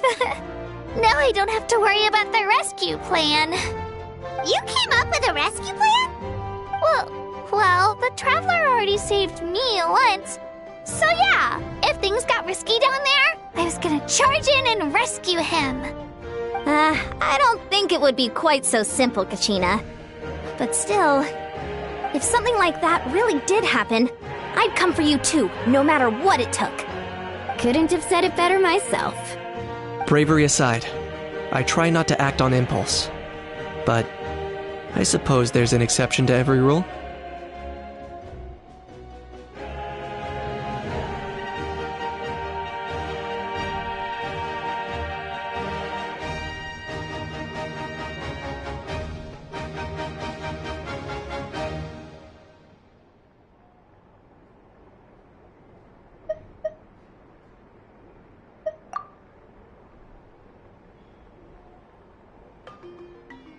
Wait, really?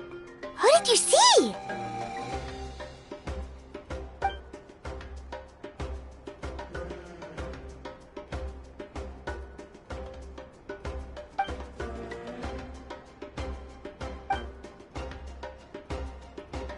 So, you heard everything we said?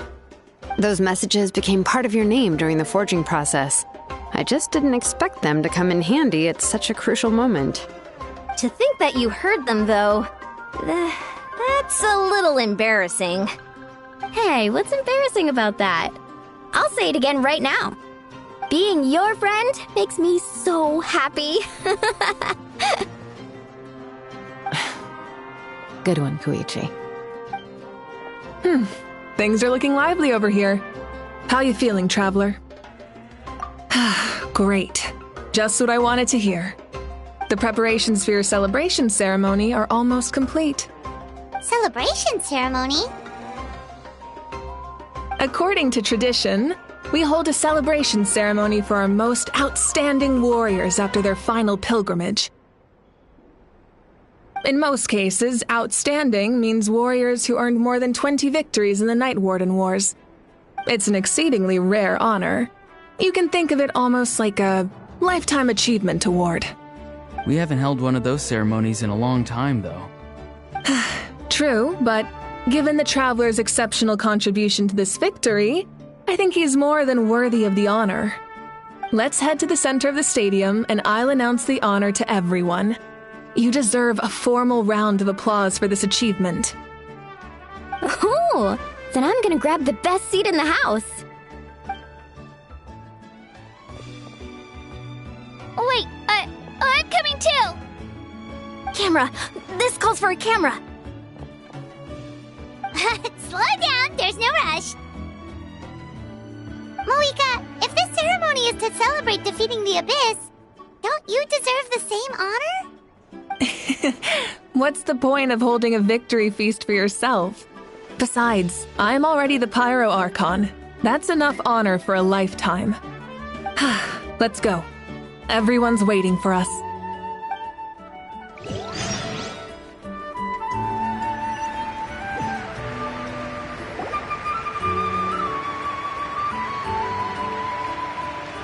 Today, Natlan's long struggle against the Abyss has met its end. Many fought for this day and gave their lives for this cause. We must not forget them or the heroic Outlander who lent us their aid. His ancient name, Tumaini, will be immortalized in the history of Natlan. From this point on, there will be no more Night Warden wars, and I pray the Ode of Resurrection will never again need to bring back the Fallen. We fought for a singular purpose, peace. And now, it has been achieved. The funeral to commemorate the Fallen will be held on a later day. But in the meantime, our hero will embark on a parade of blessings. Let us send him off with a round of applause and show him the warmth and gratitude of our people. Yeah! Woohoo! All right! Go on. This is your moment. You should savor it.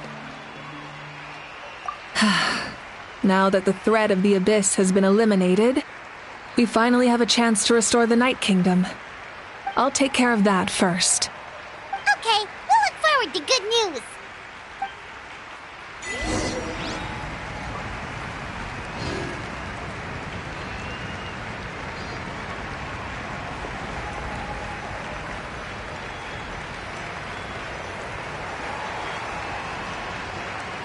Just a moment, great hero.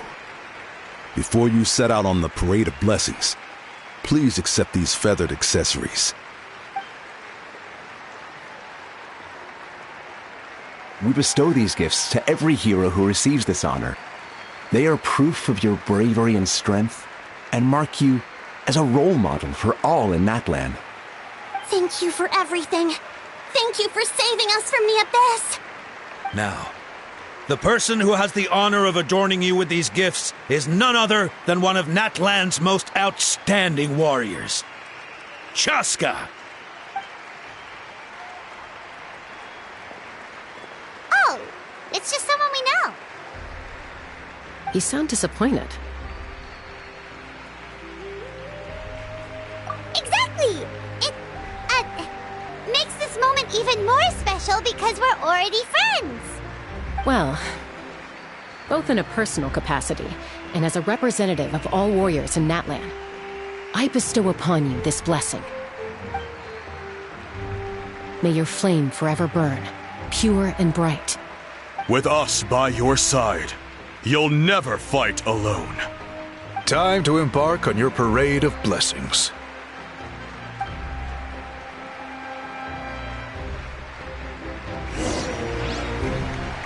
Hey, hero! We're here to guide the way! Great hero! Could you look this way for a sec?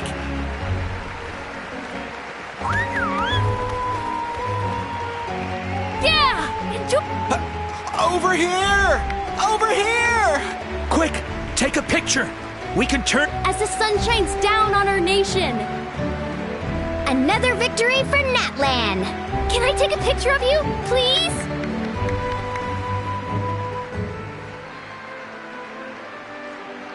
Great hero! Could I have a moment of your time? A lot of people here really look up to you and would love to get a picture or an autograph. You don't mind indulging them for a little bit, do you?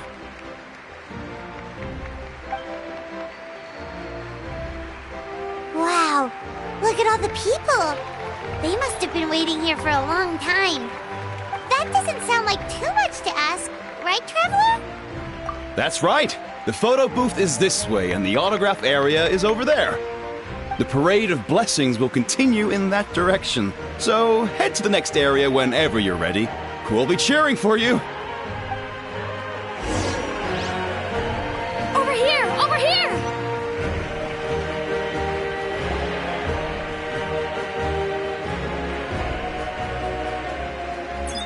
Yes, that's it. Thank you.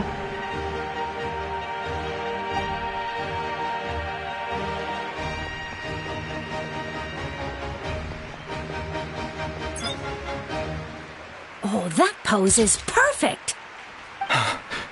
Such a precious memento. Wow, it looks great. Can I have one more photo? Just one more. Sorry, only one photo per person. There's still a lot of people waiting. It's okay. One is enough. One is more than enough. Oh, look over here. Perfect. This is going straight into the next issue. Thank you, Hero. Thank you so much for everything you've done for Natlan.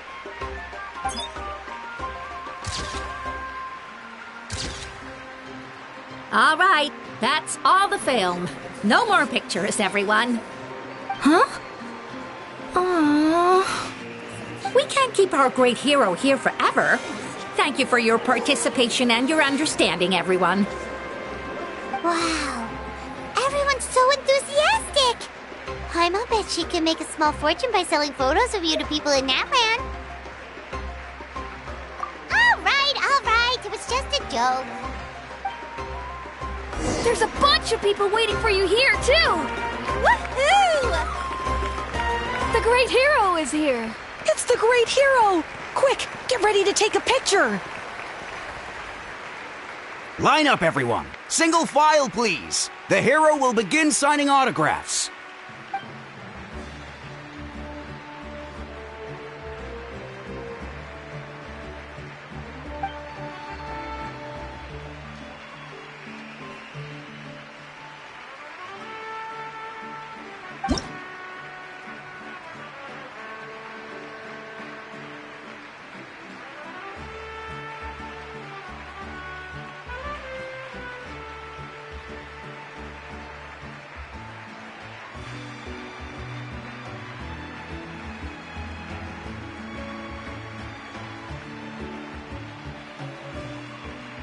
Thank you.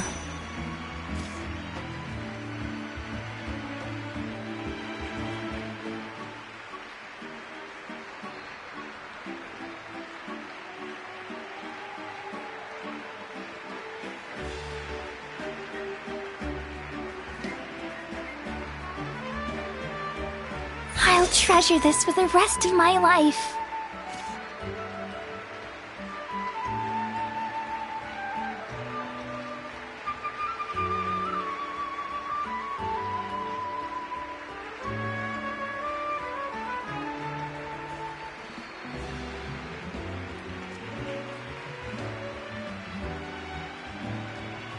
The hero's autograph? I actually got the hero's autograph?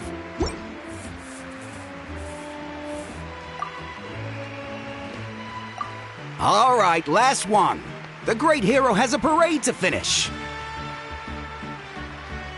Thank you for taking the time to sign those autographs. We really appreciate it.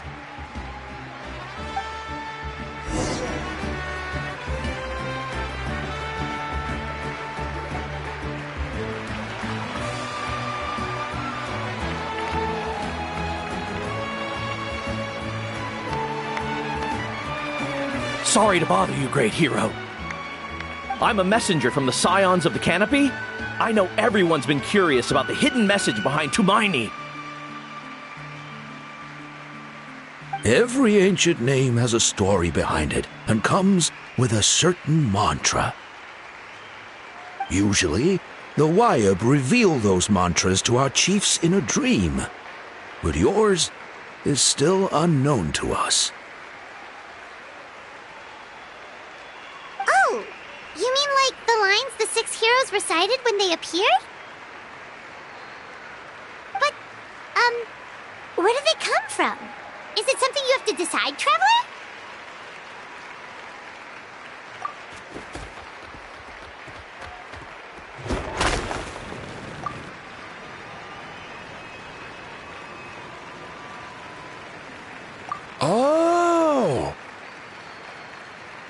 That was beautiful! I've got it all down! That's the final element of your ancient name, right? That means you've been completely accepted by Natlan's ley lines! From the Lord of the Night herself? Legendary. Truly legendary. Tumaini! Tumaini! Tumaini!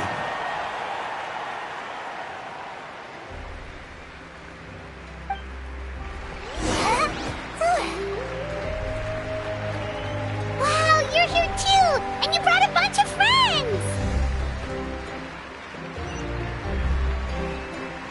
Look, they're dancing! For music! For the sacred... Huh? It's the great hero! Please, come dance with us! Whoa! What do you think, Traveler? Should we join them? Alright! Paimon's always willing to try something new!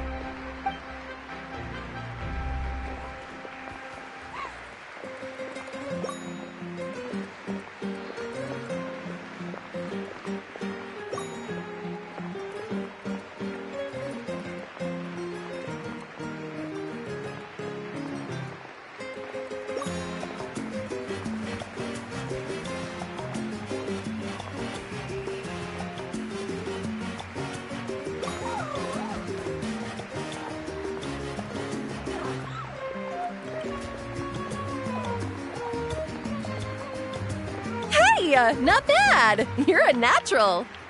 Let's hear it for our hero!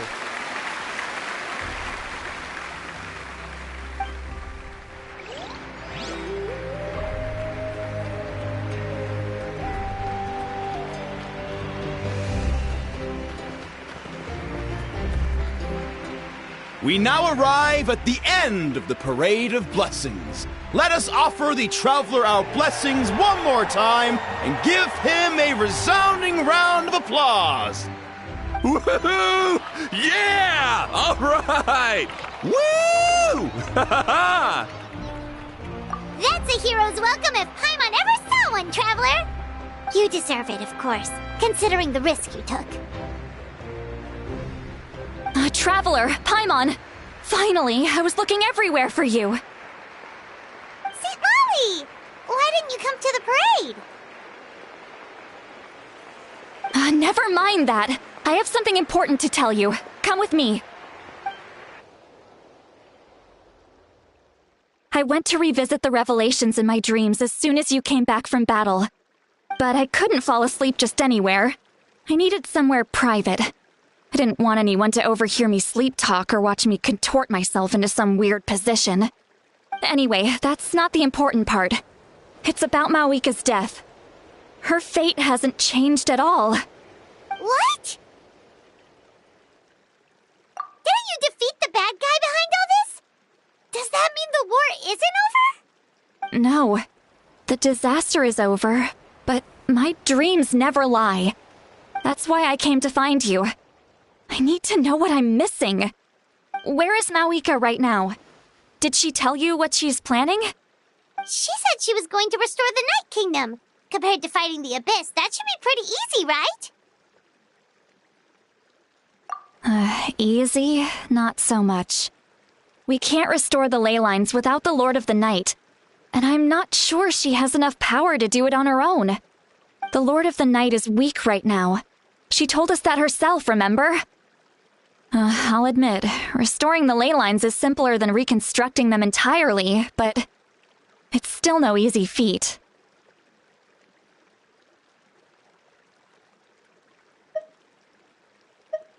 True. If the Lord of the Night could restore the ley lines by herself, all Mawika would need to do is tell her we won. Not even that.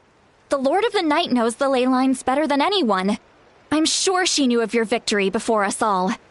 Point being, this matter is far more complicated than the Archon made it out to be. We need to get to the bottom of this. Mawika has accepted her death, remember? For her to let someone else dictate her end, there can only be one possibility. She must think the outcome of her death is worth it. The moment Mawika used the Ruler of Death's power, death was demanded in return. Not necessarily as repayment for her aid, but as a rule. That means Mawika doesn't have to just sacrifice herself to the ruler of death. She can still use her death to get something in return.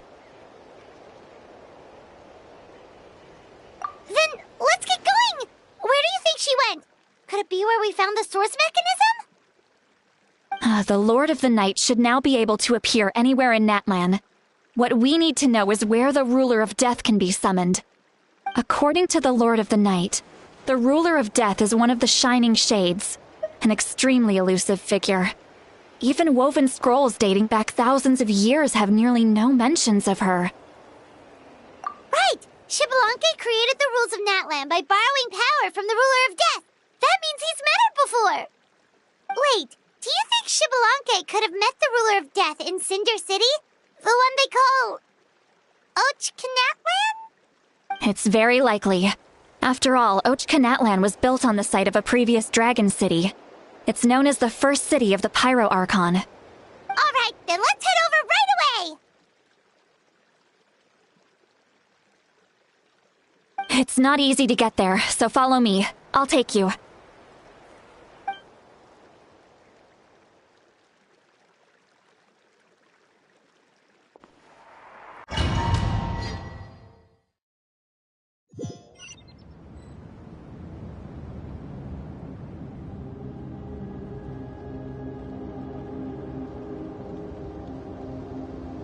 Man, this place really is hard to get to. And, Paimon wasn't the only one who saw that weird thing up there, right? All those eyes inside of it? Talk about creepy. I believe that's how the ruler of death keeps an eye on Teyvat. Quick, this way! We're almost there!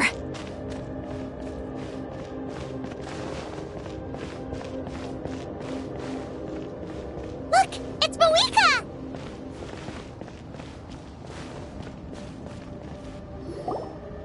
I have grown weary of the endless wait.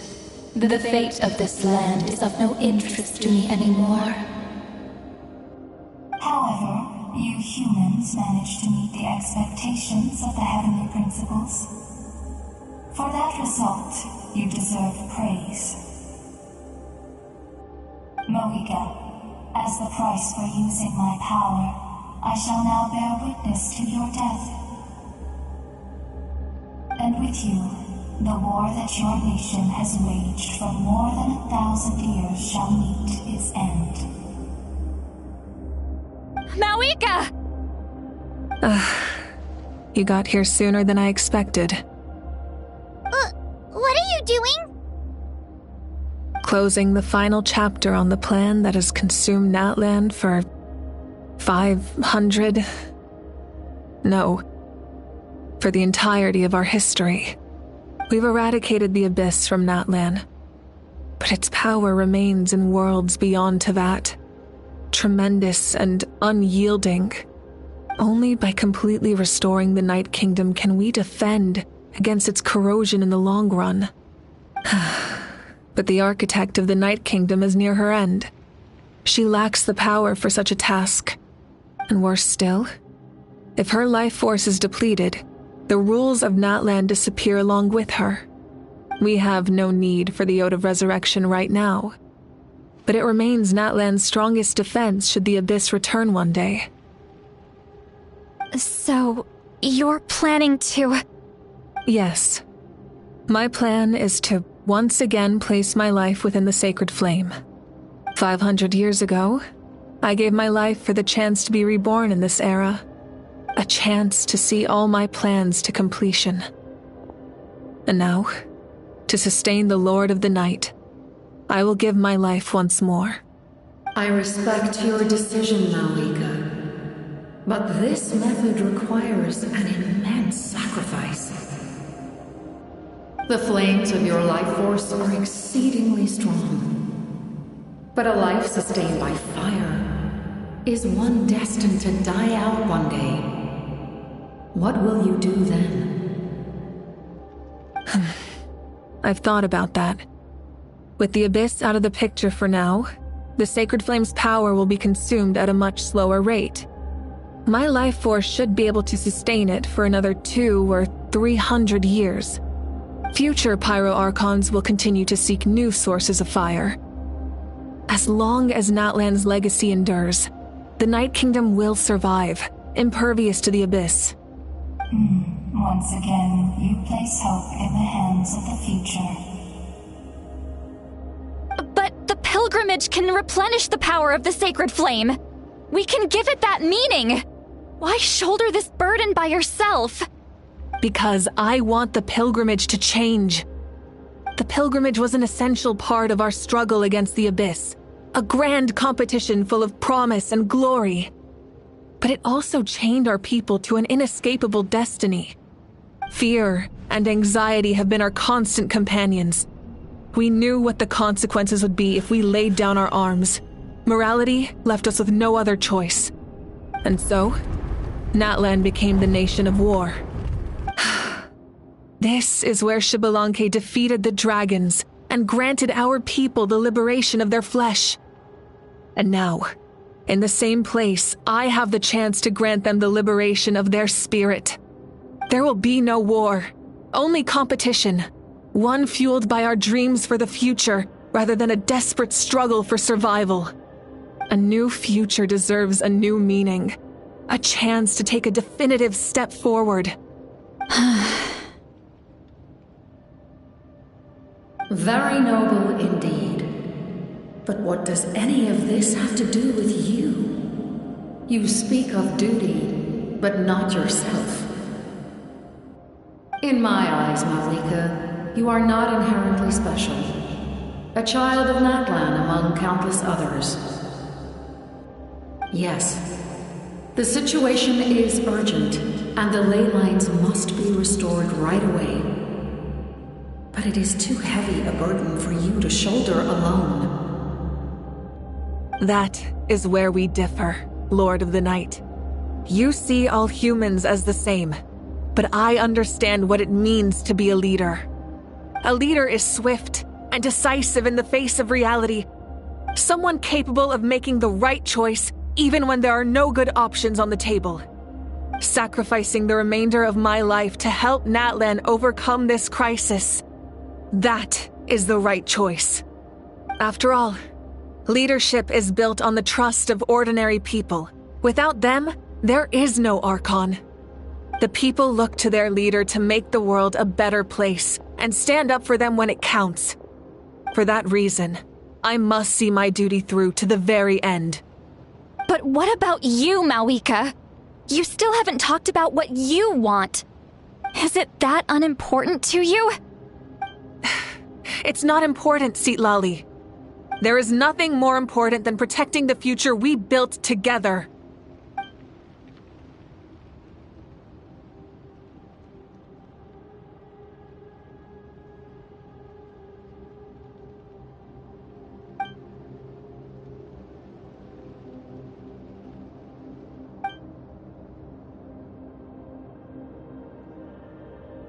I shall accept Malika's sacrifice for the Lord of the Night as her death, and I will bear witness to the very end. Thus concludes the deal I made with Xbalanque several thousand years ago. Lord of the Night, you may now begin.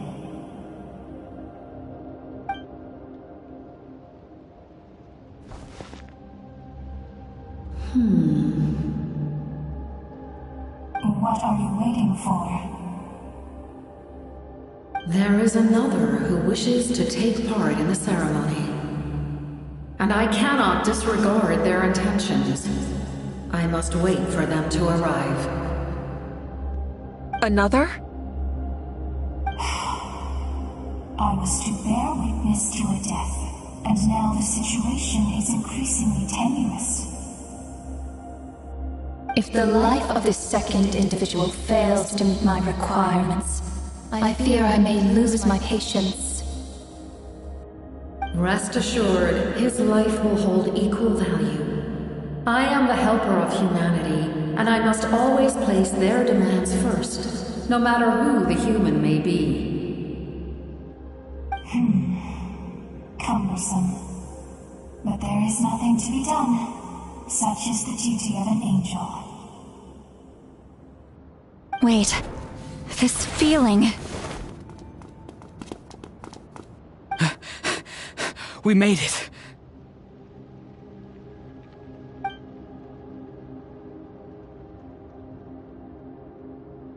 Thank you for showing me the way.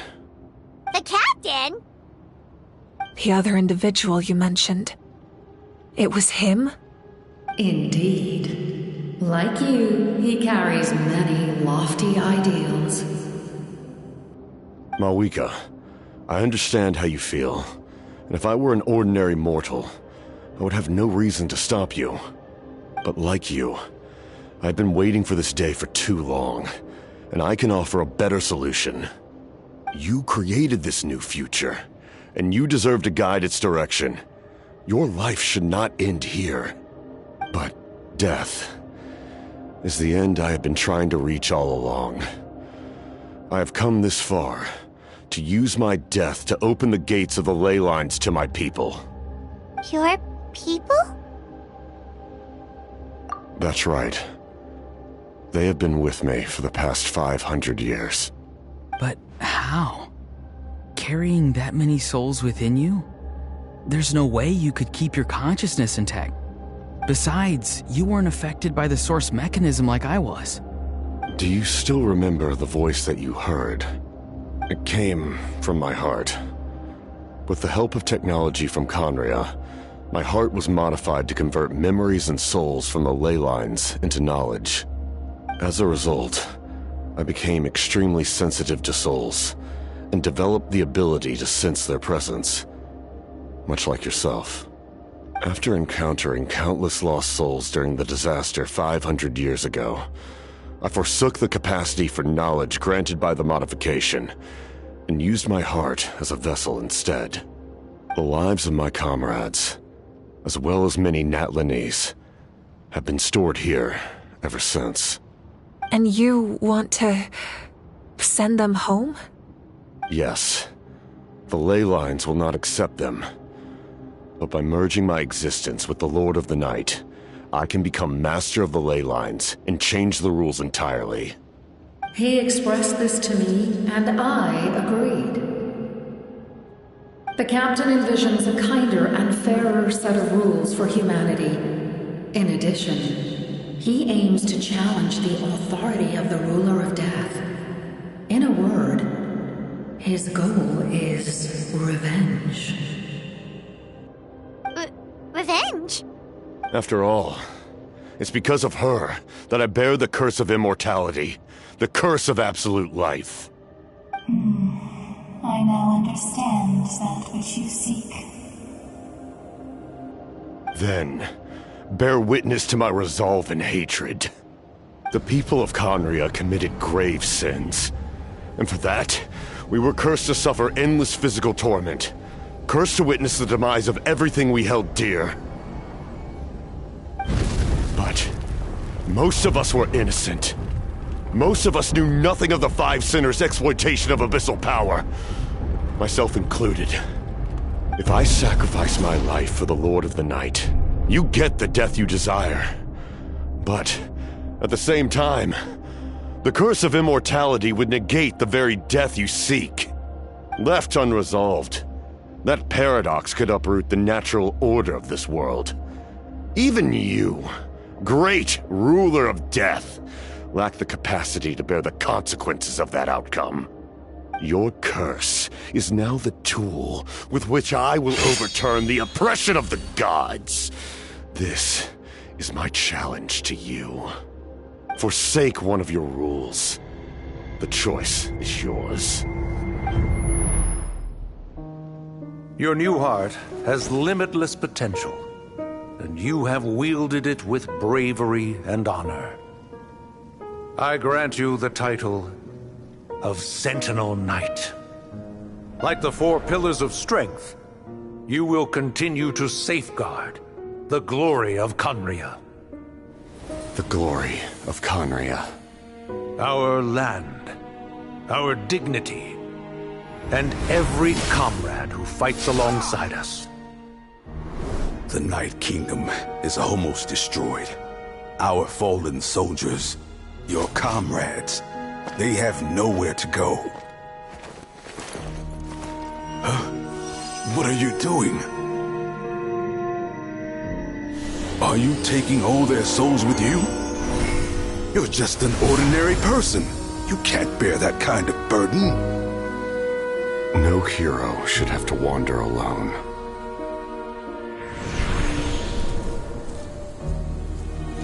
The curse of immortality.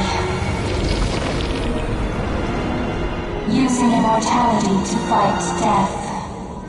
Using my rules against me. Make your choice.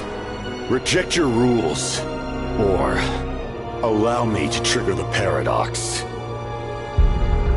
The curse of immortality must stand.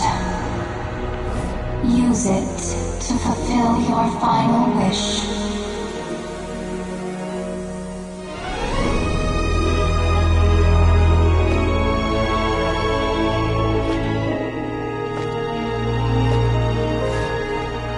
Well fought, my lord. Thank you for everything.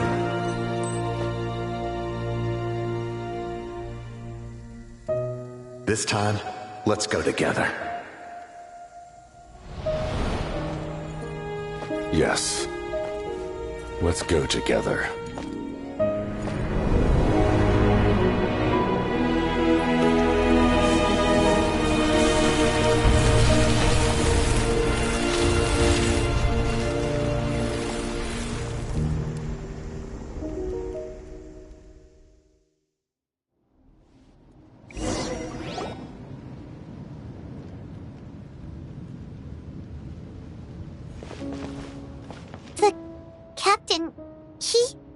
The curse of immortality still exists.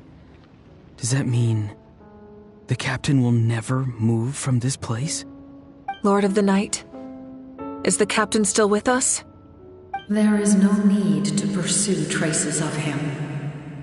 For those cursed with immortality, release from the mortal coil is the greatest form of peace.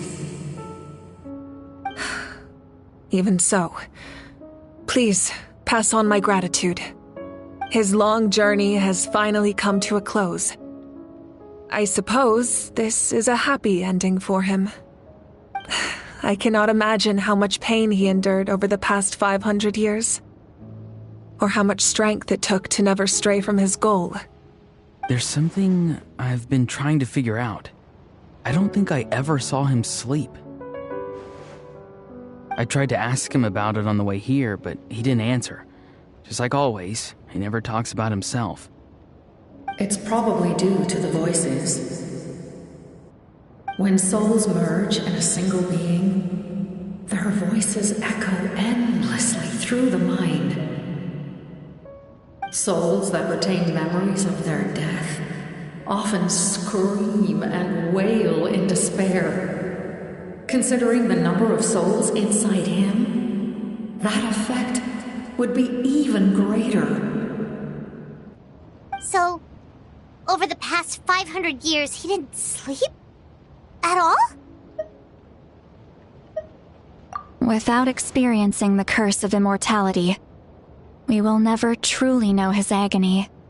But I can see why his hatred for the ruler of death was so strong. In the end, he used that immortality to his advantage, and granted the Lord of the Night eternal life by fusing his existence with hers. Well fought, Captain. You may wonder why the Night Kingdom, a land of souls, was unable to accept the souls adrift on the surface. The reason lies in the Heavenly Principle's modifications to the ley lines. The original purpose was to help counter the Abyss, and so their stability was paramount. But at one point in time, Natlan's ley lines were decimated. Even after reconstruction, the rules needed for the Ode of Resurrection made it impossible to reconnect the ley lines to other nations. That unique quality is precisely what drew the captain to Natlan. Did he try the same thing in other nations? Yes, but all those attempts ended in failure. He fought to save Natlan not only to defeat the Abyss, but because this is the only land where the souls within him could find salvation.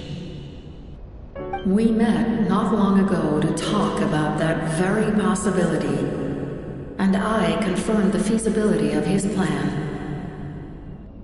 I, too, recognized the need to change the rules of the ley lines, not only for the souls that wander this land, but for the outlanders that may perish here in the future. In the eyes of the heavenly principles, that kind of change is extremely risky, if not impermissible. But, as an angel, I have a duty to serve humanity. Such is my mandate. Thank you for everything.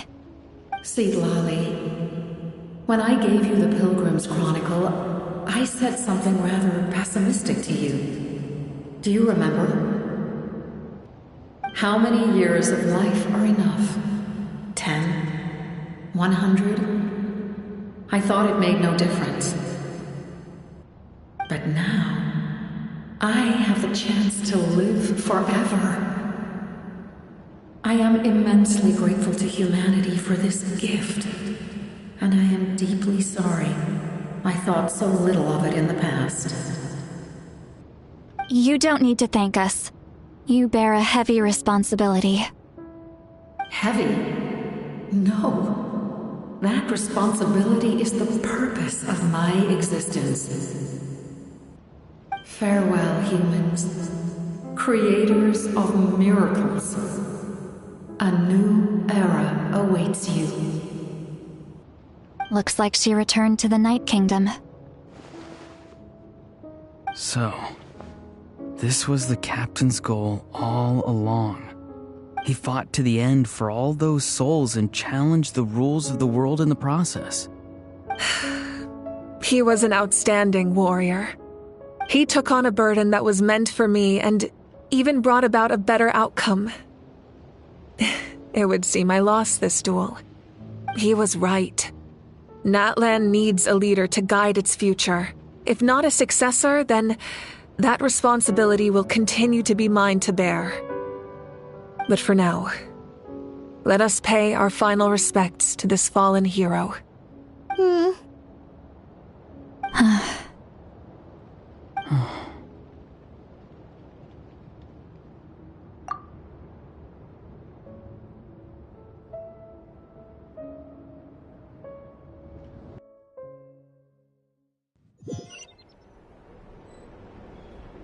To my sister, Hine.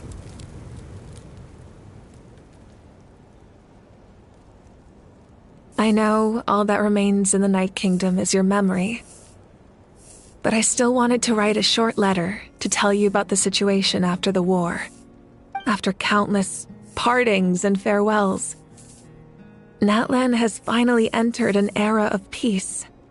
The pilgrimage is still a popular tournament, but now its only purpose is to showcase the thrill of competition, rather than select warriors for war. Our cultural legacy is not rooted in our suffering. In this era of peace, Natlan's fire will burn brighter than ever. With the restoration of the Night Kingdom, our people are now free to leave our borders, and many have set their sights on the wonders of Tibet. I'm sure many exciting and eye-opening adventures await them.